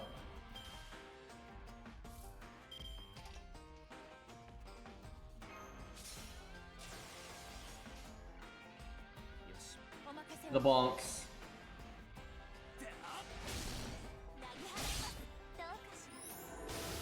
14K. Alright.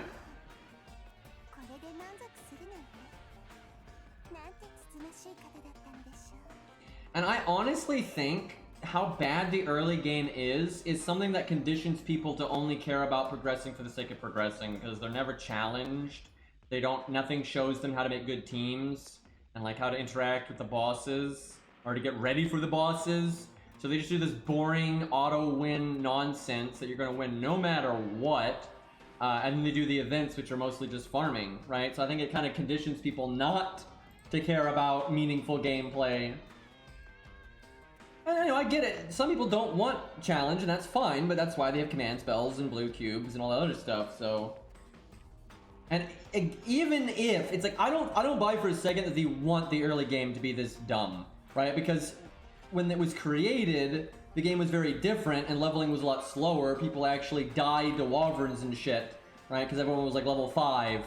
But the game is so different now, and back then your support list was full of like, you know, level 5s and 10s, and you could only summon their leader slot, by the way. Or now you have access to all the classes, they're all super leveled up, you have all this, you know, systems that make servants stronger, and there's better CEs, and so on and so forth.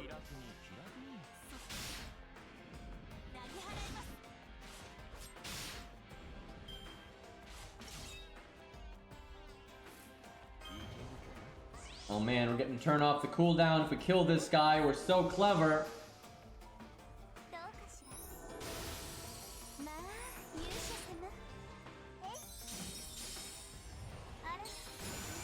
Chat, I can't remember. Didn't I accidentally use a blue cube once and then I just reset the stage? Like, I think I was like doing a boss with a dumb setup or whatever and I lost, and then I think that happened. Like, I clicked it by accident, but then I just like closed out. Much shame.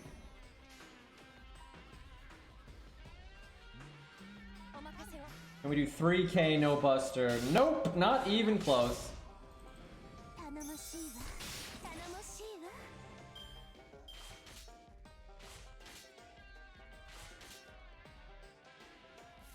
I don't think they let you use blue cubes in interludes. I think you can only use them in the main story.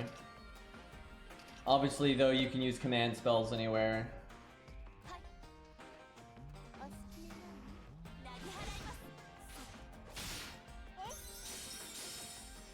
Just learn Japanese. Generally, I would say it's not a problem. The only things that are really an issue, because a lot of the menus are actually in English. The issues are like the filters. The filters are like completely unusable if you don't read moon runes, and like maybe CE effects, but you can easily look those up on the wiki. It's mostly like filters and stuff that are a problem.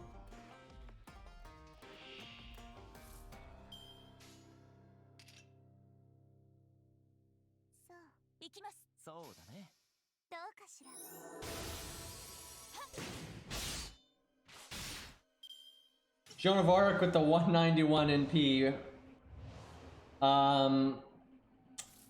Okay. Good turn, guys. Good turn.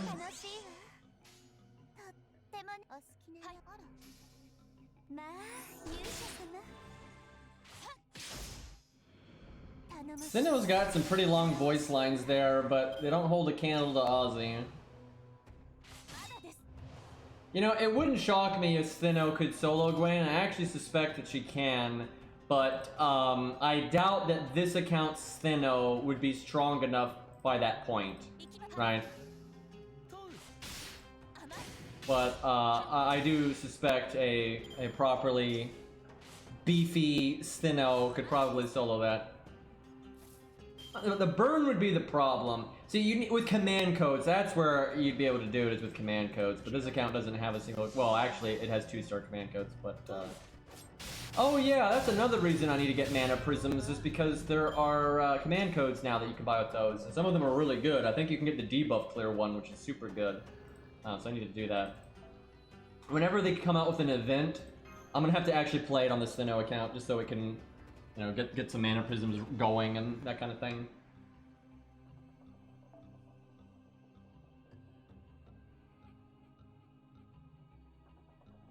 I'd like to buff a Divine Archer. That's just like a fun way to approach that, I think.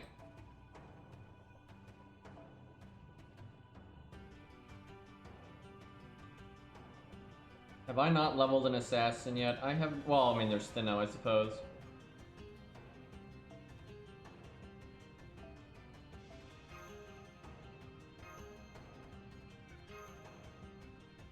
See you, Red. I'll do another account review here in a second. We're going pretty slow on those. Gotta work on that.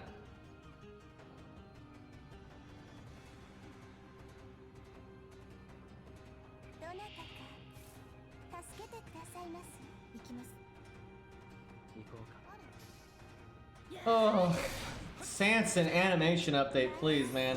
Been one of my favorite units since forever, and I've had him at 100 and all that stuff.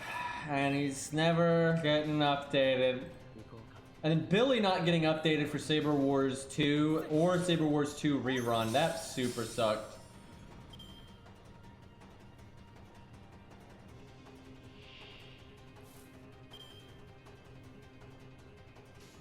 There's really no bribery way into an early account review like that. You know, it's basically my own criteria when people skip the line.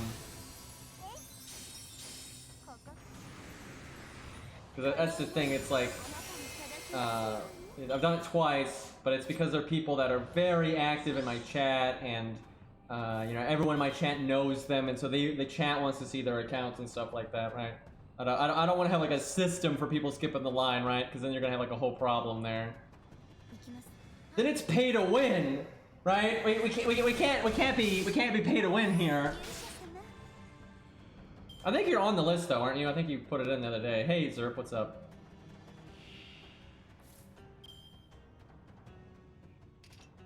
Alright, last wave here. Dragons indoors.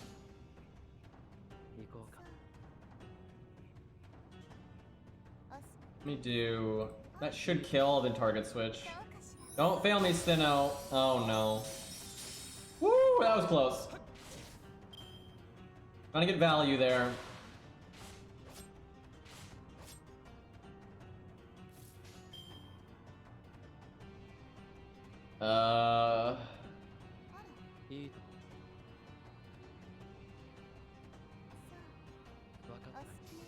Can Sanson kill? Nope. I mean, if he crit. I revoke your account review license? Well, I revoke your ability to revoke account review licenses. What are you gonna do now?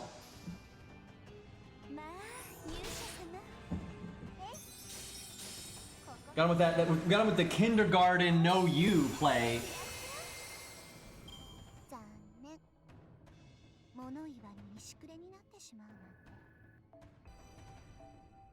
Wait. Is our Mysticode level 6? I'm shocked it's that high. I know it slows down to like 7, like super hard, but still I'm surprised we were that far. Alright, let's do another account review. Let's see what we got here. We did Max's, we did Naorin's. Is that the only two that we did? So let's see. Let's do rabbits, because I said for sure that I would do rabbits today, and he's in chat, so... Alright, let me, I think I got it set up proper. Nope, I do not. Just whoosh this over here. We did Arjuna's, right, sorry, we did Arjuna's, right. Get the music fixed. Okay, what do we got here? Hokusai's MP5, Saber Lily's MP5, that's to be expected. The rest of the servants are MP1, Bedivere is MP4. Okay. So basically it's what you would expect, except Bedivere is a bit higher. So AoE, we got Artoria and Chakojana, who is Grailed, although unfortunately NP1. Also, those skill ranks could use some help, but she's actually worth 10-10-10ing in my opinion. You see a lot of return off of it. Hero proofs, though. Oh my god, so many hero proofs. So AoE, you're totally fine, because you also have Void Cheeky. Not that that's really worth a lot, but hey, it's something. Single target, though, you have Hokusai, they're terrible skill ranks. You do have Deermid, but he's NP1. So I think Bedivir's worth leveling. It's like if you had stronger goals with higher NP ranks, I would say you don't need them, but you really just got Hokusai. And then Deermid is fine, but again, NP1. So because Bedivere is NP4, and Bedivere is just an abnormally good 3-star, and I don't think Hokusai alone is enough, I would level your Bedivere skill rank. Well, no, not really, though, because Bedivere is one of those units where you don't need to worry about it, because his effects don't change with skill rank very much. It's just the cooldowns, which if he's your only Saber, you need to get his skill ranks up so the cooldowns are shorter because you're going to have to keep him out a lot longer. But if he's a backup Saber, fuck it, who cares? You know, you don't need to worry about that at all then, really. Yeah, I don't think you need to level any Sabers. Your Sabers are all fine. And you've even got Fergus. Maybe just work on the skill ranks on Chakojana there, but it's not that big of a deal, and again, hero proofs are just such a problem. Okay, so archers, we've got... What do we got? Chloe is NP5, Emi is NP3, everything else is NP1. So because Emi is NP3, I would definitely focus on him, which you clearly are, because he's 10-10-10 level 100. But yeah, your AoE is really limited outside of that. Like, Napoleon's fine, but if anything, he's more of a support on this account. Because he alone's not going to be doing that much damage unless they're divine. And you got Ishtar, who is AoE, but also kind of just a normal card bruiser. So that's actually really handy on this account, I would say. For pure single target NP nuking, I guess Chloe's your best, really. You don't have much else. If you level your Fujino, that'll be a huge help. I would recommend leveling Fujino because she's just so broken. This is an NA account, so you still have Zeus coming. You still got what's her name, Buki, all that stuff, and Morgan and Fujino is really good for some of those fights, like absolutely. And there's challenge quests mixed within. Like you will absolutely get your boom for your buck if you level Fujino. That being said, a lot of those fights you probably have ways of dealing with. Like I think you could handle a Buki with what you have without Fujino. If you just maybe grab the craft essence that has Pierce Vulnerability on it. If you don't have any, you can get the rare Prism one, and you even got Billy and that kind of thing. So you can probably handle that as is. Excuse you, Fujino is D tier, I know, right? But yeah, single target, you've got Chloe, and you can kind of use Emiya because of the crits, and then you've got Ishtar for the normal cards, Billy for the quick NP. You are a little lacking on the single target for archers, but it's good enough. I mean, Chloe's pretty busted, honestly. She's really good. And then you have plenty of options for AoE between Emiya, Atalante, Napoleon support, and all that. Like, you're totally fine. So you don't really need to level anything. But there is this little thing that you might have overlooked, and that is level your fucking David. What is... Do people not watch my channel? Why do they... Oh, never mind. Never mind. There's just two of them. I don't know. It's fine. It's fine. Relax. It's all good. I can breathe. Water. I don't know why you have two of them, though. That's actually kind of weird, because you didn't level the other one. So you're not doing a max thing. I don't know what that is. But hey, why not? I mean, you locked it, so maybe you'll need it sometime. But it's fine. We actually got David at 10-10-10, which is actually better than most people. Hey, y'all didn't see shit either. Don't get sassy with me, chat. But yeah, we got 10-10 David. We good here. It's just this is a faker with the level 1 there. So overall, your archers are fine. It's a little weak on the single target, but it's not that big of a deal. All right, Lancer time here. Best class, by the way. Super Parvati. What's their NP rank? NP2. That's good enough, right? If she's NP1, I'd be worried, but NP2. You're ready for Taiga. That's getting ready to get added, right? Like, you'll fucking destroy it with that. Because, yeah, NA is going to have, like, that Taiga challenge quest again in about a month. So, your AoE is, like, literally Parvati is all you'll ever need, to be honest. So, for single target, what do we got here? So, you've got Medusa Lily, which is fine, but she's not, like, OP, super strong. What's her NP rank? I think she's NP1. That's not going to be good enough then. So you're going to need something else. You've got a Ku there. That's good. So between Ku and Medea Lily, you probably got all that you need. And you even got Proto Ku as well. Oh, you got Lee. Never mind, you got Lee too. Yeah, no, you're all right. I don't think you need to level any. If I was gonna level anything, maybe level Fionn just for farming. I don't know how much you care about farming, but leveling Fionn for farming is pretty worthwhile, and you can get spooked by him at any time. He does have a high skill rank, like dependency, but it is worth it for farming. If you care about farming, leveling Fionn will really help you with that. Especially when Caster Artoria comes out down the road. Like, it's really nice for farming. Bravati is fine for farming, though, as well. But if that's something you feel like you need to work on, you're like, oh, man, I want to be better at farming, the level Fionn, I think it's really good. All right, we got Big Aussie. Super Big Aussie. What's his NP rank? Probably, it looks like NP 1, I think. Okay. Well, we got Aussie and Ryoma. That's pretty much all you need for single target. Maybe, oh, you got Ushi as well. You're pretty hitting all the checkpoints for budget stuff. Let's see. You don't have, no, you do have Alex, and he's 888, which is all you could really ever ask for. And you've got Martha, and she's 10-10-10, which almost everyone we've seen has had a Martha. It's crazy. Only a few of the accounts that we've seen have not had Martha. But this is definitely the most upgraded one, other than Zaw's, obviously, but that's different. So that's good. You're totally ready for Demeter, I would say. Aussie, Ushi, Alex, Martha. I mean, you're good. You just set them up in the right order. You've got exactly what you need to beat Demeter, so you're good to go. For farming, it's not the best. I mean, you do have Trap Face that kind of works for farming. And he's in P5, so actually that's actually pretty good for farming, to be honest.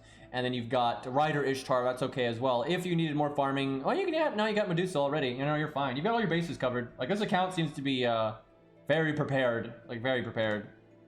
Okay, casters. Are there two pictures for caster? Because we can't really see the top there, so I can't tell what's the levels and stuff. I don't see any Grail icons, so I'm just going to assume the top row is like their default max level. Okay, your Asclepius skill ranks absolutely need work, because as far as I can tell, you don't have a lot of anti-debuff on this account. Let me skip ahead and see if you've got like a Joan of Arc or something. No. Okay, and I don't think you have Medea Lily either. Do you? I don't think so.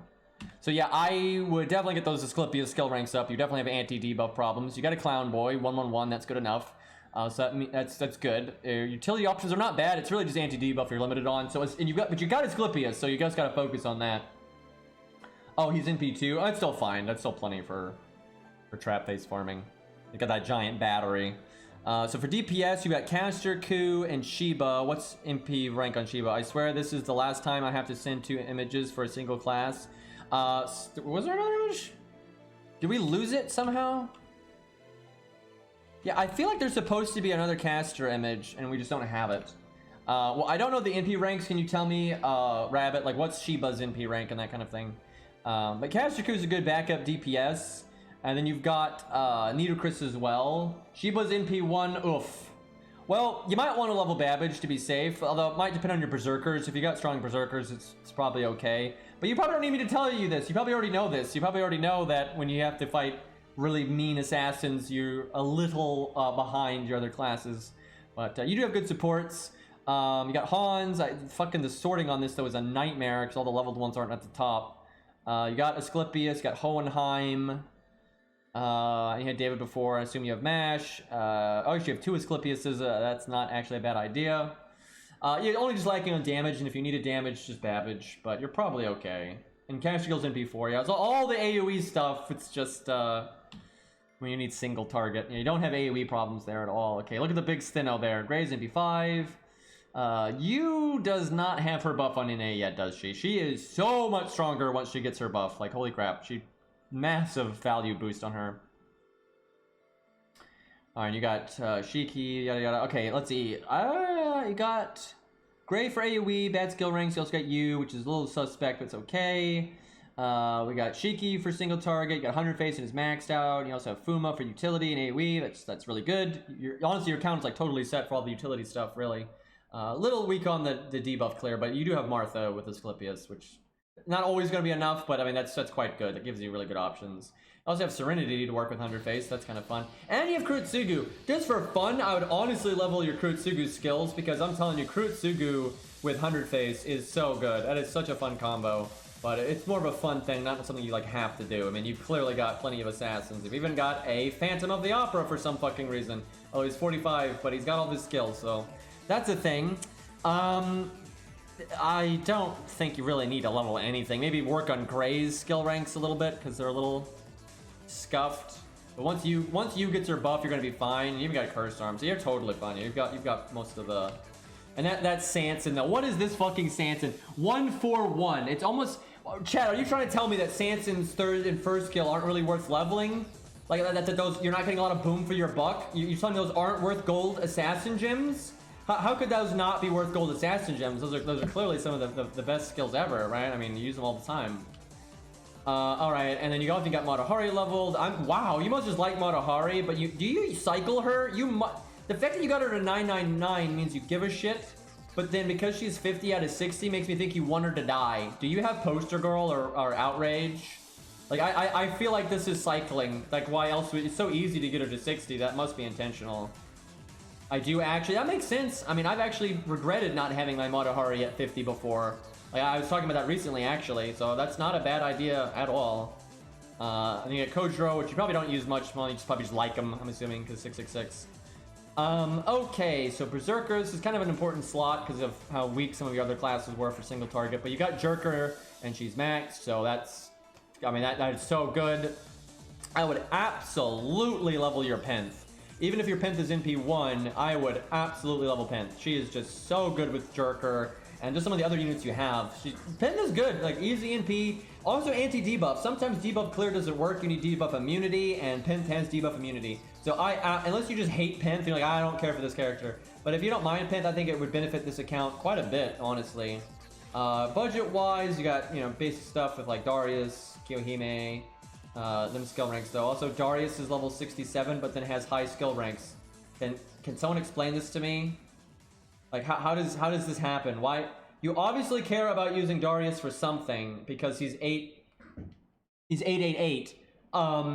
But then he's level 67.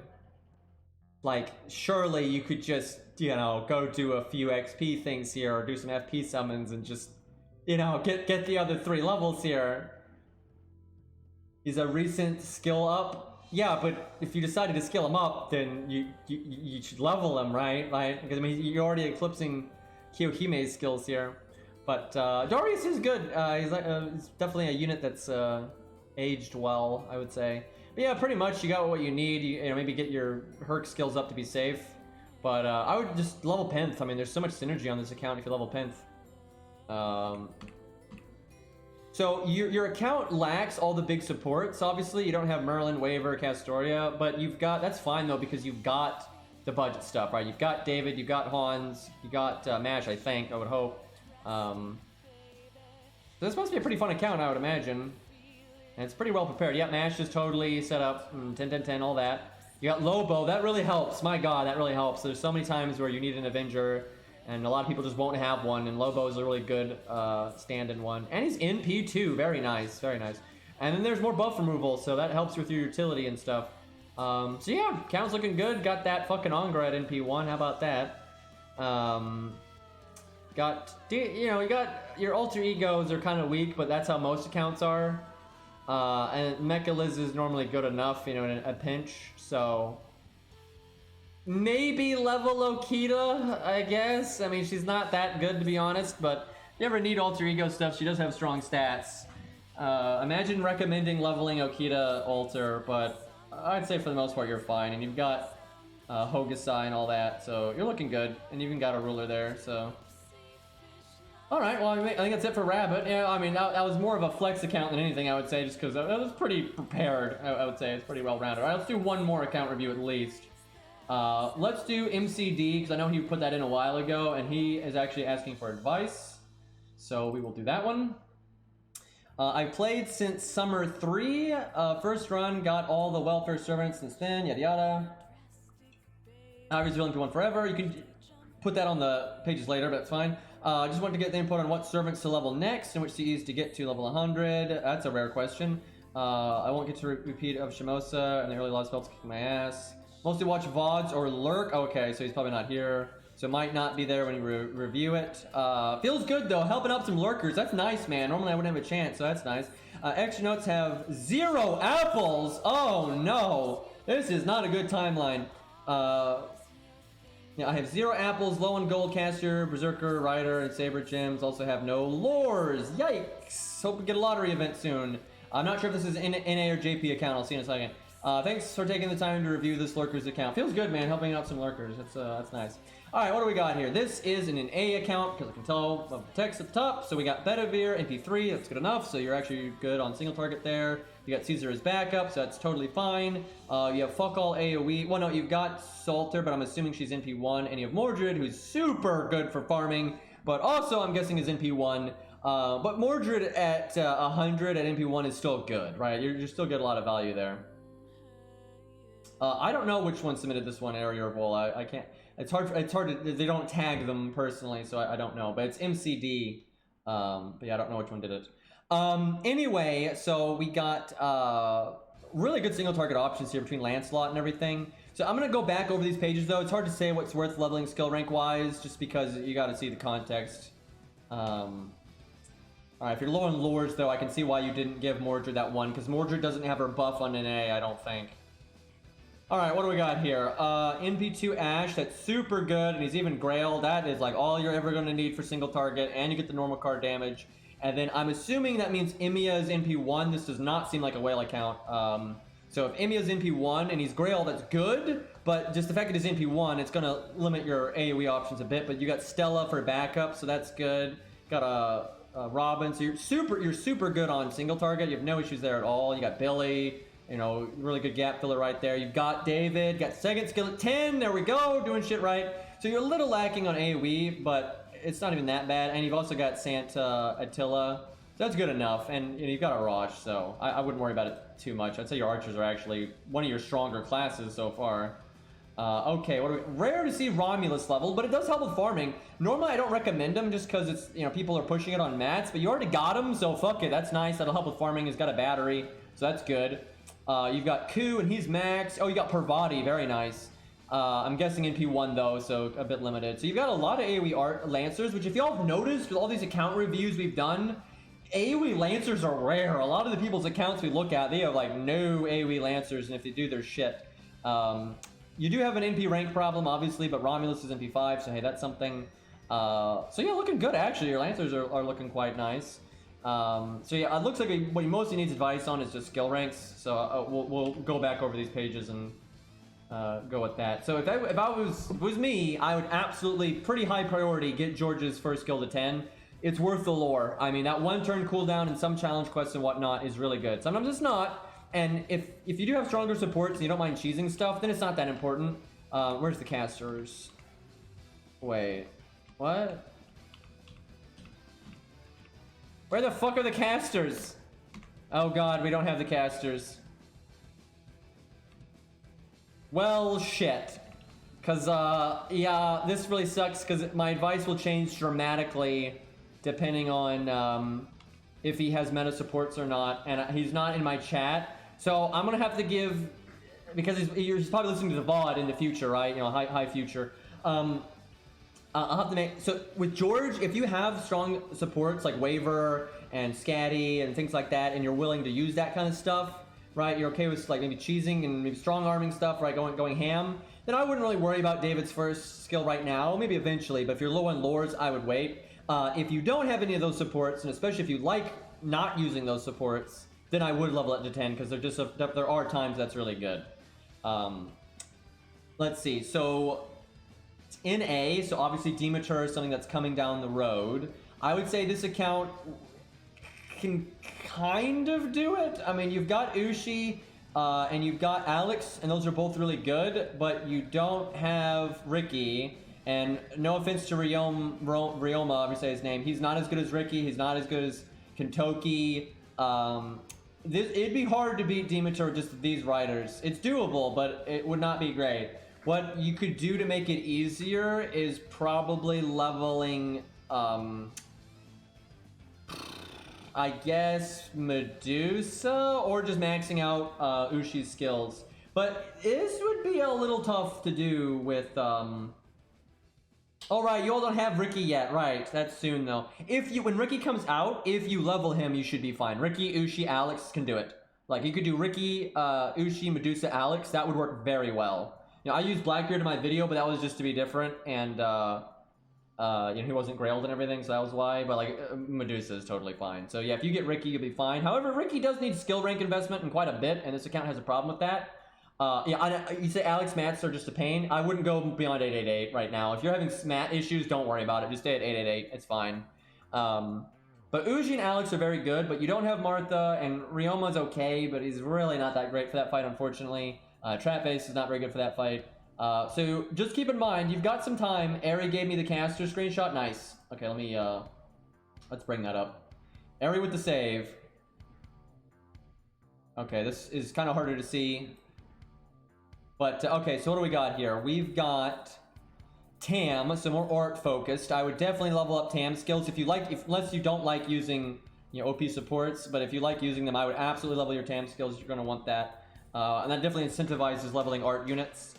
So that's actually good, though, I would say. Tam's quite handy. What else, though? That's pretty much the only rare thing. Where's Hans? Okay, you got a Hans. His skill ranks are up. That's good. You've got a caster guild, that's good for working with Tam. It's very good for working with Tam, and you've got Mozart, so that's good. You got really good art stuff. So your art support and Hohenheim, your art support scenario is great. Your Buster is okay, but it's not amazing. And then you have fuck all for quick, but that's every account. It's like Scatty or Bust pretty much. So your casters are really just level Tams. I would say that's pretty high priority on this account unless you don't like using the strong supports. All right, let's. I'll have to recontextualize the other stuff when I look like more art stuff is a bigger deal. That means when Ricky comes out there, you're going to want to level Ricky. If you like Ricky, it's super good because he's art. That's great with, that's so good with Caster Gill and Tam. You could definitely take out Demeter with Ricky Boy and Tam. Like you absolutely gets the job done. Maybe work in Alex somewhere and you're fine. Like you're totally fine. You could probably do it without even using your Ushi. Although Ushi is really good there, obviously. Yeah, Ricky with like proper supports there will shred Demeter like no problem. All right, what we got here? We got Fuma. I would not prioritize his skill ranks because if you're pushing it on mats, he's fine with just 4-4-4 or whatever. It's no big deal. So would not worry about that. Your assassin slot looks incredibly weak. At least you've got a Grailed 100 face that really compensates. Izo's in P4. So 100 face is like carrying you, but that's fine because she's so good that she can do that. Like really, it's. And you have Tam, oh my god. Tam in the 100 face, that's super good, and Caster Gill. So you do have that. Well, I guess with Izo, that's enough. So you're fine. Maybe level Curse Arm or something as backup. It's probably okay. The only issue I see is all of your damage is art. And so if there's a boss fight that ever screws over art, which they do that every once in a while, or there's like card types getting fucked over, you don't really have a backup at all. You're like all art, and then AoE with quick, or Buster with gray. That's not really gonna be so great. So at some point, maybe level something else just for a different card color. Like you do have Kojiro, but he's level 60, right? So it's tough. But level Phantom clearly. But overall, you're fine. I mean, you probably know this 100 face alone is like really all you need for most of the time, especially if Grailed and you have Tam. So. Just keep in mind, you might want to back up in case art cards are ever fucked over in a challenge quest or something. Okay, you have Gajuna. That just makes everything I said irrelevant. So yeah, if you're willing to use Gajuna, you're gonna have like no problems most of the time. Good thing, that's probably why you've got Shakespeare leveled, I suspect, because you need budget stuff to work with him. And you got David, that's a big help. David's really good for keeping him alive if you don't have Merlin. Yeah, between Chin Gong, David, Shakespeare, you can make that work. Like, yeah, you can totally make that work. Some of my friends, Merlin, stuff like that. That's really good. And you got Darius, his backup. That's nice. You got Spartacus, even Grailed ones. That's really nice for farming. That's awesome for farming. So for single target, though, you are kind of limited. You can kind of use Gajuna for single target, but sometimes you need an NP, right? That's single target. And you do have Lubu, and that's good. Maybe is Vlad worth it on NA? Man, I don't know. Oh wait, you've got Jerker. Excuse me, I didn't see that. Yeah, it's because of the sort. Everyone's fucking. No one sorts their shit in the same way, so it's a fucking nightmare, dude. You got all these like low levels, then random 94 Jerker. Okay, never mind. Your single target is totally fine. God damn it. Anyway, so yeah, you got AoE and single target. Honestly, Jerker can fill in the gaps like with the assassins. if you ever have to kill a rider and it's like a gimmick where art cards are bad, you could just use your Jerker, so you don't really need to level another assassin, so I'll take that back. Let's see, any art stuff? Yeah, actually, you probably should level Vlad, because he does get buffed down the road, and you do have Tam, and you could always summon a Friends Castoria, so it actually is pretty handy to level Vlad, but you've got a while before he gets buffed, so I wouldn't rush it, but that's totally worth doing. Oh, you got Jerker and Pints, too, that's always really good. Really strong account, honestly, like, really strong account. Okay, my god, those skill ranks on Mama Nobu are really bad. It's like Baby Nobu instead. But you got, what's his name? Edmund, and that's pretty good. He is AoE, but still good. And you got Lobo, which that's not the best skill ranks, but it's good enough. So you're pretty ready for Zeet, I would say. Lobo is pretty much all you need for Zeet if you have a good budget setup, which you do. You've got Hans, David, you got, wait, no Asclepius, right? I have to look again. I don't think there was an Asclepius. That is definitely something, if it didn't, God, I already lost the picture, fuck. Anyway, if there's no Asclepius, this account definitely wants one, because you don't have Martha, and you don't have Joan of Arc. This account is, there was an Asclepius, never mind. Well, whatever his skill ranks were, get them higher, and if they're already at 10, 10, 10, more. But yeah, Asclepius is very important on this account. Let's see, what was his skill ranks? Where is he? 5, 5, 10, that's okay. That's okay for the meantime. If you're going to level another one, get the heal up. I wouldn't worry about the NP seal too much. But the bigger heal can be good. But yeah, you need Asclepius, and that's probably why you bothered to get him, because you have such an anti-debuff problem. Because no Martha, no Medea Lily, no Joan of Arc, right? So, okay, skill rank priority. Definitely not Bedivere, not Mordred, like absolutely not. I think your archers are totally fine, so none of those.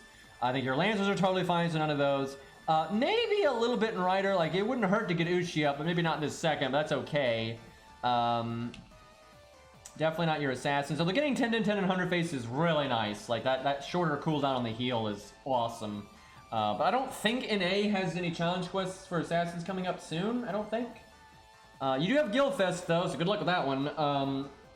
Let's see, you got what you need for Romulus, because you got Mordred and such, that's fine. I'm trying to remember what other units you need. You need a Divinity DPS for Achilles. Let's see, you've got Arjuna. I didn't even realize Arjuna was out before the Achilles fight. That's crazy. Honestly, Arjuna's pretty good, though. Keeping him alive is a bitch. What else do you have for... You've kind of got Ku. He kind of works there. Oh boy, Achilles is going to be tough for you, but what you're going to need is you're going to need to summon a support, I think. You're going to want to use one of your divine DPSs.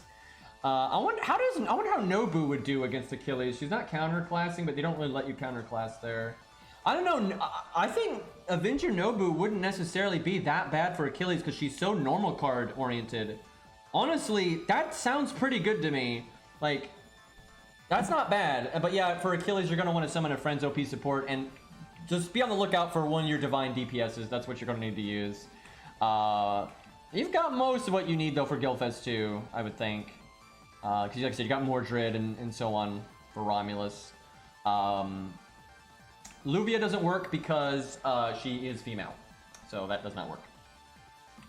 Oh, fuck. Nobu's female, too. Fuck. Wait. I don't think Nobu... If Nobu's in stage 2, I don't think... Are these still female? I don't think they are. I think they might actually change it. Let me check. I don't remember how they did Nobu tags. Because second stage Nobu is definitely a dude, but I don't know what they do with the tags here, so...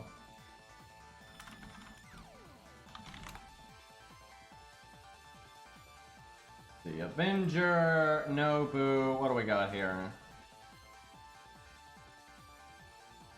Okay, not actually female tag on any of the stages, which is kind of funny, but is what it is, FGO.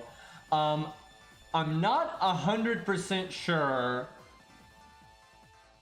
if she's genderless technically, which is pretty silly, but if she's genderless technically, I think she'll work for Achilles. I'm a little suspect of that, just because I'm not 100% sure that's the case. So I wouldn't want to tell this guy, go level up your Nobu, and then it doesn't work. Right? So I'm not sure. But honestly, she'd be pretty good for that fight because she has hard survival and she has normal card damage, and that fight's about normal card damage. And she has divinity. So that'd be pretty good. However, maybe Achilles' thing doesn't work if they're just feminine looking, and then it wouldn't. That'd be really bad. So I'm iffy on suggesting leveling her. She should, if she does work though, I think she'd be very good for that fight, and that would really help you out. Like that would absolutely work. I bet you there's already. Well, actually, you can probably find out if there's videos of her doing it. She probably works with the taunt thing, and then if there's no videos of her, then it probably doesn't work. But yeah, I would think that's a potentially good option. Gajjuna's an option. That'd be kind of hard though because he dies fast. Ku's an option. What else is big in that in Guildfest coming up? I mean, you got your bases covered for the most part. You have good DPS in all classes, so if you needed someone to support like Waver or Scatty, you can. So I think you're going to be okay. I'll go to Hot Wheels there. He could be pretty good. Yeah, I could see Hot Wheels being good. He's got hard survival as well, and his is Grailed. So, you know, that's a viable option. And he's already got his skill ranks up. So that's a very viable option. I'm glad you said that, because I kind of forgot about that. So yeah, keep that in mind if you're... I don't know how Challenge Quest focused you are. I don't think you said... Yeah, no, I don't think I'm not sure. But, honestly, your skill ranks aren't looking that bad. You've made good decisions, so... I don't think you can make any bad calls with your skill ranks right now. Like, if anything, I would focus on your units that are already good and get them topped off. Get that 10-10-10 on, like, Gajjuna or 100 face, right? I'd focus on what you've already got good. You're not lacking in anything, as far as I can tell, right? You're pretty strong. So make your stronger stuff stronger, because you have a lot of stuff like 999 and 988 and stuff like that. So I'd mostly focus on that. Like, really, I think that's pretty much the thing to worry about. Maybe George's Taunt, because that can be really good. But yeah, I would just top off your stuff that's already powerful. Oh, you even have a Mothman, so yeah, you're in good shape. You're in really good shape. I didn't see that Mothman earlier, and he's 10-10-10, so you've got great options. You'll be totally fine. Because the good thing is you just have DPS for every class, so you can easily summon a support. So that's really good. All right, he said he wanted advice on what to get to 100 next. Okay, so he's got Aerial Drive, which is kind of surprising. You have so much fucking art. I thought you might have... Well, you got the Suzuka one. Maybe get that Painting Summer up. Maybe not to 100, maybe like to 60 or 70. But you're so art-focused, that seems pretty good. But I guess you like Buster, because you've grailed a lot of Buster, like Hot Wheels and stuff. But I think that was a good choice with Aerial Drive. But I mean, don't worry about like another Buster one. Focus on something else. Maybe even a not starting in P1. Like Yang CE down the road. You could start making CE bombs for it now. Like I don't think it's a bad call if you're willing to roll. Then if you're not willing to roll, you know, never mind. But if you're wanting to get a limit broken Yang CE in summer, which is in a year, that would be really good for this account, right? Like having a good strong CE that's not starting in P, like the other side of it. If you don't want to get that though, then Art of Death. I think Art of Death would be a good thing to level on this account. Maybe, or the Guts one. It kind of depends on who you like using. That Guts one's good for Hot Wheels, which you got grailed. So honestly, taking that Guts one to 100 is not crazy. For farming, obviously, you want the starting in P ones, but I think you're fine on starting in P. I wouldn't worry about that. You could totally focus on like the niche stuff, the anti-berserker thing. But yeah, it's unfortunate you're not in chat right now, because if you're okay with getting Yang CE down the road, I would just start making CE bombs for that now. I'm serious. And just get that to 100. That'll be awesome. If you don't want to do that though, maybe get Art of Death up, and then just... I wouldn't even worry too much about getting things to 100, just get stuff to like 60, right? Just spread your stuff out. You're looking good though, you got really good options here. You got starting MP, not starting MP, you got Guts. You've got the Star Bomb with the Martha one. Yeah, looking fine, like you've got good options here. Definitely don't level that Sakura one there though, that one fucking sucks. That is never worth leveling. You even got Shinji, very nice. So yeah, you're looking good. But yeah, just look for stuff that doesn't have starting MP, because every once in a while you need that, and you're kind of weak in that area. So Art of Death, Yang CE, something like that. But other than that, looking good. Okay, let's get back to murdering in Orleans. That was nice though to get to see a Lurkers account. That's kind of cool. Not something we get to do too often. Bring in Baldy. What am I doing with my life? Yeah, there's no worry about the burn, because when the Yang CE is rated up, both times the Yang CE has been rated up, it was with a free burn command code. So there's no having Yang CE and no burn command code. Oh yeah, show that, Zaw. Zaw's got a friend that just has this awesome Tesla setup. I'll talk about it when Zala shows the screenshot. Here we go. This is incredible. This is my kind of player right here. All right, let me shrink this so it fits better. Okay, so there's some real nuance here that's a little easy to miss. So the Chin Gong is level 1 with K-Scope. So you know what that's for, right? Eating story supports or just being a taunt wall you can get rid of, right? It's super good. Like, so you know what this guy's focusing on. And then we got support Landling. It's actually good with Golden Carp, right? And he's obviously a huge Tesla fan. I don't think this guy's a whale at all. You see, oh, but MLB K-Scope. He's probably been playing for years. Because look, this one's not MLB. So I think this guy is absolutely free to play. Because look, Vinch is NP1, and we'll get to that in a second. Nothing is really a high NP rank except for Tesla. So this guy clearly just saved up for Tesla. And he probably picked Tesla as his free 5-star, I bet. So this guy's just a big Tesla fan. And I support that. I can get behind that. And he's clearly like soloing. I mean, look at this. Level 1 Shenggong, level 1 George. They're giving people options. Level 1 Leonidas. Look at the options he's giving. You can give the 500-year obsession, which is really good. You can kill the story support with this one, and then you get the extra help with the George. He is so about the solo stuff. And then look at this esports Vinch. You know, I am not a Vinch fan, so I can totally get behind this kind of thing. Look at this shit. Fucking level 1, first skill at 10, and has Poster Girl. So he's cycling, right? It's amazing. And then he's got Brunhilde with his regular K-Scope and 10-10, so he's ready, and he's got Super Mash there. This is great. It's like the total, it's like the solo starter kit, and then Super Tesla.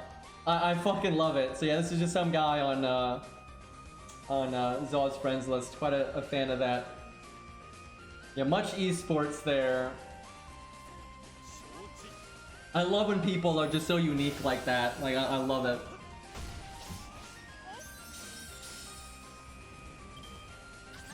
We have so many accounts that we still need to get through. It's gonna be kind of rough. Hey Finn, what's up? Thank you for the gifted sub to Eli. Wait, didn't Eli go to bed, or was that the other Eli? I connect fucking chat. It's a mess. But thank you, Finn. I appreciate it. 200 gifted subs. Yeah, it's a little bit.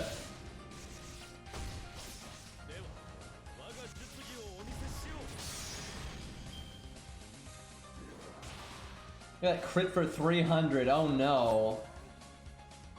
Yeah, that defense buff too. You know, I should have NP'd there.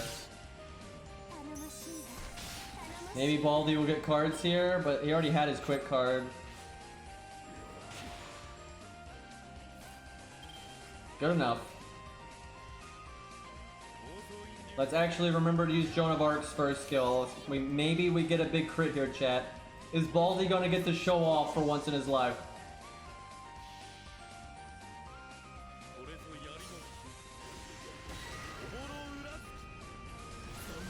Feels bad, Icy. Sooner the better, really. But like I said, huge priority is given to advise people, because flex stuff, it's like, oh, hey look, they have everything leveled, right? It's like, it's not that, although it's nice to see what people like though. It is fun to see what people use and, you know, what they rolled on and that kind of thing. Oh, this is a boss fight, shit. Oh god, we have Stheno who's being counterclassed and Baldy. Excuse me for not having faith in Baldy's ability to do 48k at neutral here. And his hand is trash. Please, Charm, for the love of God. There we go. Alright, Baldy, you must get cards next turn. We got a quick change. This is your chance. Good enough. What are we gonna get here? And hey, Finn with the 100 bits as well. I appreciate it, dude. A nice emote.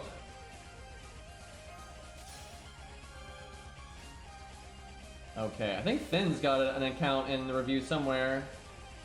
Just we're pretty behind because people submit them faster than I can get to them. We're getting a nice chunk done today, though. We've almost gotten through like the day 1 submissions. That's how behind we are. We're not even through like the day 1 submissions. That's the problem. I lurk on your VODs because I can't watch the stream since the time zone difference is so scuffed. That's completely reasonable. 6 a.m. currently. Made an exception for the account review thing. Wait, which account's yours? How many submissions are in total? I have no idea. I'm not sure how many we've had in total. Who are you, MCD there, or are you someone else? Because if I have your account like available right now, and if this is like the only stream you could watch, we'll do it now if you haven't done it already. Because Jesus Christ, it's so fucking late. I don't want to have this guy stay up for no fucking reason here. Wow, okay, Baldy did okay. That was solid, right? We landed some crits there where we had Stheno's buff and the Mystic Code buff. That wasn't too bad. The only I need to get better at just being a presenter, right? Because a lot of times account reviews boil down to the obvious stuff, right? Like 100 face if you don't have an assassin, or Q if you don't have a lancer, right? So I want to get better at, you know, making it entertaining. Close to 1 million channel points, Jesus. I got quite a few Cairo points. I'm saving them for the right moment. Stheno almost got the kill there.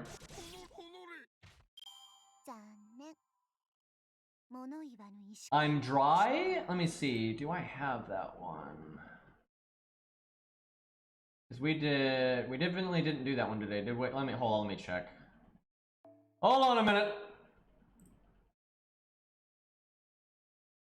Gotta find airy here. Okay, what do we got? Dry. I don't think we've done that one before, have we?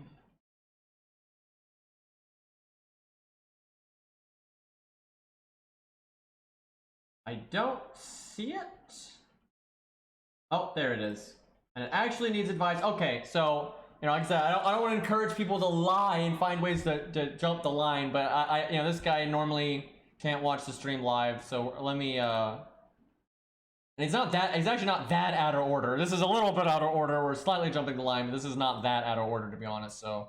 And I like doing the advice ones. And this guy's literally staying up to 6 a.m., so let me get this set up so we can check this account out. Give me 1 second. Normally what I do is I get them all downloaded and like sorted before the stream, because it takes a while to do it impromptu, but we'll make an exception here.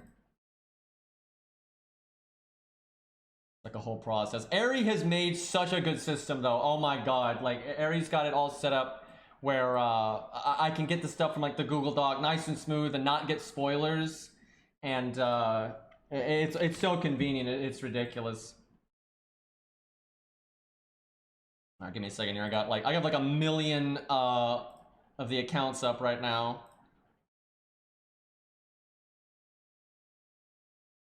Okay, I got it. I think we're set here. Alright, so this is dry. Let me make sure I've got the right. Yeah, Airy's too good for this world. Here we go. Alright, let's see here. So we're just starting on Saber right away, I think. Okay, finish Grayling Bitiver to 100. Frankenstein's MP3. Saberlot's MP2. That's actually really good. Hold on, the picture is way too small. Let me just boost that a little bit. That's better. Okay. I'd like some advice on who you would prioritize leveling on this account from this point on. Where are you in the story? That always really helps when people tell me like where they are in the story. So like, are you you know, Lost Spell, like where are we at here? Because this is in A, so you know, Lost Spell 5's not out yet. Okay, so at this point in the account, would you pick for the free SSR ticket next year? I'm thinking either Napoleon or Arjuna. I hate to give advice on free 5 stars because it's so rare and it's so specific on like what you want, right? You want gameplay, character, challenge quest, farming, right? It's really hard to give advice on that. Done with Lost Belt 4. So you're all cut up, right? You're all cut up. So you need to be ready for, you know, challenge quests like you know, Guildfest coming here and Lost Belt 5 later and stuff. So think about Napoleon or Arjuna for gameplay or Tam, although I'm learning towards Tam for waifu reasons. Honestly, I would admit, for gameplay reasons, I would think Tam would be better, to be honest. I mean, I have to see what you've got, but I would think Tam would be more useful from a gameplay perspective, and if you like her as well, then all the better, right? Tam's a damn good unit. People act like she's bad. She's not. You just gotta know how to work with her. She's amazing for art looping and just big damage. I think and her utility is amazing. Like, Tam is such a goddamn good unit. She just requires brains to use. That's the whole shtick. All right, so, and you've got art stuff already. I mean, you got Lancelot right there. I mean, Lancelot Tam, that's great, right? And then down the road, you can summon a friend's Castoria if you don't get her. That's really good. So, yeah, I mean, if you want Tam, I'd say that's totally a fine decision. Unless you have, like, no fucking archers, I would say that's totally fine. Okay, so we've got Lancelot. Already would say it's probably good to get his skill ranks up because he could really be an MVP for your account, especially if you get Tam. Just very good with skill ranks and, you know, boom, boom, boom, loop stuff. So that's your single target. You got Frankenstein as well. You've got Artoria for AoE, Bedivere for backup here. Little weak on AoE, but it's not really that bad. I mean, Artoria's... Oh, you have Mordred too, never mind. And Mordred's in P2. Okay, no, you're fine, totally fine. And Mordred will beat the shit out of Romulus and Gilfest coming up for you, so that's good. So your Sabers are looking great. If you get Tam, though, I would probably get those skill ranks up on Lancelot, but the priority on that will depend on what we see coming up here. Oh, let me shrink this just a little bit. Okay, MP1, Artoria, Archer, MP1, Emiya, that's kind of rough. By far my worst class. Yeah, I can see that. You've got good units, but their NP ranks are so bad. If Chloe's NP5 and you don't mind her, I would say... I would say Artoria's in P4. Wait, oh, this Artoria's in P4? Yeah, that's going to be really good for farming there. Honestly, though, because it's NA, I would say Mordred is still better than that Artoria. Like, Mordred's busted, especially for that challenge quest coming up. But, I mean, Artoria's fine, so. Anyway, if you don't mind Chloe and she happens to be in P5, I would probably level her skill ranks. Now, if it was me, I would not do that because I would never level Chloe beyond the amount that you needed to for the event because I don't like Chloe. But actually, I'll probably end up leveling mine eventually for testing purposes, but I will do it kicking and screaming. So what I would do, though, if you're not going to level Chloe and if she's not in P5, is I would level Billy, I think, because Billy, Robin, Araj, David gets your bases pretty covered. And then Scortoria and Emi are fine at NP1. I mean, they're not, like, ideal, but, I mean, it's still good. And if you've got the budget backbone, you're fine. I wouldn't worry about it too much. I mean, you've got David and Robin and Arash already. So I would not power level Billy right now. I think you're okay for the most part. Especially if you're going to level anything for practicality, it'd be Chloe, really. So although this is not the best Archer slot I've ever seen, but it's okay. I don't think you're fucked or anything. Okay, the picture quality on this one's kind of scuffed, so it's a little hard to see the skill ranks here. What's in Kidu's skill rank? Looking at this picture, I realize all my Lancers are MP1 except for Welfare's and Taiga's MP4. That's rough. Well, for way down the road, I would not recommend following the advice I'm about to give unless you really care about the thing I'm about to describe. One of the best things you can do on this account for dealing with challenge quests and main story is going to be getting NP2 and Kidu from the free 5-star because, like, every single goddamn boss in Lost Belt 5 has divinity, and Enkidu can basically solo all of them. Like, he can make Zeus a bitch, he can literally solo Aphrodite, he can even wreck Demeter. I think he can solo Demeter, for crying out loud. Like, he will just shit all over Lost Belt 5.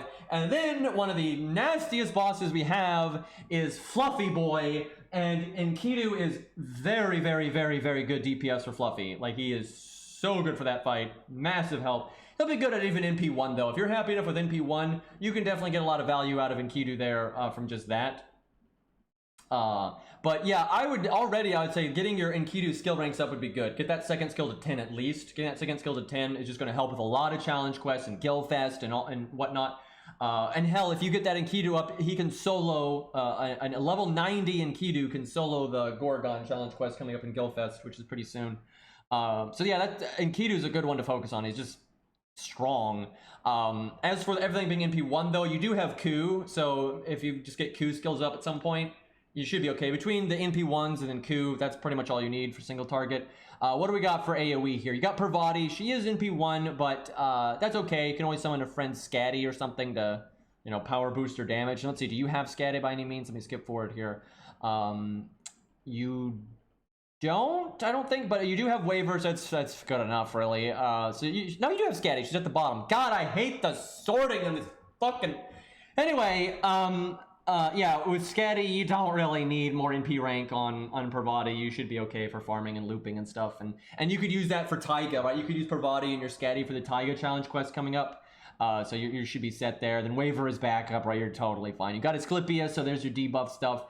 Do you have Martha? You do. I would absolutely level your Martha. I know I say this every time I see someone with Martha, I tell them to level her, but it's because she's really fucking good. And you got Demeter coming, and Martha's godly for Demeter. Let's see, how ready are you for Demeter here? We've got, you got Ushi, not the best skill ranks, but it's good enough. You've got Alex, okay, that's good. Ryoma's not that great for that boss, unfortunately. He's okay, but nothing amazing. That's really all you've got. I would level Martha. If you level Martha, you'll have Demeter. But honestly, with Enkidu, you probably can already deal with Demeter, so it's not that big of a deal. But Martha is just really good. Buff removal and debuff clear. I mean, that's just that's awesome utility. When you combine that with Asclepius, you got all your bases covered for the most part there. It's good to have an NP buff removal, but, you know, whatever. Or debuff removal, excuse me. Okay, so... maybe get, you know, Leonidas's first skill up at some point, but I mean, it's okay. Yeah, honestly, your skill ranks look fine to me. I mean, you could get Ku up. I mean, I may be biased, but I look, David's got his skill at 10, so that's good. All right, Rider is a bit weak though. I'd actually say in some ways Rider is your weakest class. I'd actually say your Rider is weaker than your Archer. Just Ushi is so good, it's kind of hard to notice, but your Rider options are a bit scuffed. You know, most of their skill ranks are bad. Ryoma's just not that good. I wish he was, but he's not. Ishtar's good for farming though, that's alright. But yeah, actually, I'd say Rider's your weakest class, so maybe focus on that some, especially with Demeter coming down the road. I can't remember, do you need any Riders for the Guildfest 2 coming up? I can't remember. I think you might for Clown Boy? I can't remember what the ads were. You find a lot of ads in that stage. I can't remember how good Rider was there. It's been forever. But it's something to be mindful of. Your Rider slot's definitely a bit oof. So for casters, you're looking pretty good. I mean, maybe level Waver skills or Nero Bride. Oh, not Nero Bride, Nero Summer. Nero Summer is just such a broken ass unit that getting her to 10, 10, 10 shows some pretty awesome, like, it's good. It's really good. So that'd be pretty high priority from a practicality standpoint.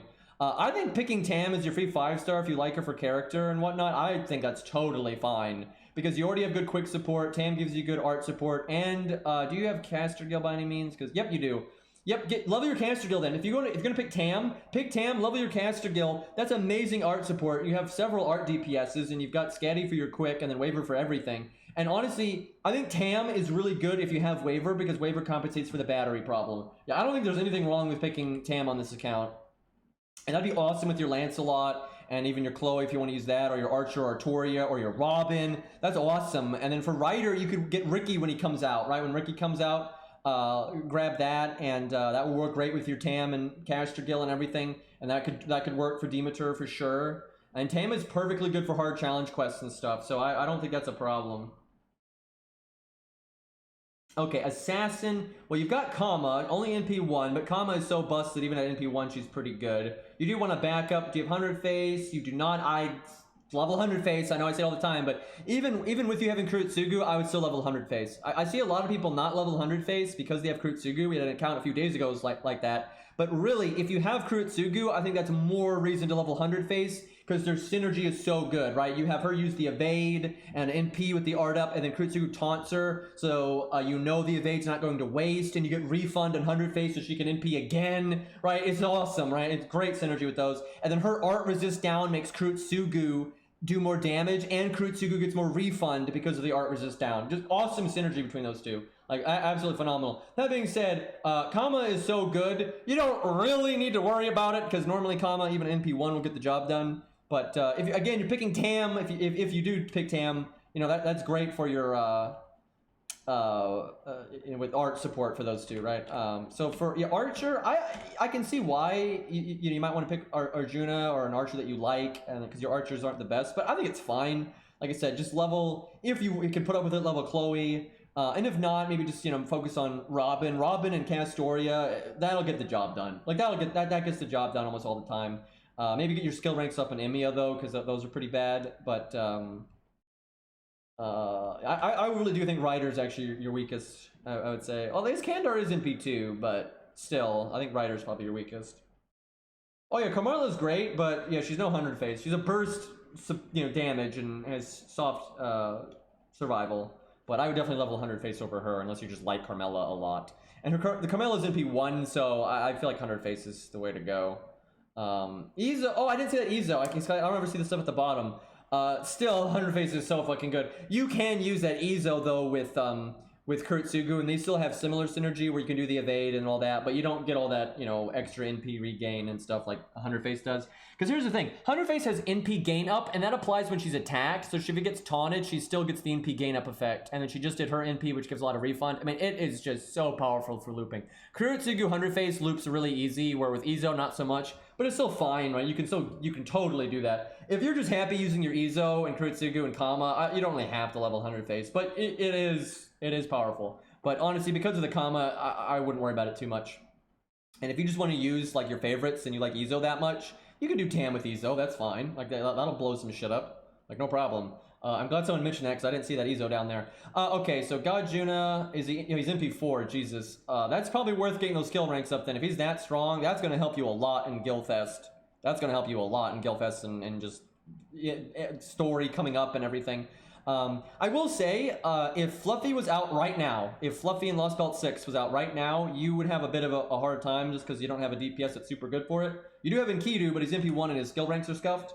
So at some point in the next 2 years, get those Enkidu skill ranks up. I think it's absolutely worth it. I do not think you'll regret it. Like if you get to, in 2 years, and it's a long way off, but if you're still playing FGO in 2 years, I bet you you will not regret getting those Enkidu skills up when you fight Fluffy. You'll be like, you know what? I'm glad that green guy told me that because this boss is a bitch.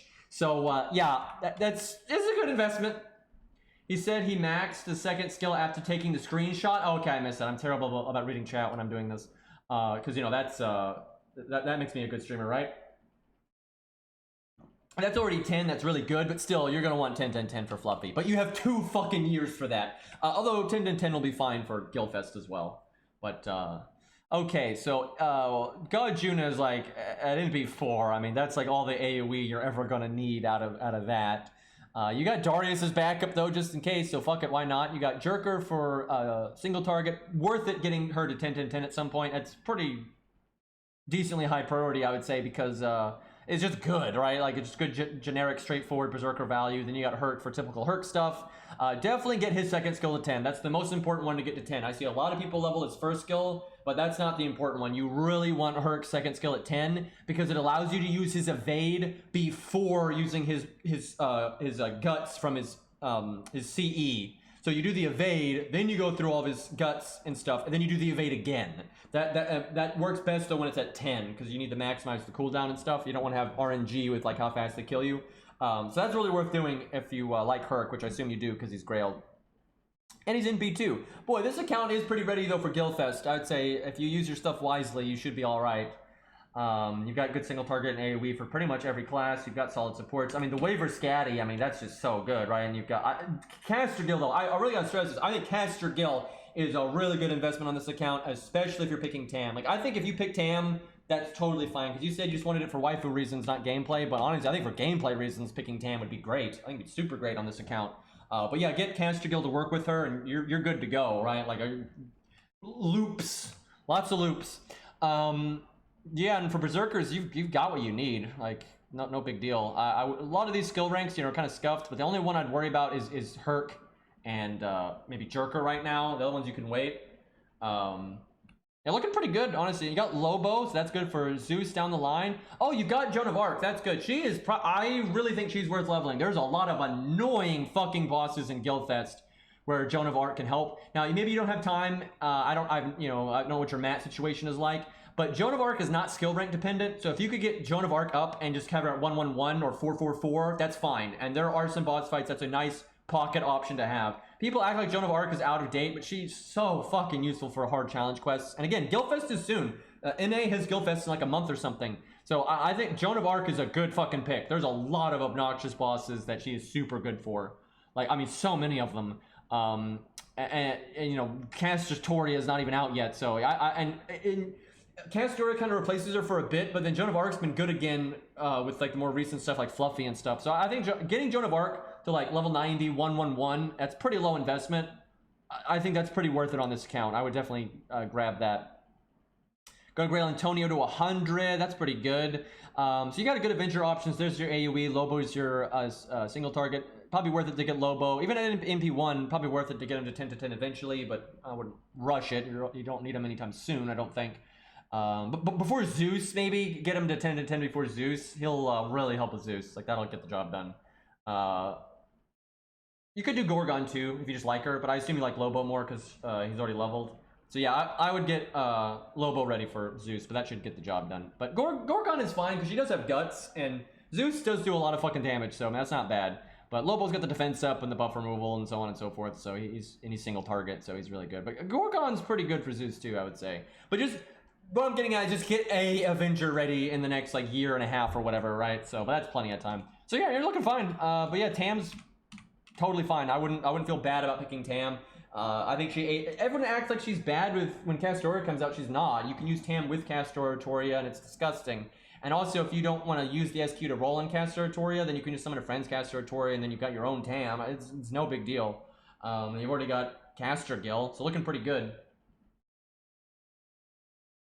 When you say A Avenger, does that mean raise Angra for Zeus? I mean, honestly, if you get him to bond 10, it's okay. He can kill the heads, right? The top and bottom thing, right? He does have enough normal card damage to kind of do okay there. Would not be my first pick, but it's not that bad. If there ever was a boss fight that he's okay in, he works better for that fight than most of the other ones, like for sure. Okay, well I think we got that covered, so hope that was helpful. I'm pretty sure about Tam at this point. I guess I really enjoy her gameplay. Yeah, dude, seriously, I don't think it's a problem at all. If it was me, if this was my account, and you know, I liked Tam, I wouldn't have any regrets picking Tam. No way. Like, I've played this game enough, and like, you have lots of art DPS, you got good secondary art supports, and art's awesome, and like, if you like her gameplay anyway, I mean, fuck it. Yeah, I don't think there's any problem with picking Tam. Like, I think it's a really good, like, from a gameplay perspective, I think it's a good choice. And then if you like her gameplay and her character, then even more so. So, yeah, fuck it, go for it. Scatty, Angra, go Burr. Yeah, that is a thing, actually, with his third skill. I really stand by this. I'm not biased in Tam's favor. I'm actually biased against her because I don't really like Tam's character. But from all the big boy supports, I think Tam is the funnest. Just straight up, I think Tam is the funnest. She's not the strongest, but she's strong enough. She's more than strong enough. And I think she's easily the funnest. It's not even close. I think her gameplay is way better than the rest of them. And I think she's aged just fine. And fuck it, they're probably gonna buff her because people won't stop bitching about how bad she is. So, you'd rather have a unit that's about to get buffed than not, so. I'm gonna BRB real quick. I gotta get a breathing thing. Long story. Breathing is hard. What do you want from me here? Probably do one more account review today before wrapping up. Do a little gameplay and we'll do that.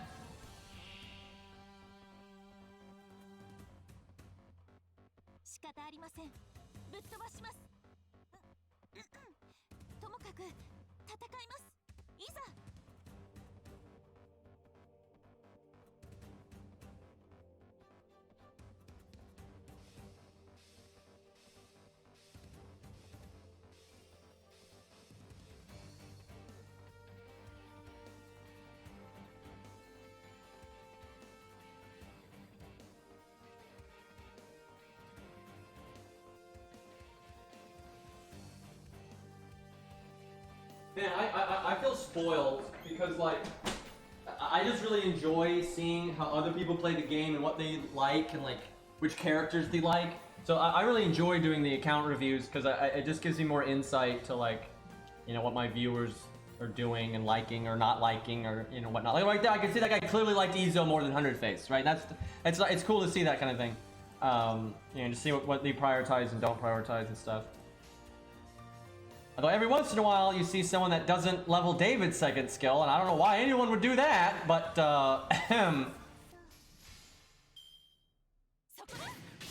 yeah, Merlin Tam is so fucked up because you get Merlin's skills back so fast, right? And then Merlin starts getting his NP all over the place, which means Tam gets her NP all over the place.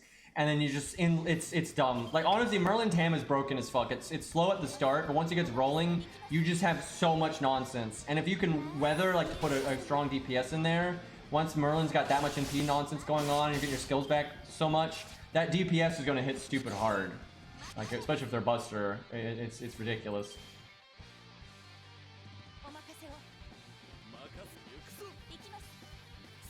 Yeah, and then you do Merlin Waver Tam, but then that's unkillable almost. It's just you have no DPS at that point, so then you're going really slow. So that goes from being fun to horrific, but DPS Waver, yeah, give him that crit buff. Let's go get that Buster card. All right, well, come on, Baldy here. Don't let me down here. Maximum Stargen.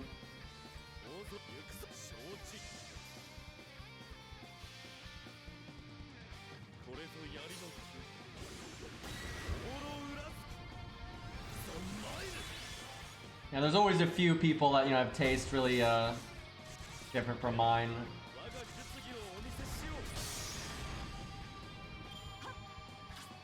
But that, you know, that's the fun of the game, right?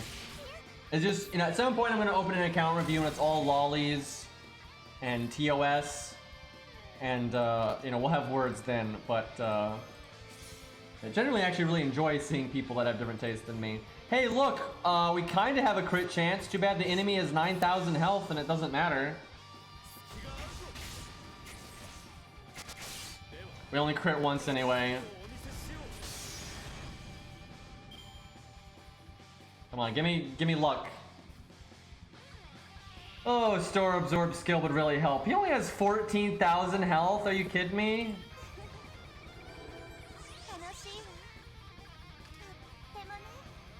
You insult me, game. Jonah Arc is the DPS.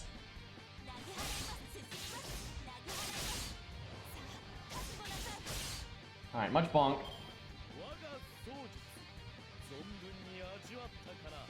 I swear, we need to beat Orleans today. I don't need to procrastinate. Gotta get this shit over with. If we fight Jolter legit and we don't really level much, it's actually gonna be tough because back in the day, there was no Avenger class, right? That wasn't a thing. Your only way to do good damage to her was with the Berserker. So here, we'll level Darius just a little bit because I think, wait, what's the recommended level? The recommended level is, never mind. We're not going to level Darius. All right, well, we'll bring Joan of Arc just because that's the story support.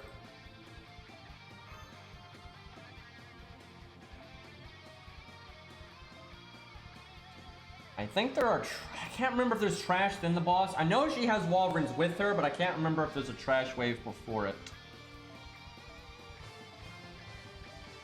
Only Darius had divinity.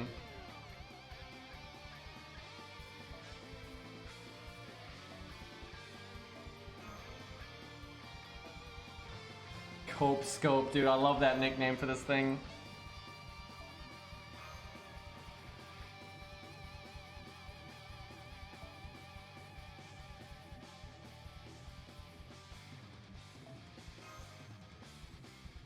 So this is where I wish George's first skill was leveled, because then I could cycle his taunt. But that is not going to happen. This is so much better than basically anything else I could pick right now, but of course not.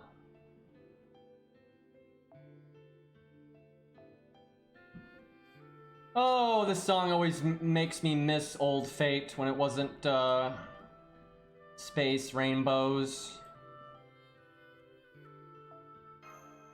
That is not gonna cut the team cost. Okay, we'll just bring that.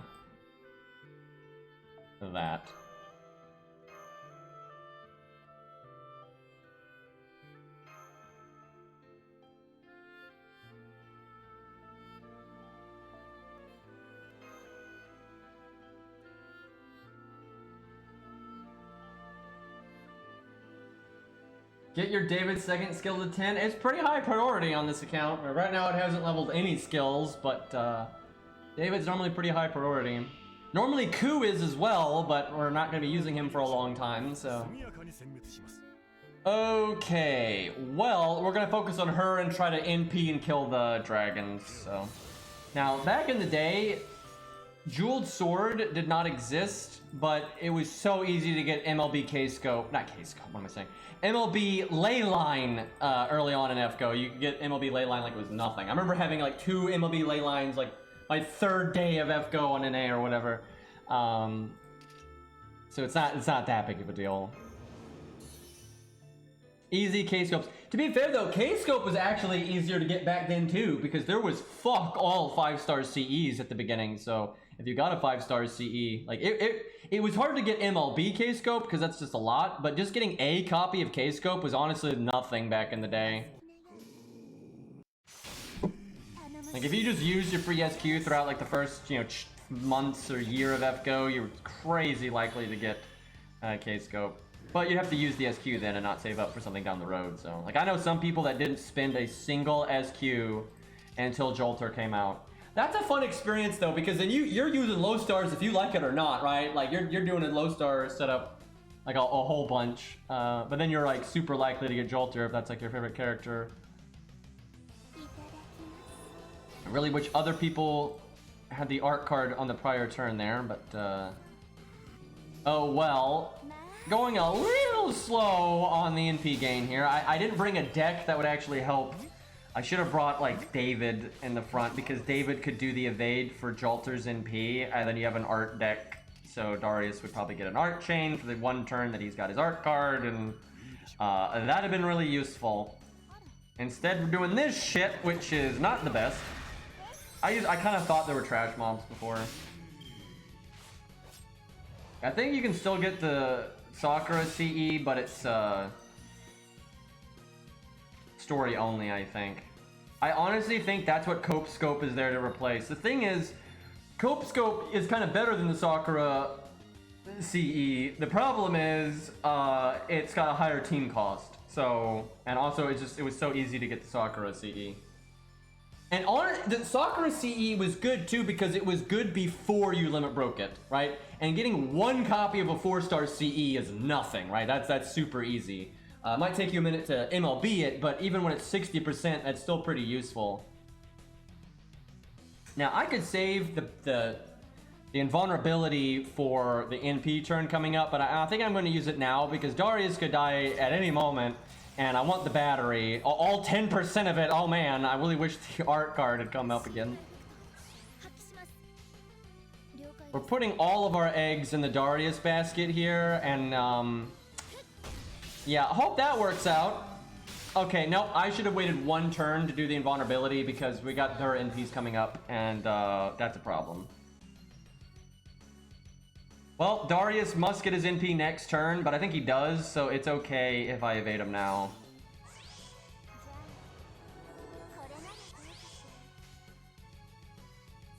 Yeah, there's no way he doesn't get his NP here.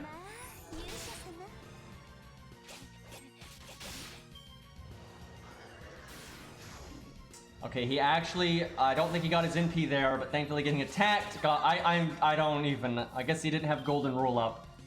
Making me look bad, Darius. Okay, even if this doesn't kill, because, you know, we're not NP2, we're NP1, right? The whole thing about low stars is you get their NP ranks high, right? But we're still at NP1 over here, so, you know, it's not going to be that good, but as long as it's low enough that we can finish her off, we'll be alright. Oh yeah, and Sea of Fury, sorry, I'm bad at reading chat right now, kind of focused on the game. Actually kind of a boss fight right now. I'm actually having fun right now, chat. Can you believe that? Oh, fuck. It's not even that we didn't kill Jolter, although that's obviously bad. We didn't kill the dragons. NP1 unupgraded and Buster is and not properly counterclassing either. It's a bit rough. Wow. We actually face tanked that. Jolter, you suck. What the fuck? Well, we can kind of recover with this. We just need to finish her off more than anything. Do you think anyone used MASH as their DPS back in the day because she's neutral at least? That was actually fun. That was a good time. And that was pretty similar to what you could work with back then, because back then you would be lower level and you didn't have Avengers and stuff. I did, yeah. I could see it working. I could see you normal because she doesn't have that much health, so you could bruiser that down. I think we can just win here. All right, that was pretty smooth. Darius things. I made Joan of Arc my DPS. Oh lord. That's probably what they expect you to do, actually, back then. A lot of people probably didn't, like, they didn't invest in things like taunts in the early days and stuff, so, like, protecting Darius like that would have been a really, unusual thing. But, you know, nowadays it's pretty common.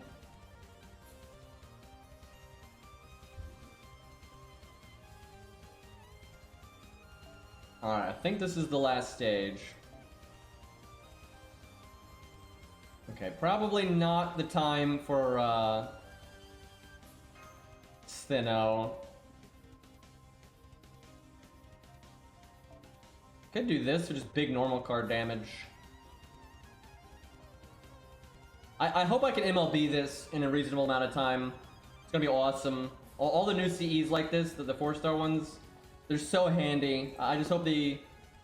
I wish they would give you like a way to get like a copy or two with mana prisms or whatever. I think that would really make them like those go-to account stabilizers, right? That's what they should be. So it's been 4 years. I don't remember what I did. Feels bad.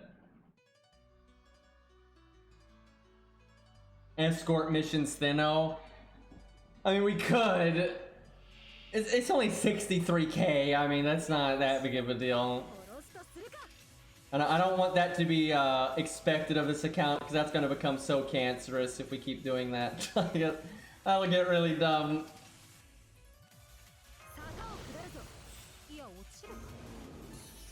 Ushi looks like a normal human being now. What a concept. I remember using Ushi way back in the day for this kind of thing, and she looked a little bit different.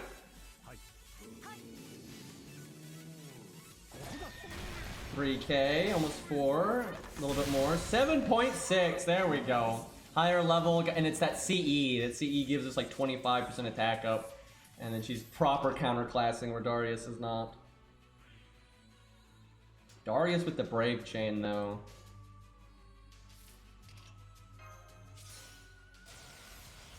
Probably should have saved that for Ushi. Honestly, bustering and then doing the 2 Ushi cards is probably better, but... Oh my god, I want a Darius animation update so bad, dude. Like, Darius, Sanson, Billy, and Tesla, like, fuck.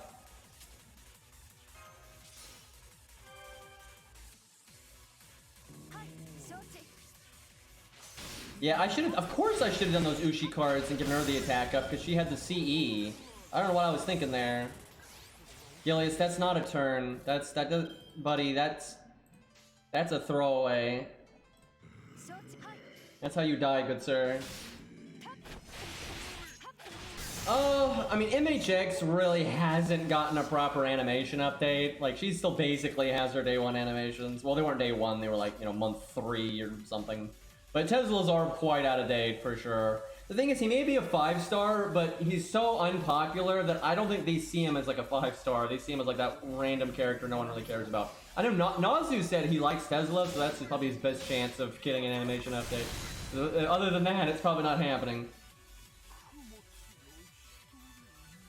Gilius emulating his inner Thronako. Don't you sass me. Alright, I think we beat Orleans. I actually enjoyed that Jolter fight, though. That was a nice little fun, little Darius setup, little classic FGO gameplay. Gilius's hands are so big, dude. Like, holy crap, those are some chompers right there.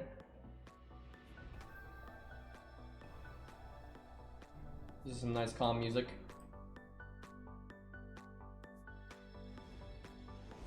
In terms of story and characters, Orleans is the only like early FGO story that I think is okay.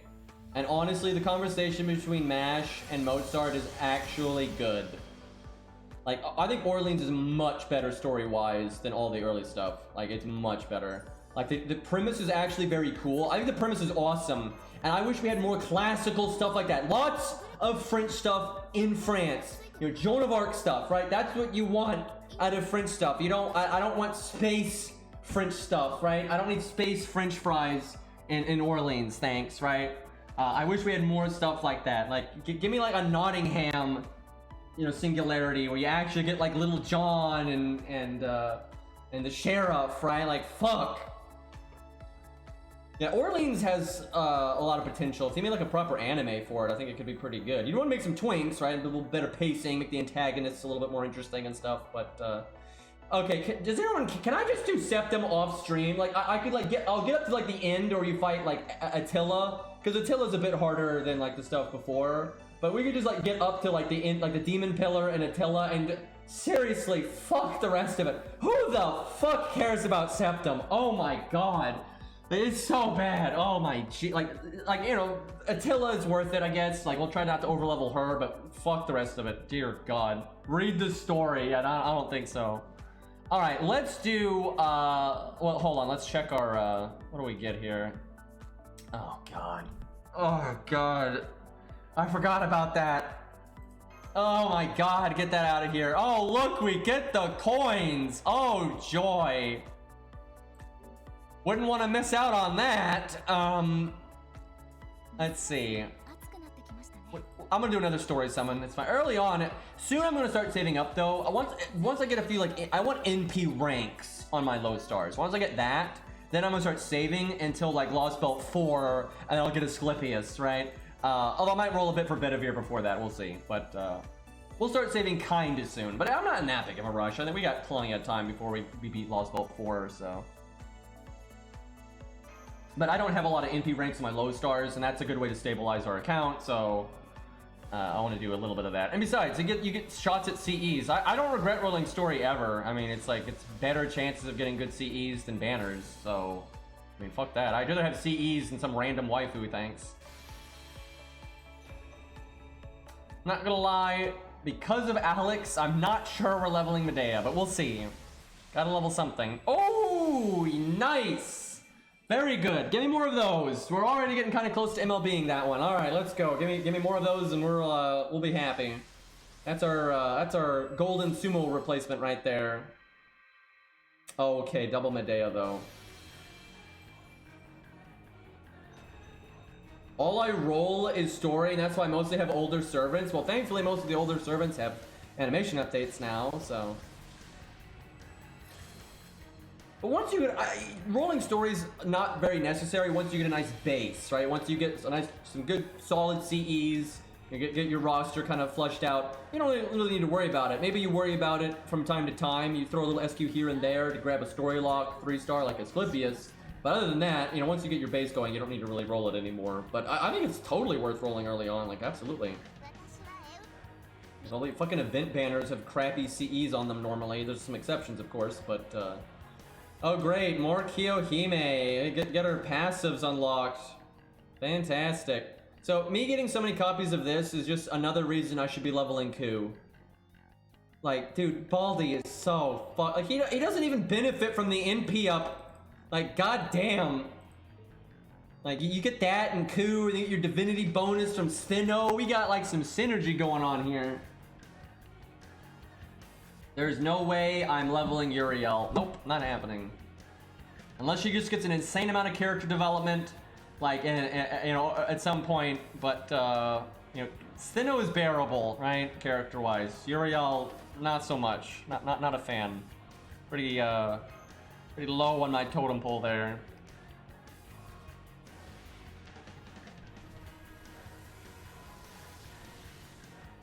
Well, we got XP. Might level Caligula at some point for the fun of it. All right, let's do another account review, and then I think we'll wrap up. I've been streaming for 5 fucking hours, so. All right, we did MCD, we did Max, we did Dray, we did Rabbit. All right, let's do. I wish I could do the other one. Let's do. Is Capan here? I don't know if Capan is here or not. He's here often, but I don't know if he's still here or not. But we'll do Capan, because that's one we said we would do. There's a few that I said I would do that I'm not getting around to. Okay, Capan is here. Okay, yeah, we'll do Capan there. Alright, let's see. Alrighty. I've been playing this account for over a year now. I'm surprised it's not been longer than that. But this account itself is well over 2 years old. We haven't been playing it actively. All my welfares are MP5 except for Hokusai. Okay. Of course, I knew this was coming. I knew this was coming. Got big Caligula there. Nice bond though. Got bond 12 already. That's nice. And this is NA. Wow. Wait, is this NA? I didn't know NA had bond. If this is NA, how the fuck are you bond 12 already? Jesus Christ, you must like farm like a motherfucker. I don't even. Anyway, let's see. So Sabers, pretty shitty on the skill ranks outside of the Romans there. But I would probably level NeuroBride if you don't mind her, because she is such a good support and an even better DPS. She's a godly DPS. Hold on, let me skip forward to the casters, because that's pretty important. What do we got here? Okay, so Caster Gale, and he's max, so that's already favoring Art. We got Waver, that works with anything, so that Art's looking really good on this account. We've got... we got Hohenheim, shitty skill rank stuff. We got Mozart, there we go. So Art's already looking good, so I think Art's probably your best, max caster guild. So yeah, NeuroBride would be great on this account. I mean, she probably already is good with those skill ranks, but if you get a 10-10 NeuroBride, that's gonna be some oomph right there. And you've got Lancelot as well. They're both NP1 though, but you got NP2 regular Nero. So, I like all the Roman stuff, because you've got Caligula, and then you got those two max. And man, Caesar is good, and you must be happy that he gets that NP buff coming up, because his value skyrockets with that NP buff. He just becomes a monster unit when he gets that. So, yours is ready though, because he's already 10-10-10, so that's really nice. But yeah, maybe just level Saber Nero, and other than that, your Sabers look really good. Roman account, yeah, pretty much. Feels bad. You have Ash NP2 and he's level 1. You're killing me here. Got NP1 Chiron, Ishtar, Moriarty, yada yada. So only golds of note in terms of NP rank is Ash and Emiya. Both of which are worth leveling. You've leveled Emiya. I would level Ash unless you don't like him, but even if you can't get his skill ranks for a while, I mean, he's okay at like 4-4-4 and stuff. Like he'll still perform fine. Like seriously, he's that good. And at NP2, that's pretty awesome. Because all your other golds are all NP1, so it's kind of oof. Ishtar's pretty normal card based though, so you just get the crits and that's okay. And you got Ishtar for the big crit up. You probably already do that, I figure. Get your David second skilled at 10 though. God damn. One of those. Also, the music is looping. Let me fix that, even though the song is really good. It's probably been looping for hours though, but whoops. That's some dramatic music. Yeah, I mean, really, just focus on your golds that have higher NP ranks. You've got an AoE 1 Emiya, and you got a single target 1 Ash. It just makes sense. And then you got your low stars for the higher NP ranks. It's just, it's good. And it'd be one thing if like Emiya or Ash weren't that good of golds, but they are really good golds. So I think that'd be worth doing. I guess you've got Chloe though. I mean, practicality-wise, you could just level Chloe, and that'll do really well. And you've got Caster Gil, so that works with that works very well with Chloe. Like that works very well with Chloe because her NP will actually make a bunch of fucking stars, and then she's got the crit thing, I think, if I remember correctly, and the battery. So I don't like Chloe at all, but gameplay-wise, Chloe, Waver, Caskill, I mean that's awesome, like gameplay-wise. But if it was me, I'd rather use Robin or Ash or whatever. But if you want to, that's certainly an option. But I wonder how deep this goes with the Roman stuff. Let's see here. Any chance you're gonna roll on Romulus, Super Romulus? Oh my god, you already have regular Romulus at level 92, 10-10-10. I respect the shit out of that. Are you gonna Grail Caesar at some point? I feel like you should Grail Caesar at some point. Like just to 80, right? Just slap 2 Grails on that, and then he's gonna get that just ginormous NP damage down the road. And what's cool is I love this synergy. Caesar double buffs Romulus. He counts as double Roman when you do the thing. So you get an extra stack for Romulus's NP. I love that. And he already buffs Romulus because he's got the attack up, NP up. So that's awesome. I love that. So yeah, this is very Roman. I love that. I think Roman mythology gets shit on by people all the time because it's just Greek mythology. It's not. Like Roman. I remember my mother used to say that it's just Greek mythology with different names. It's just not. Like I stand by this. I think for the most part, there's some exceptions, but I think for the most part, Roman mythology is like a really nice evolution of Greek mythology, and for the most part I think it's better. There's a lot of stuff in Greek mythology that's very two-dimensional and blech, where Roman mythology flushed it out and made it way more interesting. And like Ares is a good example of that. I think the evolution from Ares to Mars is awesome, and I love how FGO actually represented that. And seriously, I think Roman stuff's awesome, and they have their own stuff with like Romulus and I forgot the name of his brother. Fuck, I remember they fight and all that stuff, but I literally forgot the name of his brother. But you know, I really like Roman mythology, and it's such a shame that it gets shit on so much. But yeah, I mean, Remus, that's it. Thank you, yeah, Remus. But hey, Capan keeping the Roman hype alive here, so I'm on board with this. Big Taiga there. What MP rank is that? I would assume MP5. There is something wrong. I've seen this before, and I want to slap people that are like this. They'll have Bedivere at level 100, 10, 10, 10, you know, all that stuff, and they're MP1. Like, they're like, oh yeah, no, Bedivere's not worth rolling for in story summon, even though I grailed them all this other crazy shit, right? She's MP5, there we go. See, Capan's not embarrassing himself here, he's representing. You get that. You grail to 100, you get that shit to MP5.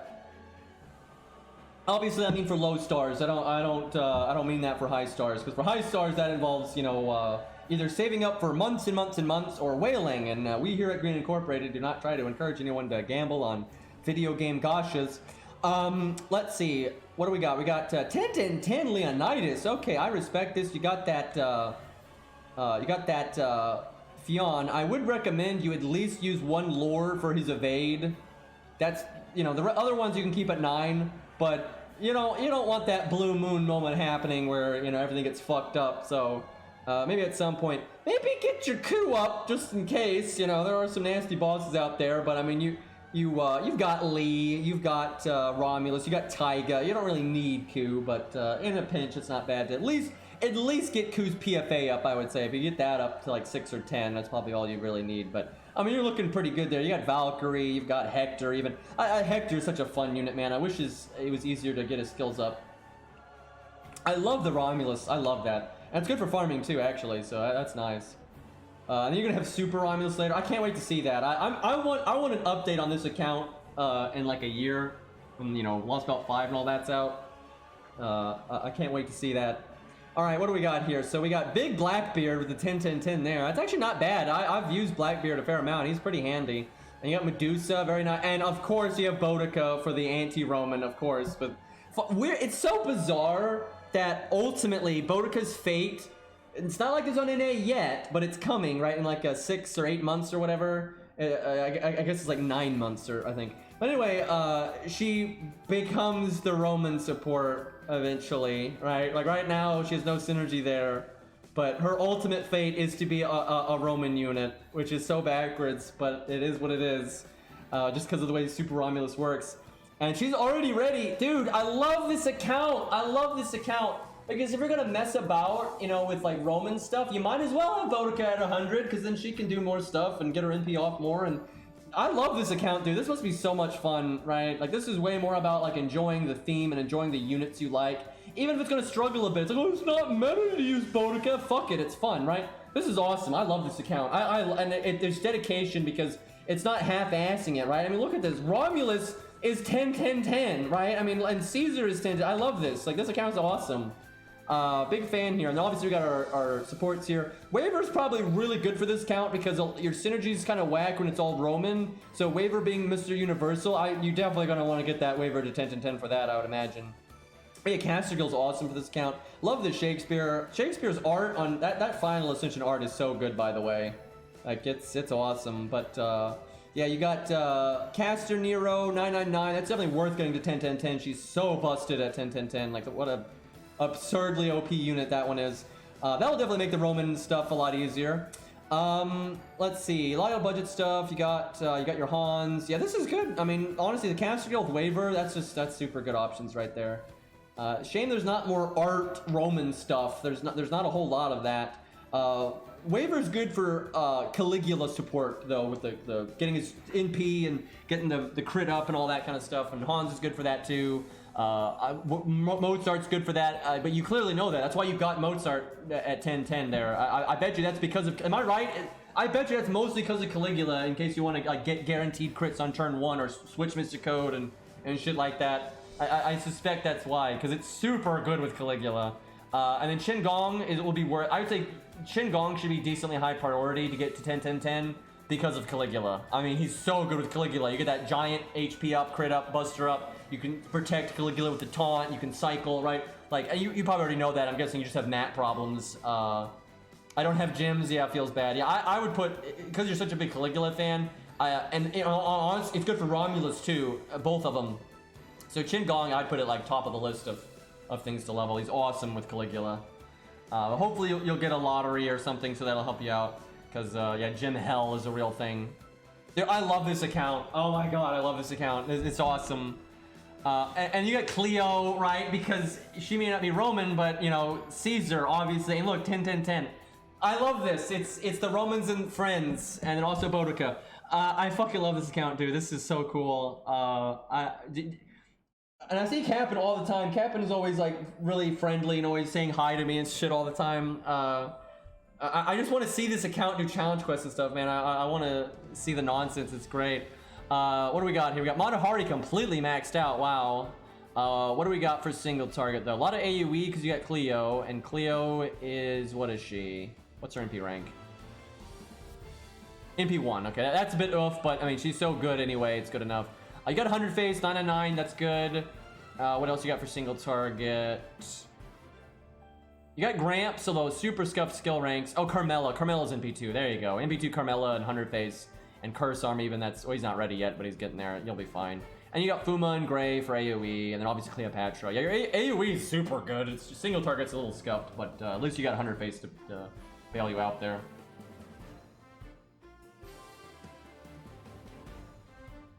Oh man, a lot of people say hi to me. I know. I'm talking about Capan right now. We don't need to have a war over Daddy's attention here. Everyone's fine. Relax. Okay. We got NP3 Frankenstein, which actually is not bad for farming. It's actually kind of awesome. 999, fair enough. Got that fucking. What the I'll remember if we ever need it. That's another option for testing out Kiyohime. We got another 10-10-10 Kiyohime here. And then of course we got Caligula again. How often do you use that Kiyohime? I have to wonder. I like how you also have Darius though. And you got a Hurt there. Only 666, but you know, I'm guessing it's not your like main focus or anything. And does Spartacus get to be included with the Romans? Right, you know, it's kind of part of the family in a way, right? He's 888, so that, I guess that's on the way up.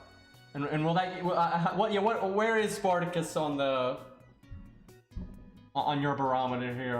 I wonder. And then we got, yeah, you got pretty good AoE and single target options. You got Jerker 999, so you're in lore hell. Like you're in lore hell. There's so many 999s. Like there's so many 999s.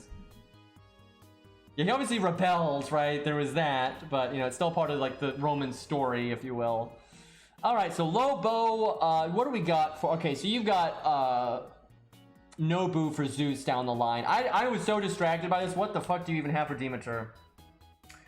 Okay, I mean, you got Ushi, you've got Alex. Those are really good. You might need one more single target... Yeah, Demeter could be a little hard, but I mean, you got some okay berserkers and stuff. You can probably make it work. But yeah, Demeter could be a bit of an issue on this account, honestly. But you got plenty of time.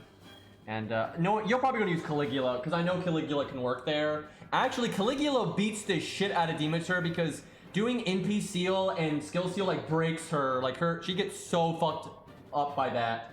So if you can set up Caligula, that's probably the route you're going to go. I look forward to that nonsense.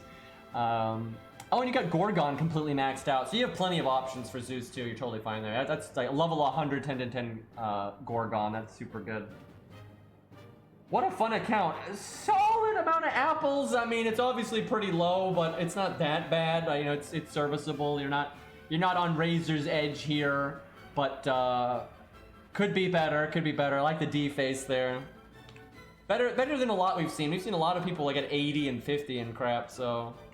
But yeah, this is awesome. I love this account. I love it to death. It's so on theme. So on theme. I definitely look forward to what it does in the future. So That's some good shit. Okay, boys, I think we're gonna wrap up. It's crazy late. It's about to be tomorrow here. I wish I could have gotten to like one more account review, but we did get a lot done there, so we made some progress. I do apologize that I did not get to personas and such, but we'll get to that soon. Thank you guys so much. This is it's been really fun just doing seeing people's accounts, man. It's great. I'm glad we decided to do this, and it's really good to do when FGO's doing fucking nothing, right? All right, well, we have no Cairo stream today. Feels bad. Oh, the Phantom of the Opera guy, though. He is streaming, so we'll hit him up. See what he's doing. I wonder if he's done the challenge quest in Summer 5 yet. I wonder. All right, boys. Go get him. And might not stream tomorrow because I got some video stuff to do, but it might not take too long. Also, I've got a big doctor's appointment in a few days. So I might disappear for a few days then. I think it's on the 18th or the 19th. But then after that, we should be smooth sailing. All right, boys. Peace.